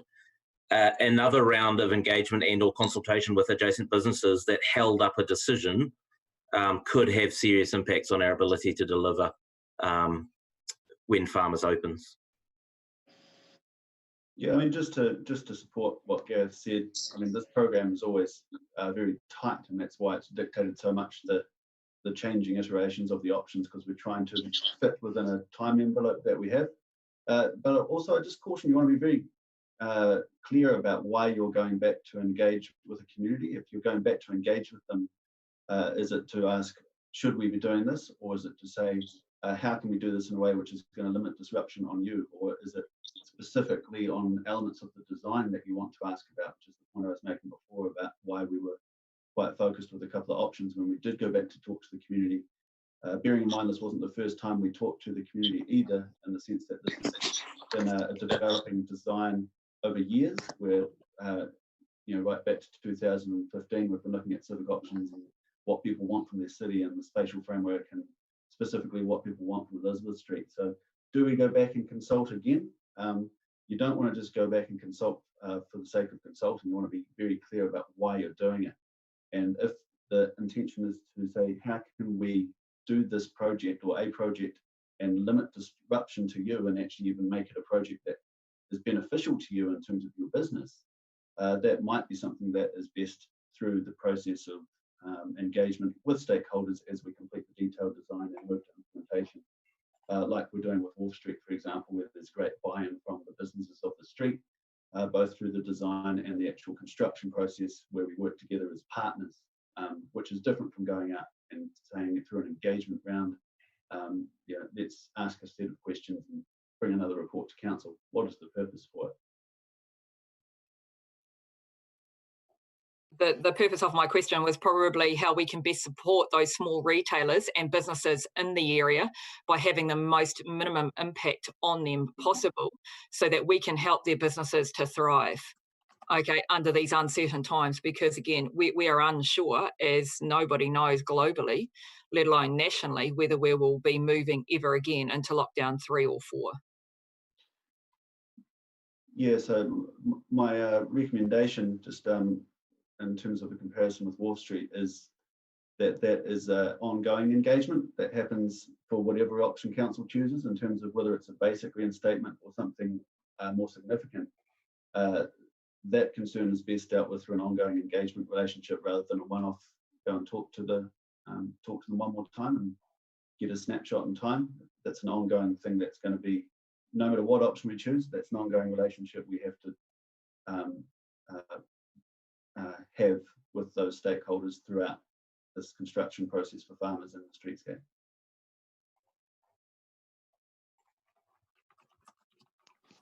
Sean, does that satisfy your question? Thank you, Doug, by the way. Thank you, Doug. Yeah, I was unsure. I was talking about Liz Street, not Wharf Street. I suppose, again, what my question was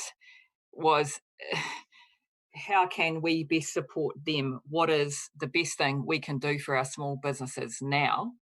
Is that a worthwhile conversation going around and asking them all? Because I'm sure that their opinions have changed in the last 8 weeks.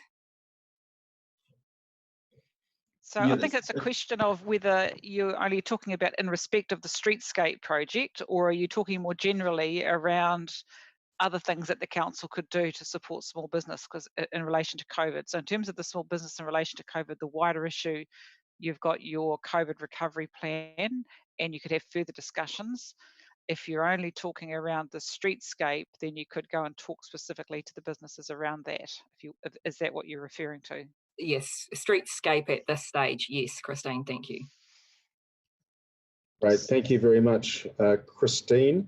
Anna, you've got the crash analysis data. That might be, I think, I'm not seeing any more questions, so if we could hear from, I beg your pardon, other than Tina, crash analysis data, and then finish with Tina, and then we'll take a break. Sure. So in the 5 years from 2014 to 2019, there were 92 crashes in the slightly broader area, which is not specifically related to Elizabeth Street, but includes a section of Devonport Road, First Ave, and goes partway down Home Street and Grace Street. There were in that area 92 crashes. 1 was fatal. There were 3 serious injuries, 15 minor injuries, and 73 non-injuries. The fatal one was, as I said, on Devonport Road near the intersection with First Avenue. And there were a number of others on Elizabeth Street too, for example, at the Grey Street roundabout on Elizabeth Street, others on Devonport Road and First Ave. 4 of the crashes involved pedestrians, 6 involved cyclists, 9 involved motorcyclists, 45 were vehicle-only rear-end type crashes.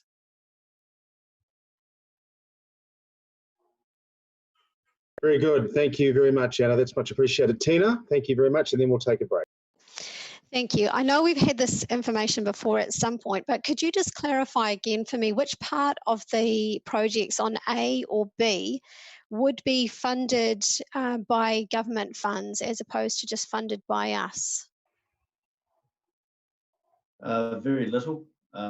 Essentially, there might be a very minor amount of contribution to surfacing treatments from the NZTA, but that would be it. This is a streetscape project where the investment, but the above ground stuff is something that sits on council to invest in its public realm. Government doesn't really subsidise that stuff a lot. Okay, so even the safety improvements. Yeah, even the safety improvements we looked at. I'll hand over to Anna to talk about that in more detail, but it does seem like there's limited opportunity for safety funds to be used for this. Anna, do you just want to expand on that and the point of entry process we investigated? Sure. So we've been in discussions with NZTA about opportunities for funding. They have a range of funding options, and you have to meet the criteria for each of those. So the one that is most likely that we might be able to get some assistance, and that assistance is extremely minor, is NZTA provides $1.5 million a year to council for minor safety improvements, and council has the full ability to prioritise how that money is spent and portion that money accordingly, and typically would spend that 1.5 million across sort of 30, 40 different projects across the city. Other funds that NZTA has that we've discussed is there is a low cost, low risk budget, which is for projects with a total value of $1 million. As has been discussed, the options that we've presented to council are over the value of $1 million, therefore we're not able to qualify to get any assistance through that fund. There is another fund, standard safety improvements, and that would be an appropriate fund to apply for funding from them. The money that they have in that fund is fully portioned out in this current NLTP, the National Land Transport Plan, and they will be renewing their plan in, I understand, 2021, and then there would be more funding available at that time for projects. However, we're looking to have our project completed by the time that next NLTP is sort of opened up. There are other potentials, such as the Innovating Streets Fund, which I understand you've considered recently. That fund is, the purpose of that fund is about trialling projects, and given the context that we have in the city centre with city centre retailers, shoppers, other businesses, as well as, of course, farmers, would be averse to having ongoing disruption once Farmers opens. We don't think that it would be appropriate to seek funds through the Innovating Streets pilot fund. So that's basically the opportunities that we have with NZTA, and due to the size and scope of the project and the timing that we're operating under, it's meant that our opportunities are very limited.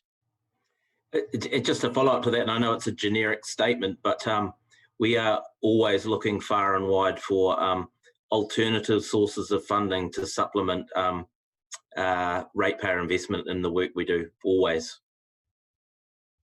Yep, very good point, Gareth. Thank you. Tina,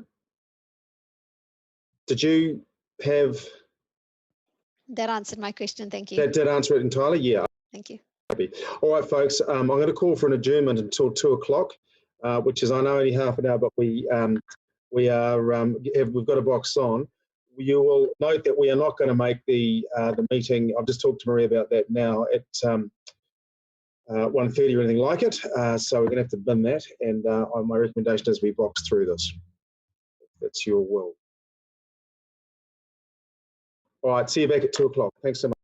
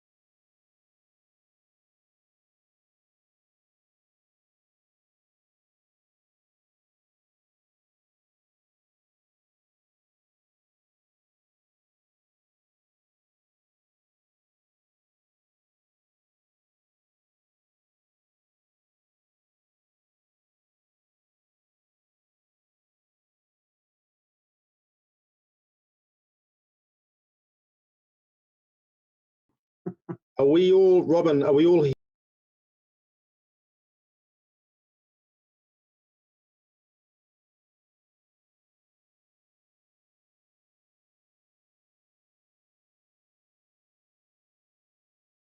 So we had, excuse me, we had the discussion. We're back picking up where we left off at item 10.3, the proposed Elizabeth Street upgrade.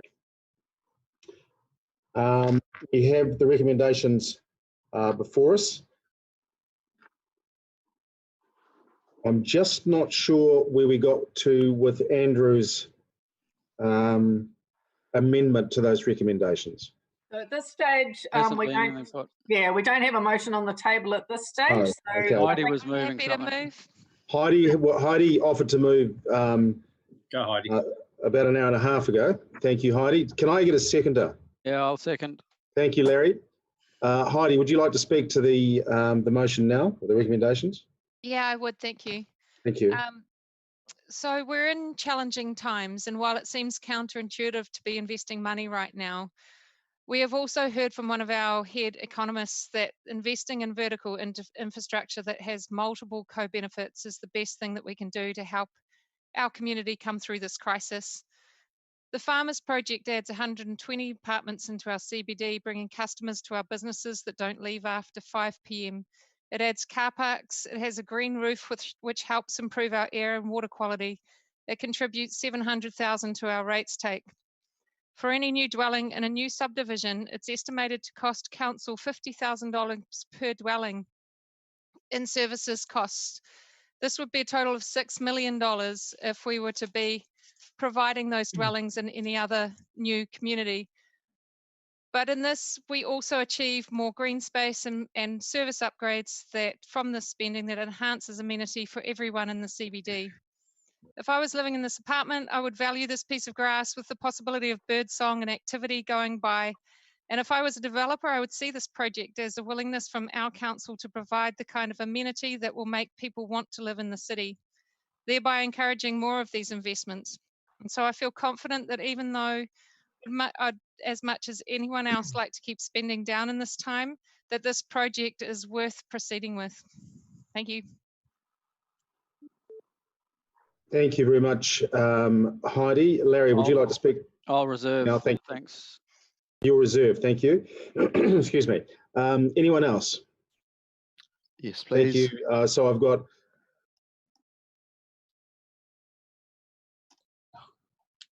You're on mute, Tembi.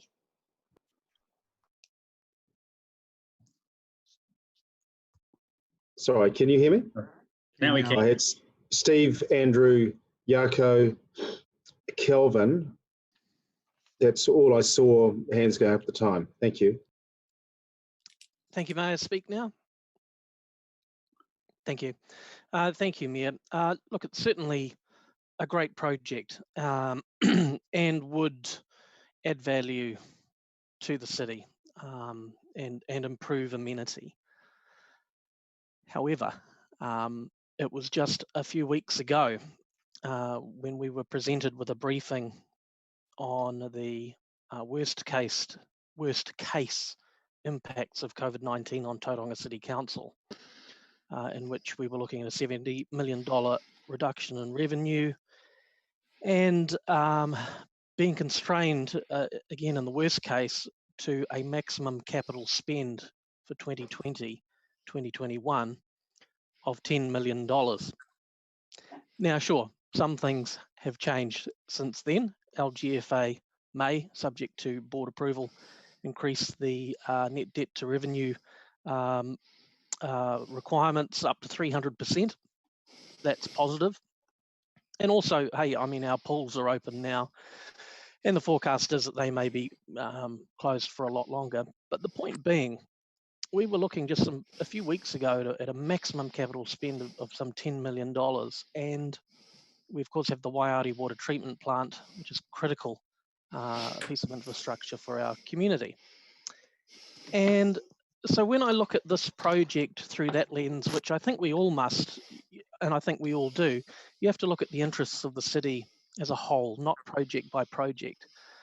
So when I consider our constraints, and the constraints we were briefed on, And the prospect of spending some $8.7 million on doing a nice street project, I've got to say that's probably not the best use of that budget, of our capital budget. I think we can actually invest in other places that will create more jobs than simply roadworks. So I think that this sort of decision today, once we've had that briefing, that horror briefing, actually lacks a bit of financial discipline. I don't think you can say, I don't think we can say yes to everything that comes across our desk. I think we've got a duty to the city as a whole to balance competing requests, as valid as they may be, and this is a great request, but I think we have to balance that with the needs of the city as a whole. And if we're to go out having had that $10 million warning and go and spend the 8.715 now, I think some of our residents and ratepayers would be calling taxi for us because we need to go home. Thank you. Jaco, thank you. Someone needs to mute their mic. We can hear someone breathing. That'll be me, sorry. Yes, I just wanted to thank the staff for this report. It is very good. It's got all the information there that we need. And I know the elected members put a lot of strain or oversight on this particular team. But, you know, I think your work's very good. I think we need to keep in mind that the marginal cost difference between option A and B is in the order of $1 million. When we're talking about a budget of $8 million, that's almost obfuscating the numbers a bit because you don't consider the costs that are irrelevant. So there's costs that we need to spend for all the options. So we should only think about what the difference is between option A and B. So that extra $1 million buys us flexibility in that in the future, we can get a linear park. If we go with option A, that shuts that option down. It also gives us more flexibility in terms of outcomes of the CIP process, where if it turns out that government does want to sponsor this particular project and we've reduced the budget, we may not be eligible for as much funding. Last thing is, from a COVID perspective, this is a very labor-intensive capital investment, right? If you contrast it with, say, our strategic acquisition CapEx, this creates jobs. You can't get around labor. You've got to dig holes. You've got to find services. This is a labor-intensive investment. So if you're looking for bang for buck in terms of creating jobs and particularly over the next year or two, preventing too many job losses, I think this is a good investment, and we should be reducing our capital spending elsewhere where there isn't going to be that significant a loss of jobs. So I'm fully in support of option B. Gives us flexibility, keeps more jobs in the economy, and you know the high cost option that's already been taken off the table. And I appreciate that the staff didn't consult with the community on the option that was put forward to us quite some time ago. That was between $10 and $20 million, and raising expectations to unrealistic levels. So I think we're already at a moderate option here, and I suspect it's high up on our priority list. Otherwise, the staff wouldn't have brought it forward to us. That is all. Thank you very much, Jaco. That's much appreciated. Kelvin. Yeah, look, this farmers development is massive for our city and for our CBD. And I think it would be very sort of churlish of us to cut it right down to the very bare minimum, which is just making good, and of course the laneway as well.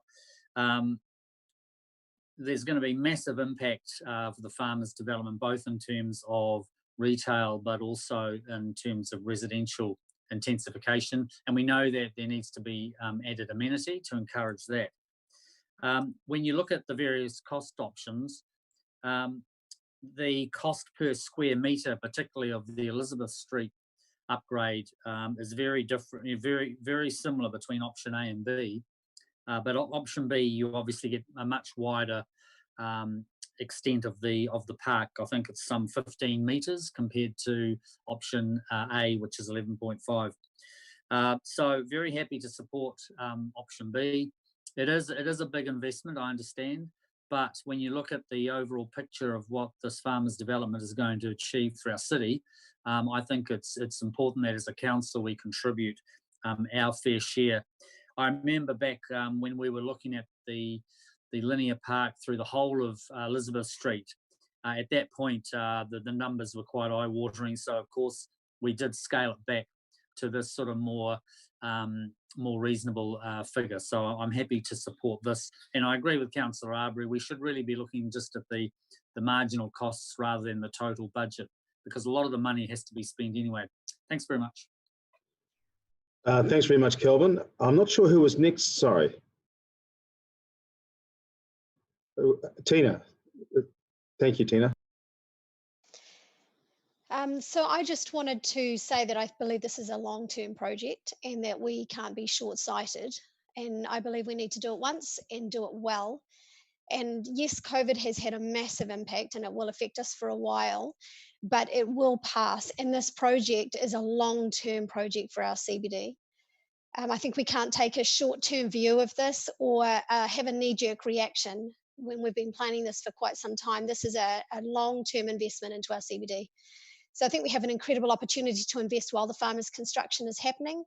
We can reduce the disruption to renewals and things that are going to be taking place under the ground anyway, and bring long-term improvements at the same time that will benefit our residents, our businesses, and our CBD for a long time. So I will be voting in support of option B.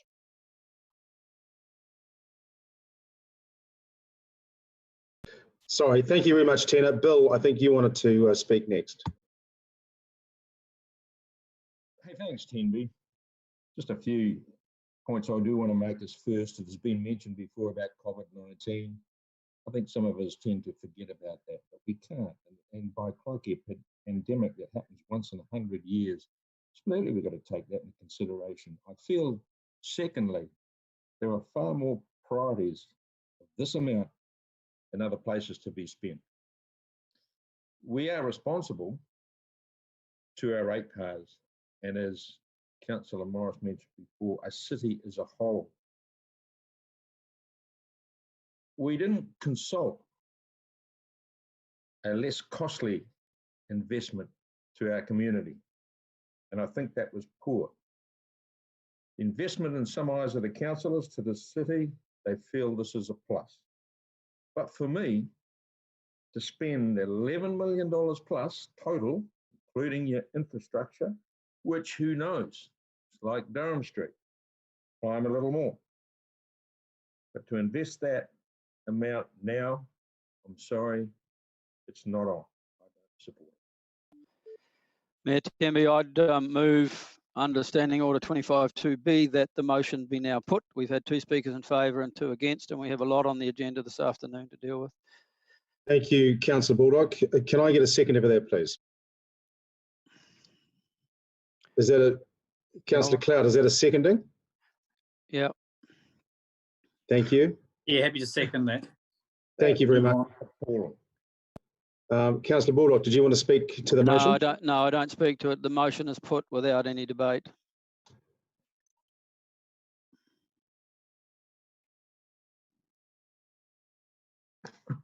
That's a joke. Okay, thank you very much.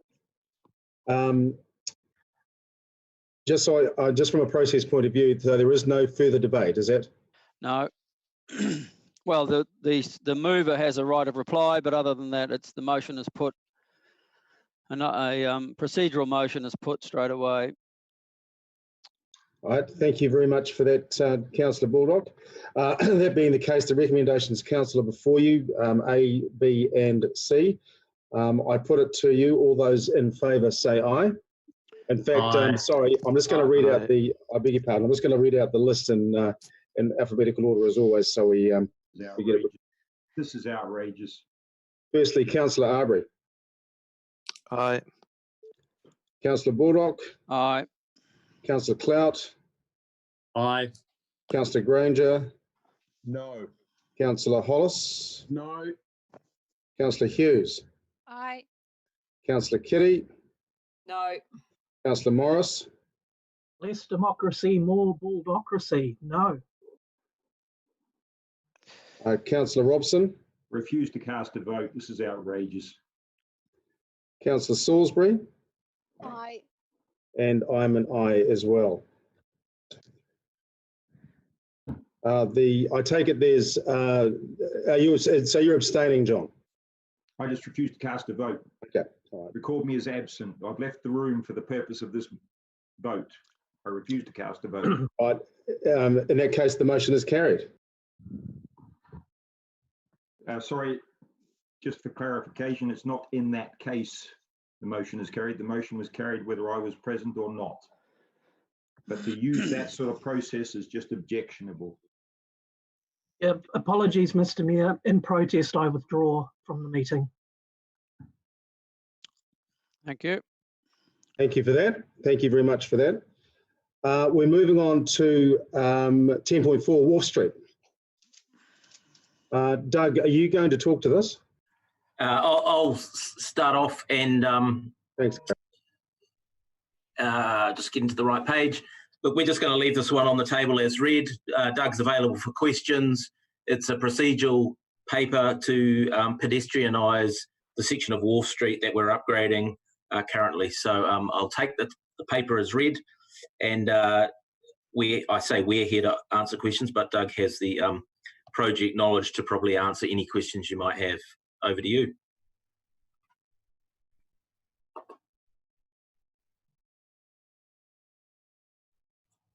Yeah. Thank you. Thank you. Doug, are you available to? Yeah, certainly available to answer any questions. Right, councillors, are there any questions of Doug on the Wharf Street proposal as we have read it in the agenda? Thank you. If there are no questions, I'm happy to move, Mr. Chairman. Thank you, Councillor Baldock. Do I have a seconder for Wharf Street? Yeah, I'll second Wharf Street. Okay, thank you, Councillor Clout. Larry, did you want to talk to this now? Look, it's pretty well covered in the report. We are investing money in the upgrade of Wharf Street. It's been a process getting that one across the line. It is welcomed by the businesses in Wharf Street, and the pedestrianising it makes complete sense. One of the reasons it didn't work before with the half project was that cars were still going down it and affecting the real aesthetics of the area. So this makes sense. Support it. Thank you. Thanks, Larry. Kelvin, did you want to speak now? Yeah, thank you. We know that having vehicles going through that part of the street is very unpleasant particularly for those that are enjoying the restaurants and the cafes there. There is still access for service vehicles, I understand. And I think, this is a good step forward for us. A lot of times people suggest that we make quite a few of our streets pedestrianised only. And so I think this is a really good test case to see the impact of that. But I do expect that this will be supported. And remembering that Wharf Street, a lot of the cost of the upgrades of Wharf Street are being met by a licence to occupy by the businesses along Wharf Street. So very happy to support this very logical next step. Thank you. Thanks very much, Kelvin. Is there any other discussion, councillors?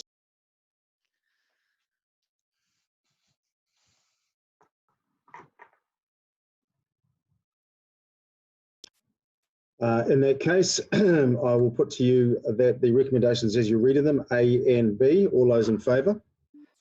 Aye. Aye. Aye. Opposed? I'm not going to play anymore. I've decided this is disgraceful, so I'm out too. Sorry.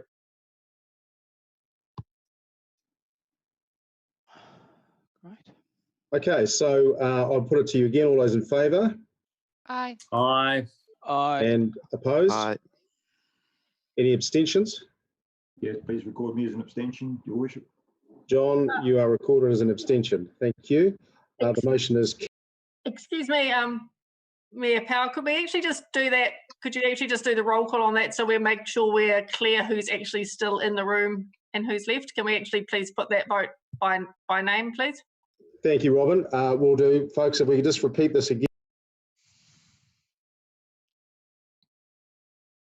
You just broke up there, Tenby, but I'm an aye.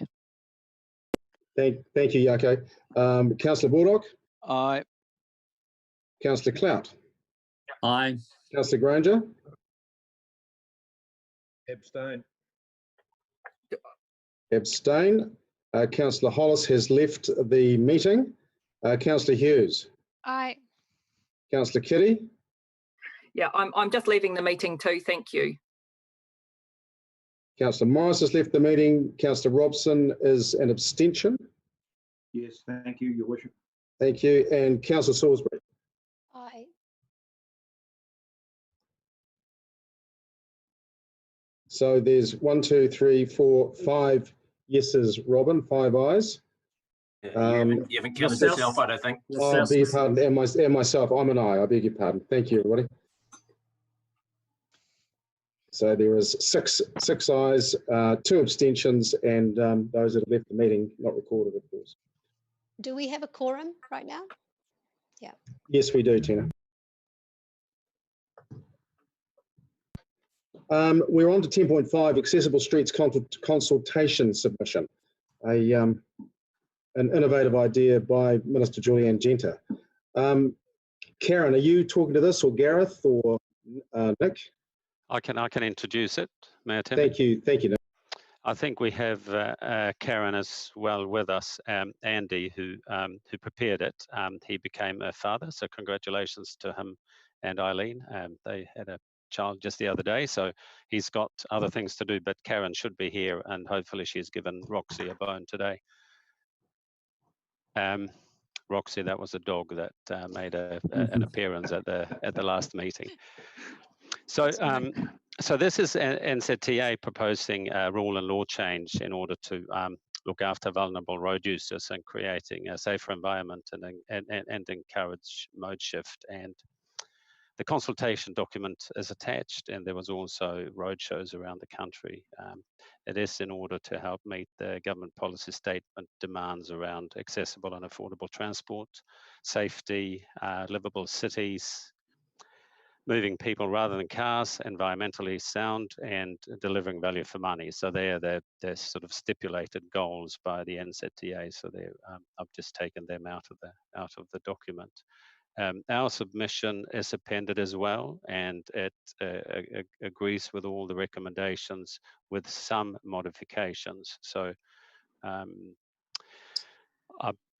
hope we can take the report as read and go into questions, if that's all right. And can I just hear if Karen is available to field those? Thank you, Nick.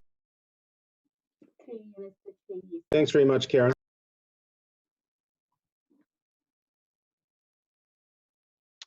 Sorry, Karen, did you want to speak to this, or are you just waiting for questions?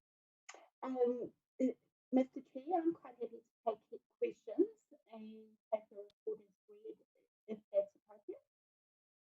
Karen, I'm sorry, we can barely hear you, but I think it was Councillors. Karen was happy to take questions. You might have to, Karen, speak directly into your computer as opposed to the mic. I'm not sure, but we'll see what questions. Councillors. Yeah, just a quick one. So are they proposing that cars pulling out of driveways and so forth have to give way to pedestrians walking on the footpaths? It is currently, through you, Mr. Chief, that's currently the legislative requirement is that pedestrians or people biking have got priority. Sorry, Karen, we can't hear you. Oh, goodness. Oh, that's better. Up close. Is that better? Yeah. Yeah. Okay, that's better. Sorry about that. Councillor, I agree. The current legislation requires vehicles when entering or exiting driveways to give way to either pedestrians or people biking on the footpath. So that will remain in place through this proposed rule change.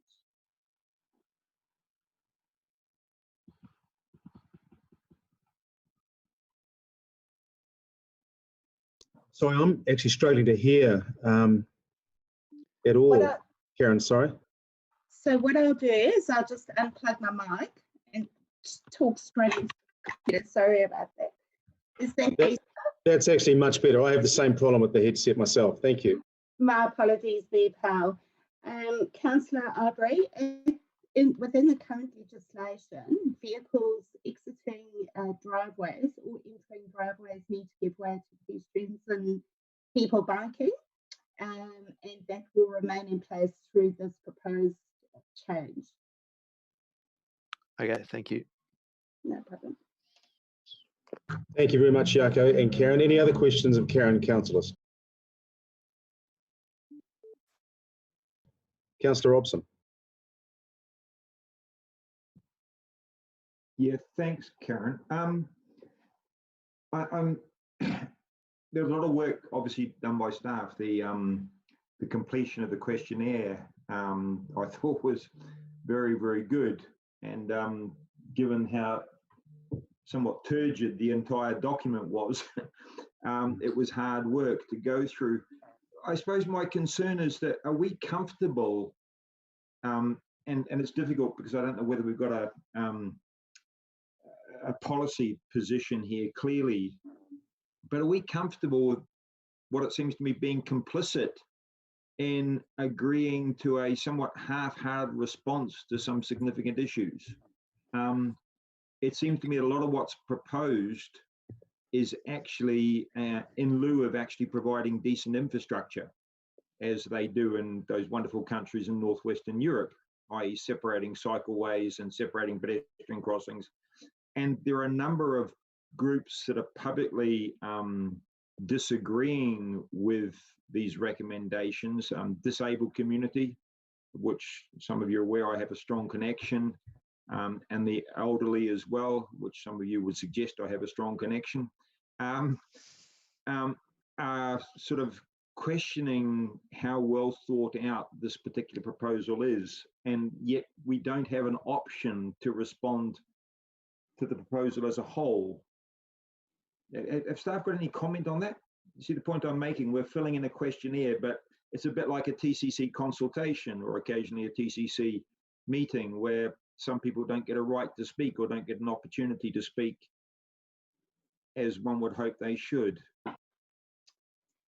So through the chair, Councillor Ruffson, I do believe that council has got the opportunity to provide an overarching statement in particular areas where there is more thought to be given to the proposed submission. So we do have that opportunity. In light of the responses though, we have consulted with Auckland Transport, Hamilton City Council and Traffins. And Traffins represents a number of local authorities across New Zealand in terms of seeking a collective view into risks and opportunities that this proposed submission would bring. In the and then just talking to the concerns raised by Living Streets Aotearoa, those are certainly acknowledged, and in seeking some additional clarity in terms of those concerns, the current legislation or proposed legislation is requiring every other user bar a pedestrian, and that includes a wheeled pedestrian, either powered or unpowered, that every other user give way to them, which again... Karen, my apologies for interrupting. I wonder if you could just maybe lean forward into the computer a bit. I think you've got exactly the same problem or fault that I have with mine. Yeah. Thank you so much. Yeah. Gosh, do I need to just talk about Living Streets? Did you hear the other councillors? Yeah. Yeah. Sorry, we're still not hearing it. It's all just very muffled. I'm not sure what's happening. I am so sorry. I don't know how to remedy that. Is that better? No. Look, it is better. That is a bit better now. Yeah, I think really close. What I could try and do is call in, if that would help. Karen, I think if you look at the screen, close to the screen and look at the screen, it seems to be coming through a bit better. So if you sit still and don't move around. Okay, I'll give it a go again. So perhaps just starting off, Councillor Robson, on the submission by Living Streets Aotearoa, which represents pedestrians and wheeled pedestrians. What I understand the agency is seeking to address through this particular legislative change is that every other user on the footpath has to give way to pedestrians, and that includes people with disabilities that are wheelchair users, be it powered or unpowered. So I hope that answers that question. We know that there is dissatisfaction with potentially people biking, utilising the footpath in particular. So what government is seeking to do is say, in a situation where appropriate cycling infrastructure is provided, then a person cycling must use that infrastructure, except in the case where there's a small child that may be biking to school and not have the confidence, and or if it's an adult cyclist that equally does not have the confidence to use the road. And so that is really contingent on providing safe, separated infrastructure that's going to cater for those all ages and abilities.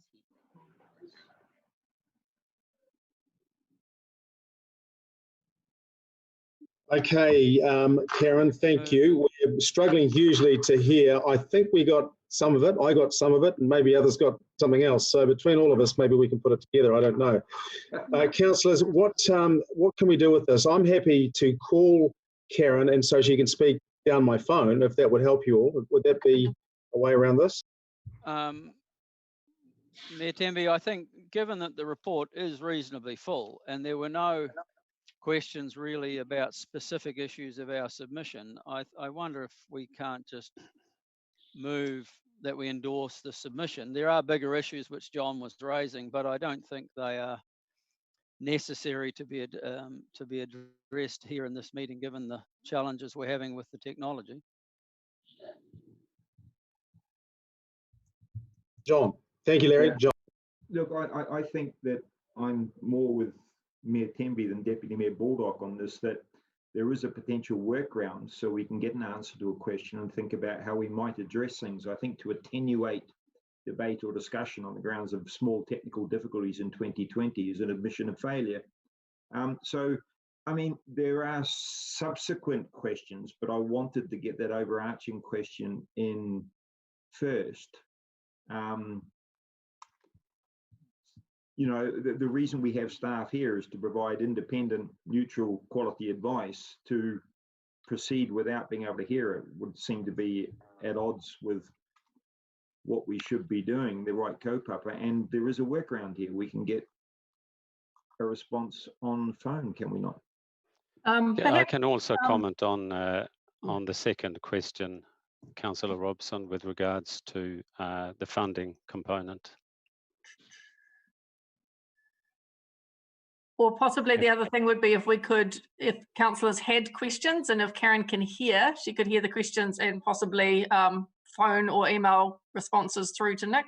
That might be another way around as well. I'm just about to call Karen now, folks. Just give me 2 seconds while we get organised, and thank you. We will embrace the. Let's see, where is it? The other part of the technology. Was it 5496? Or sorry if you just noticed, Jared's just popped in the chat the direct dial-in that Karen can just phone directly into the meeting as well. Karen, if you can see that number in the chat at the side, it should also be in your meeting invite that came out. You should be able to just dial directly in.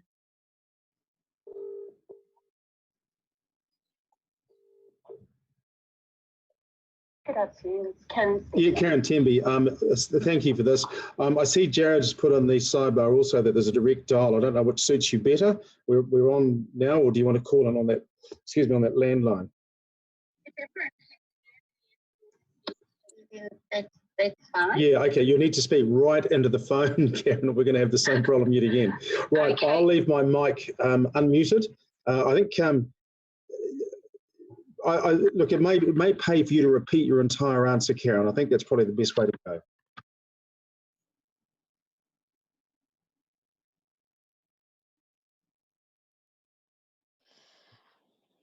I can't hear anything. Can anyone else? I suspect it's 10B's connection that's She the needs issue, to not call so in. much Karen. Yeah, I think that Karen needs to call in directly. Yeah, agreed.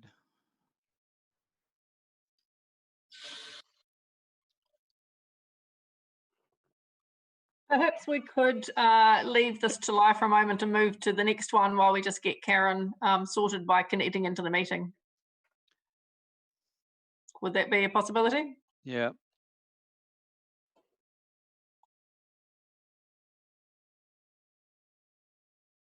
Larry, you're on mute. I can hear his mouth moving, but no volume. Right, there we go. Sorry, folks, my having some real problems here. In the meantime, Karen is trying to ring in on the landline. Just stand by. Sorry about that.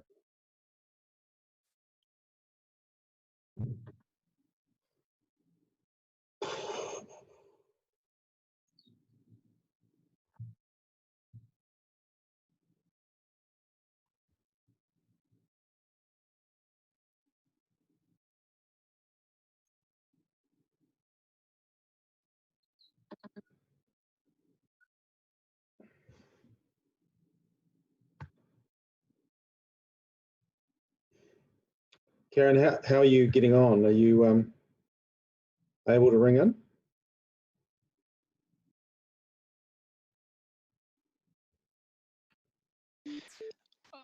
I think the suggestion that we leave this on the table and just move on to the next item until. Okay, all righty. Jared, I wonder if you could assist Karen. There seems to be some real difficulties at her end, even ringing in.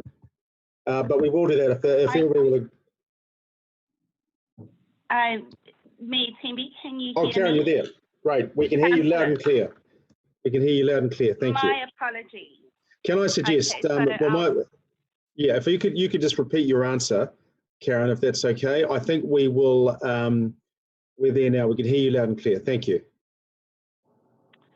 Thank you, through the chair, Councillor Robson.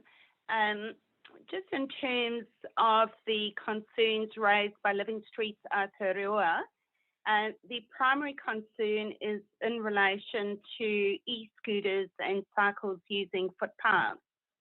This proposal, the government proposal, is seeking to address that by ensuring that every other user must give way to pedestrians, and that includes people with disabilities that may be using wheelchairs.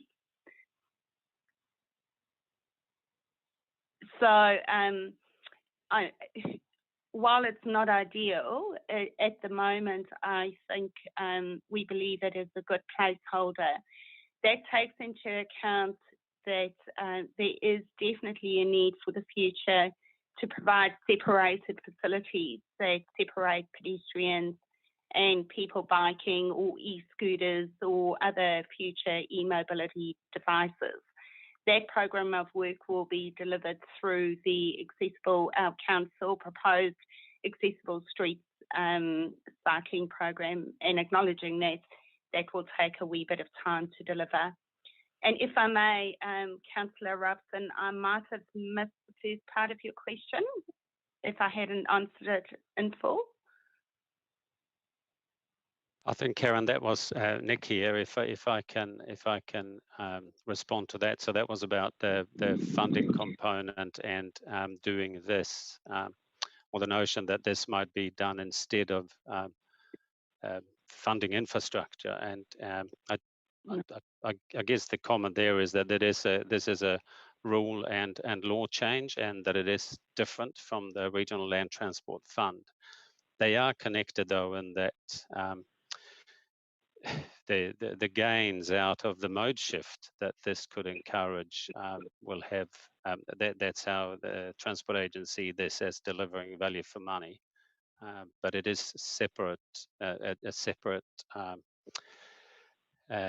consideration process compared to the funding one out of the Regional Land Transport, the Land Transport Fund. Thanks very much, Nick. Yeah, sorry, Mayor, if I can whack in a supplementary while we're still on form there. Look, I appreciate the response from staff and thank you for working through the difficulties. I think there's a concern from some quarters that a temporary solution may in fact become more permanent as we are constrained by funding.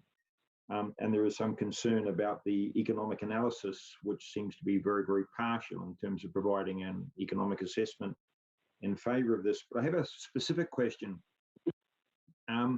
which is the overtaking space suggestion.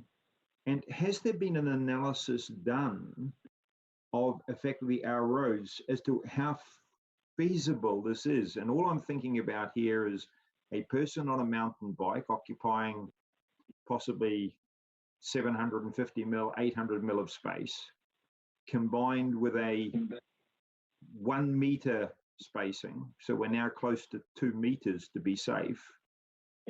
How many of our roads would we have an issue actually getting that sort of safety clearance of without forcing people, if you like, across the center line? Has any sort of real world analysis been done of what the implications of what we're sort of agreeing to here is? Through the chair, we acknowledge it as an issue, and I would suggest at a guess that we probably have about 40%, 50% of the network that would really struggle in terms of not being able to pass someone without crossing the centre line. And I don't believe this is an issue that is just pertinent to Tauranga. It's a challenge in Auckland. And I think what it's intending to do is at specific speed limits is providing the appropriate space and passing distance. So it essentially means needing to wait behind a person biking until such time as you can move over to pass. It's rather than squeezing past people when there isn't the opportunity to pass. Clearly, our current cycle lanes exist, and that issue is not relevant or prevalent. The appropriate measures are in place, but it certainly does require a bit of driver behaviour. And a good example is Papamoa Beach Road in some areas, Ocean Beach Road. In noticing that vehicles actually do hold back and wait for an appropriate time, there is a dotted line in the centre that enables them to cross the centre line and pass appropriately. Yeah, look, if I get a chance to actually speak to a motion that's put, I'll make some points when I speak to the motion, whatever it is. Thank you. I appreciate the response. Thanks very much. Excuse me, Karen. Councillors, any other questions?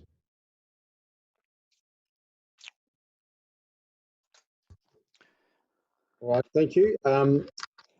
Happy to move. Yeah, Larry, thank you very much. Can I get a second or two, please? Happy to second.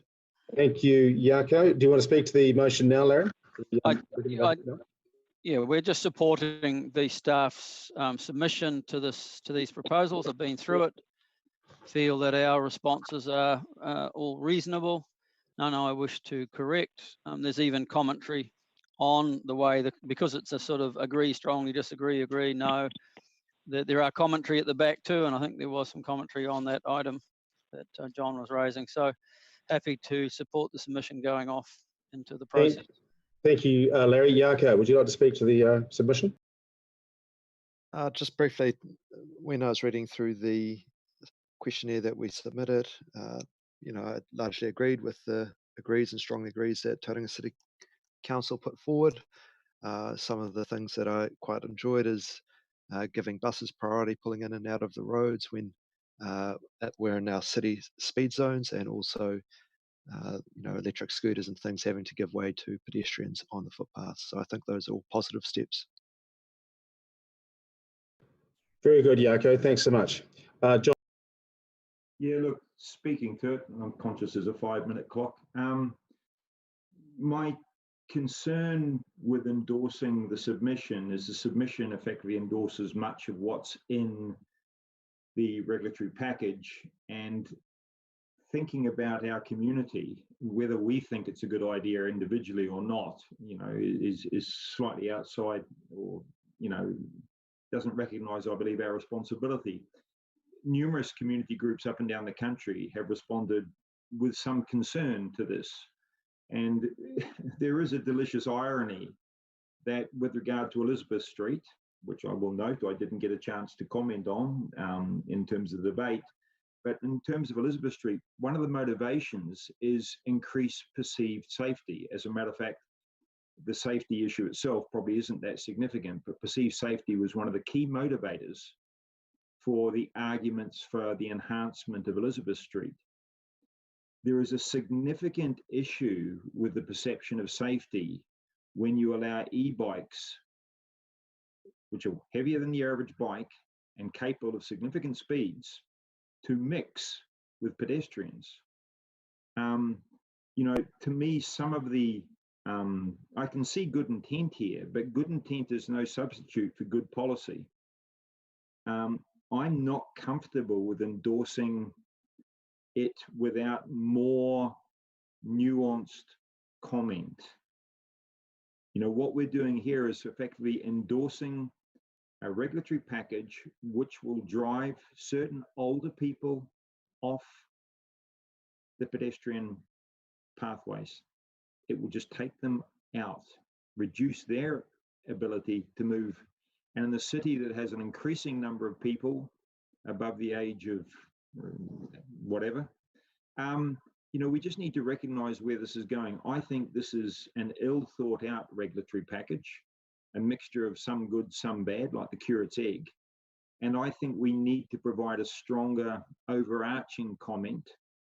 And as I say, my other concern is that this regulatory package will be in place a long time while we wait for this government to provide the sort of funding necessary, to provide the sort of infrastructure necessary to have genuine multimodal options that are safe and separated and sustainable. And, I'm not in favour of just doing things because it's heading in the right direction. I'm in favour of doing things that are good in and of themselves. So I can't support it. I appreciate the work that's gone on. Andy's done a great job, but I will abstain. Thank you, John. Anyone else wishing to speak to this, councillors? All right, thank you. We have a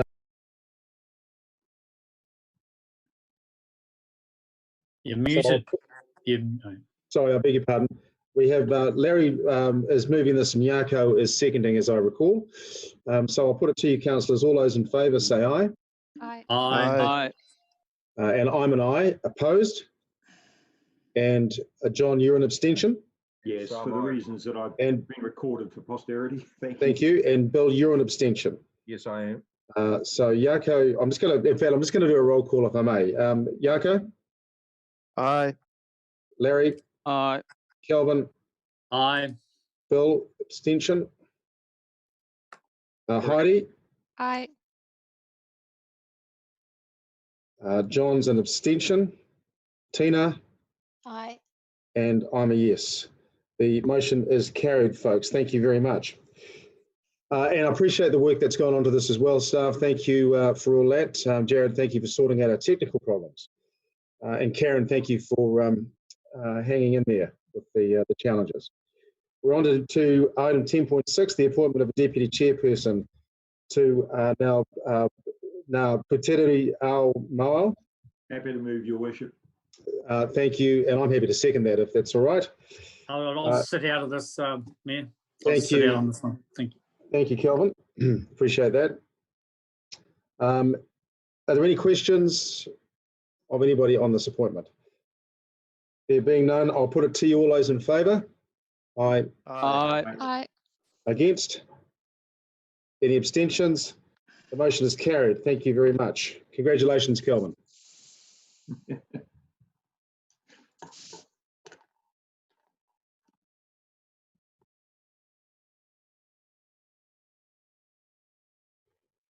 Which leads us to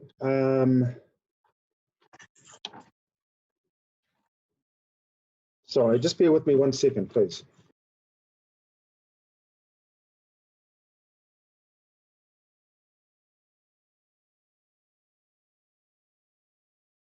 Furiously flicking pages here, folks. My apologies. We're on to 10.7. If I'm correct, the Development Contributions Policy extension of adoption for approval. Jeremy, are you speaking to this? I can briefly start to speak to it. And tremendous, thank you. I will introduce Anna Thinnell, who as well. Anna is the team leader of the Development Contributions team. So this is a very straightforward report in lots of ways. The old or the existing Development Contributions Policy, as every Development Contributions Policy for the last 10 or 15 years, was designed for a 12-month period, 1st of July to 30th of June. With the expectation that the new one will be adopted before the 1st of July and would then kick in. Obviously, this time round, that assumption that the new Development Contributions Policy will be adopted by 1 July is probably something of a stretch. If we're not going to adopt an annual plan, then we can't adopt a DC's policy because the DC's policy feeds off the CapEx in the annual plan.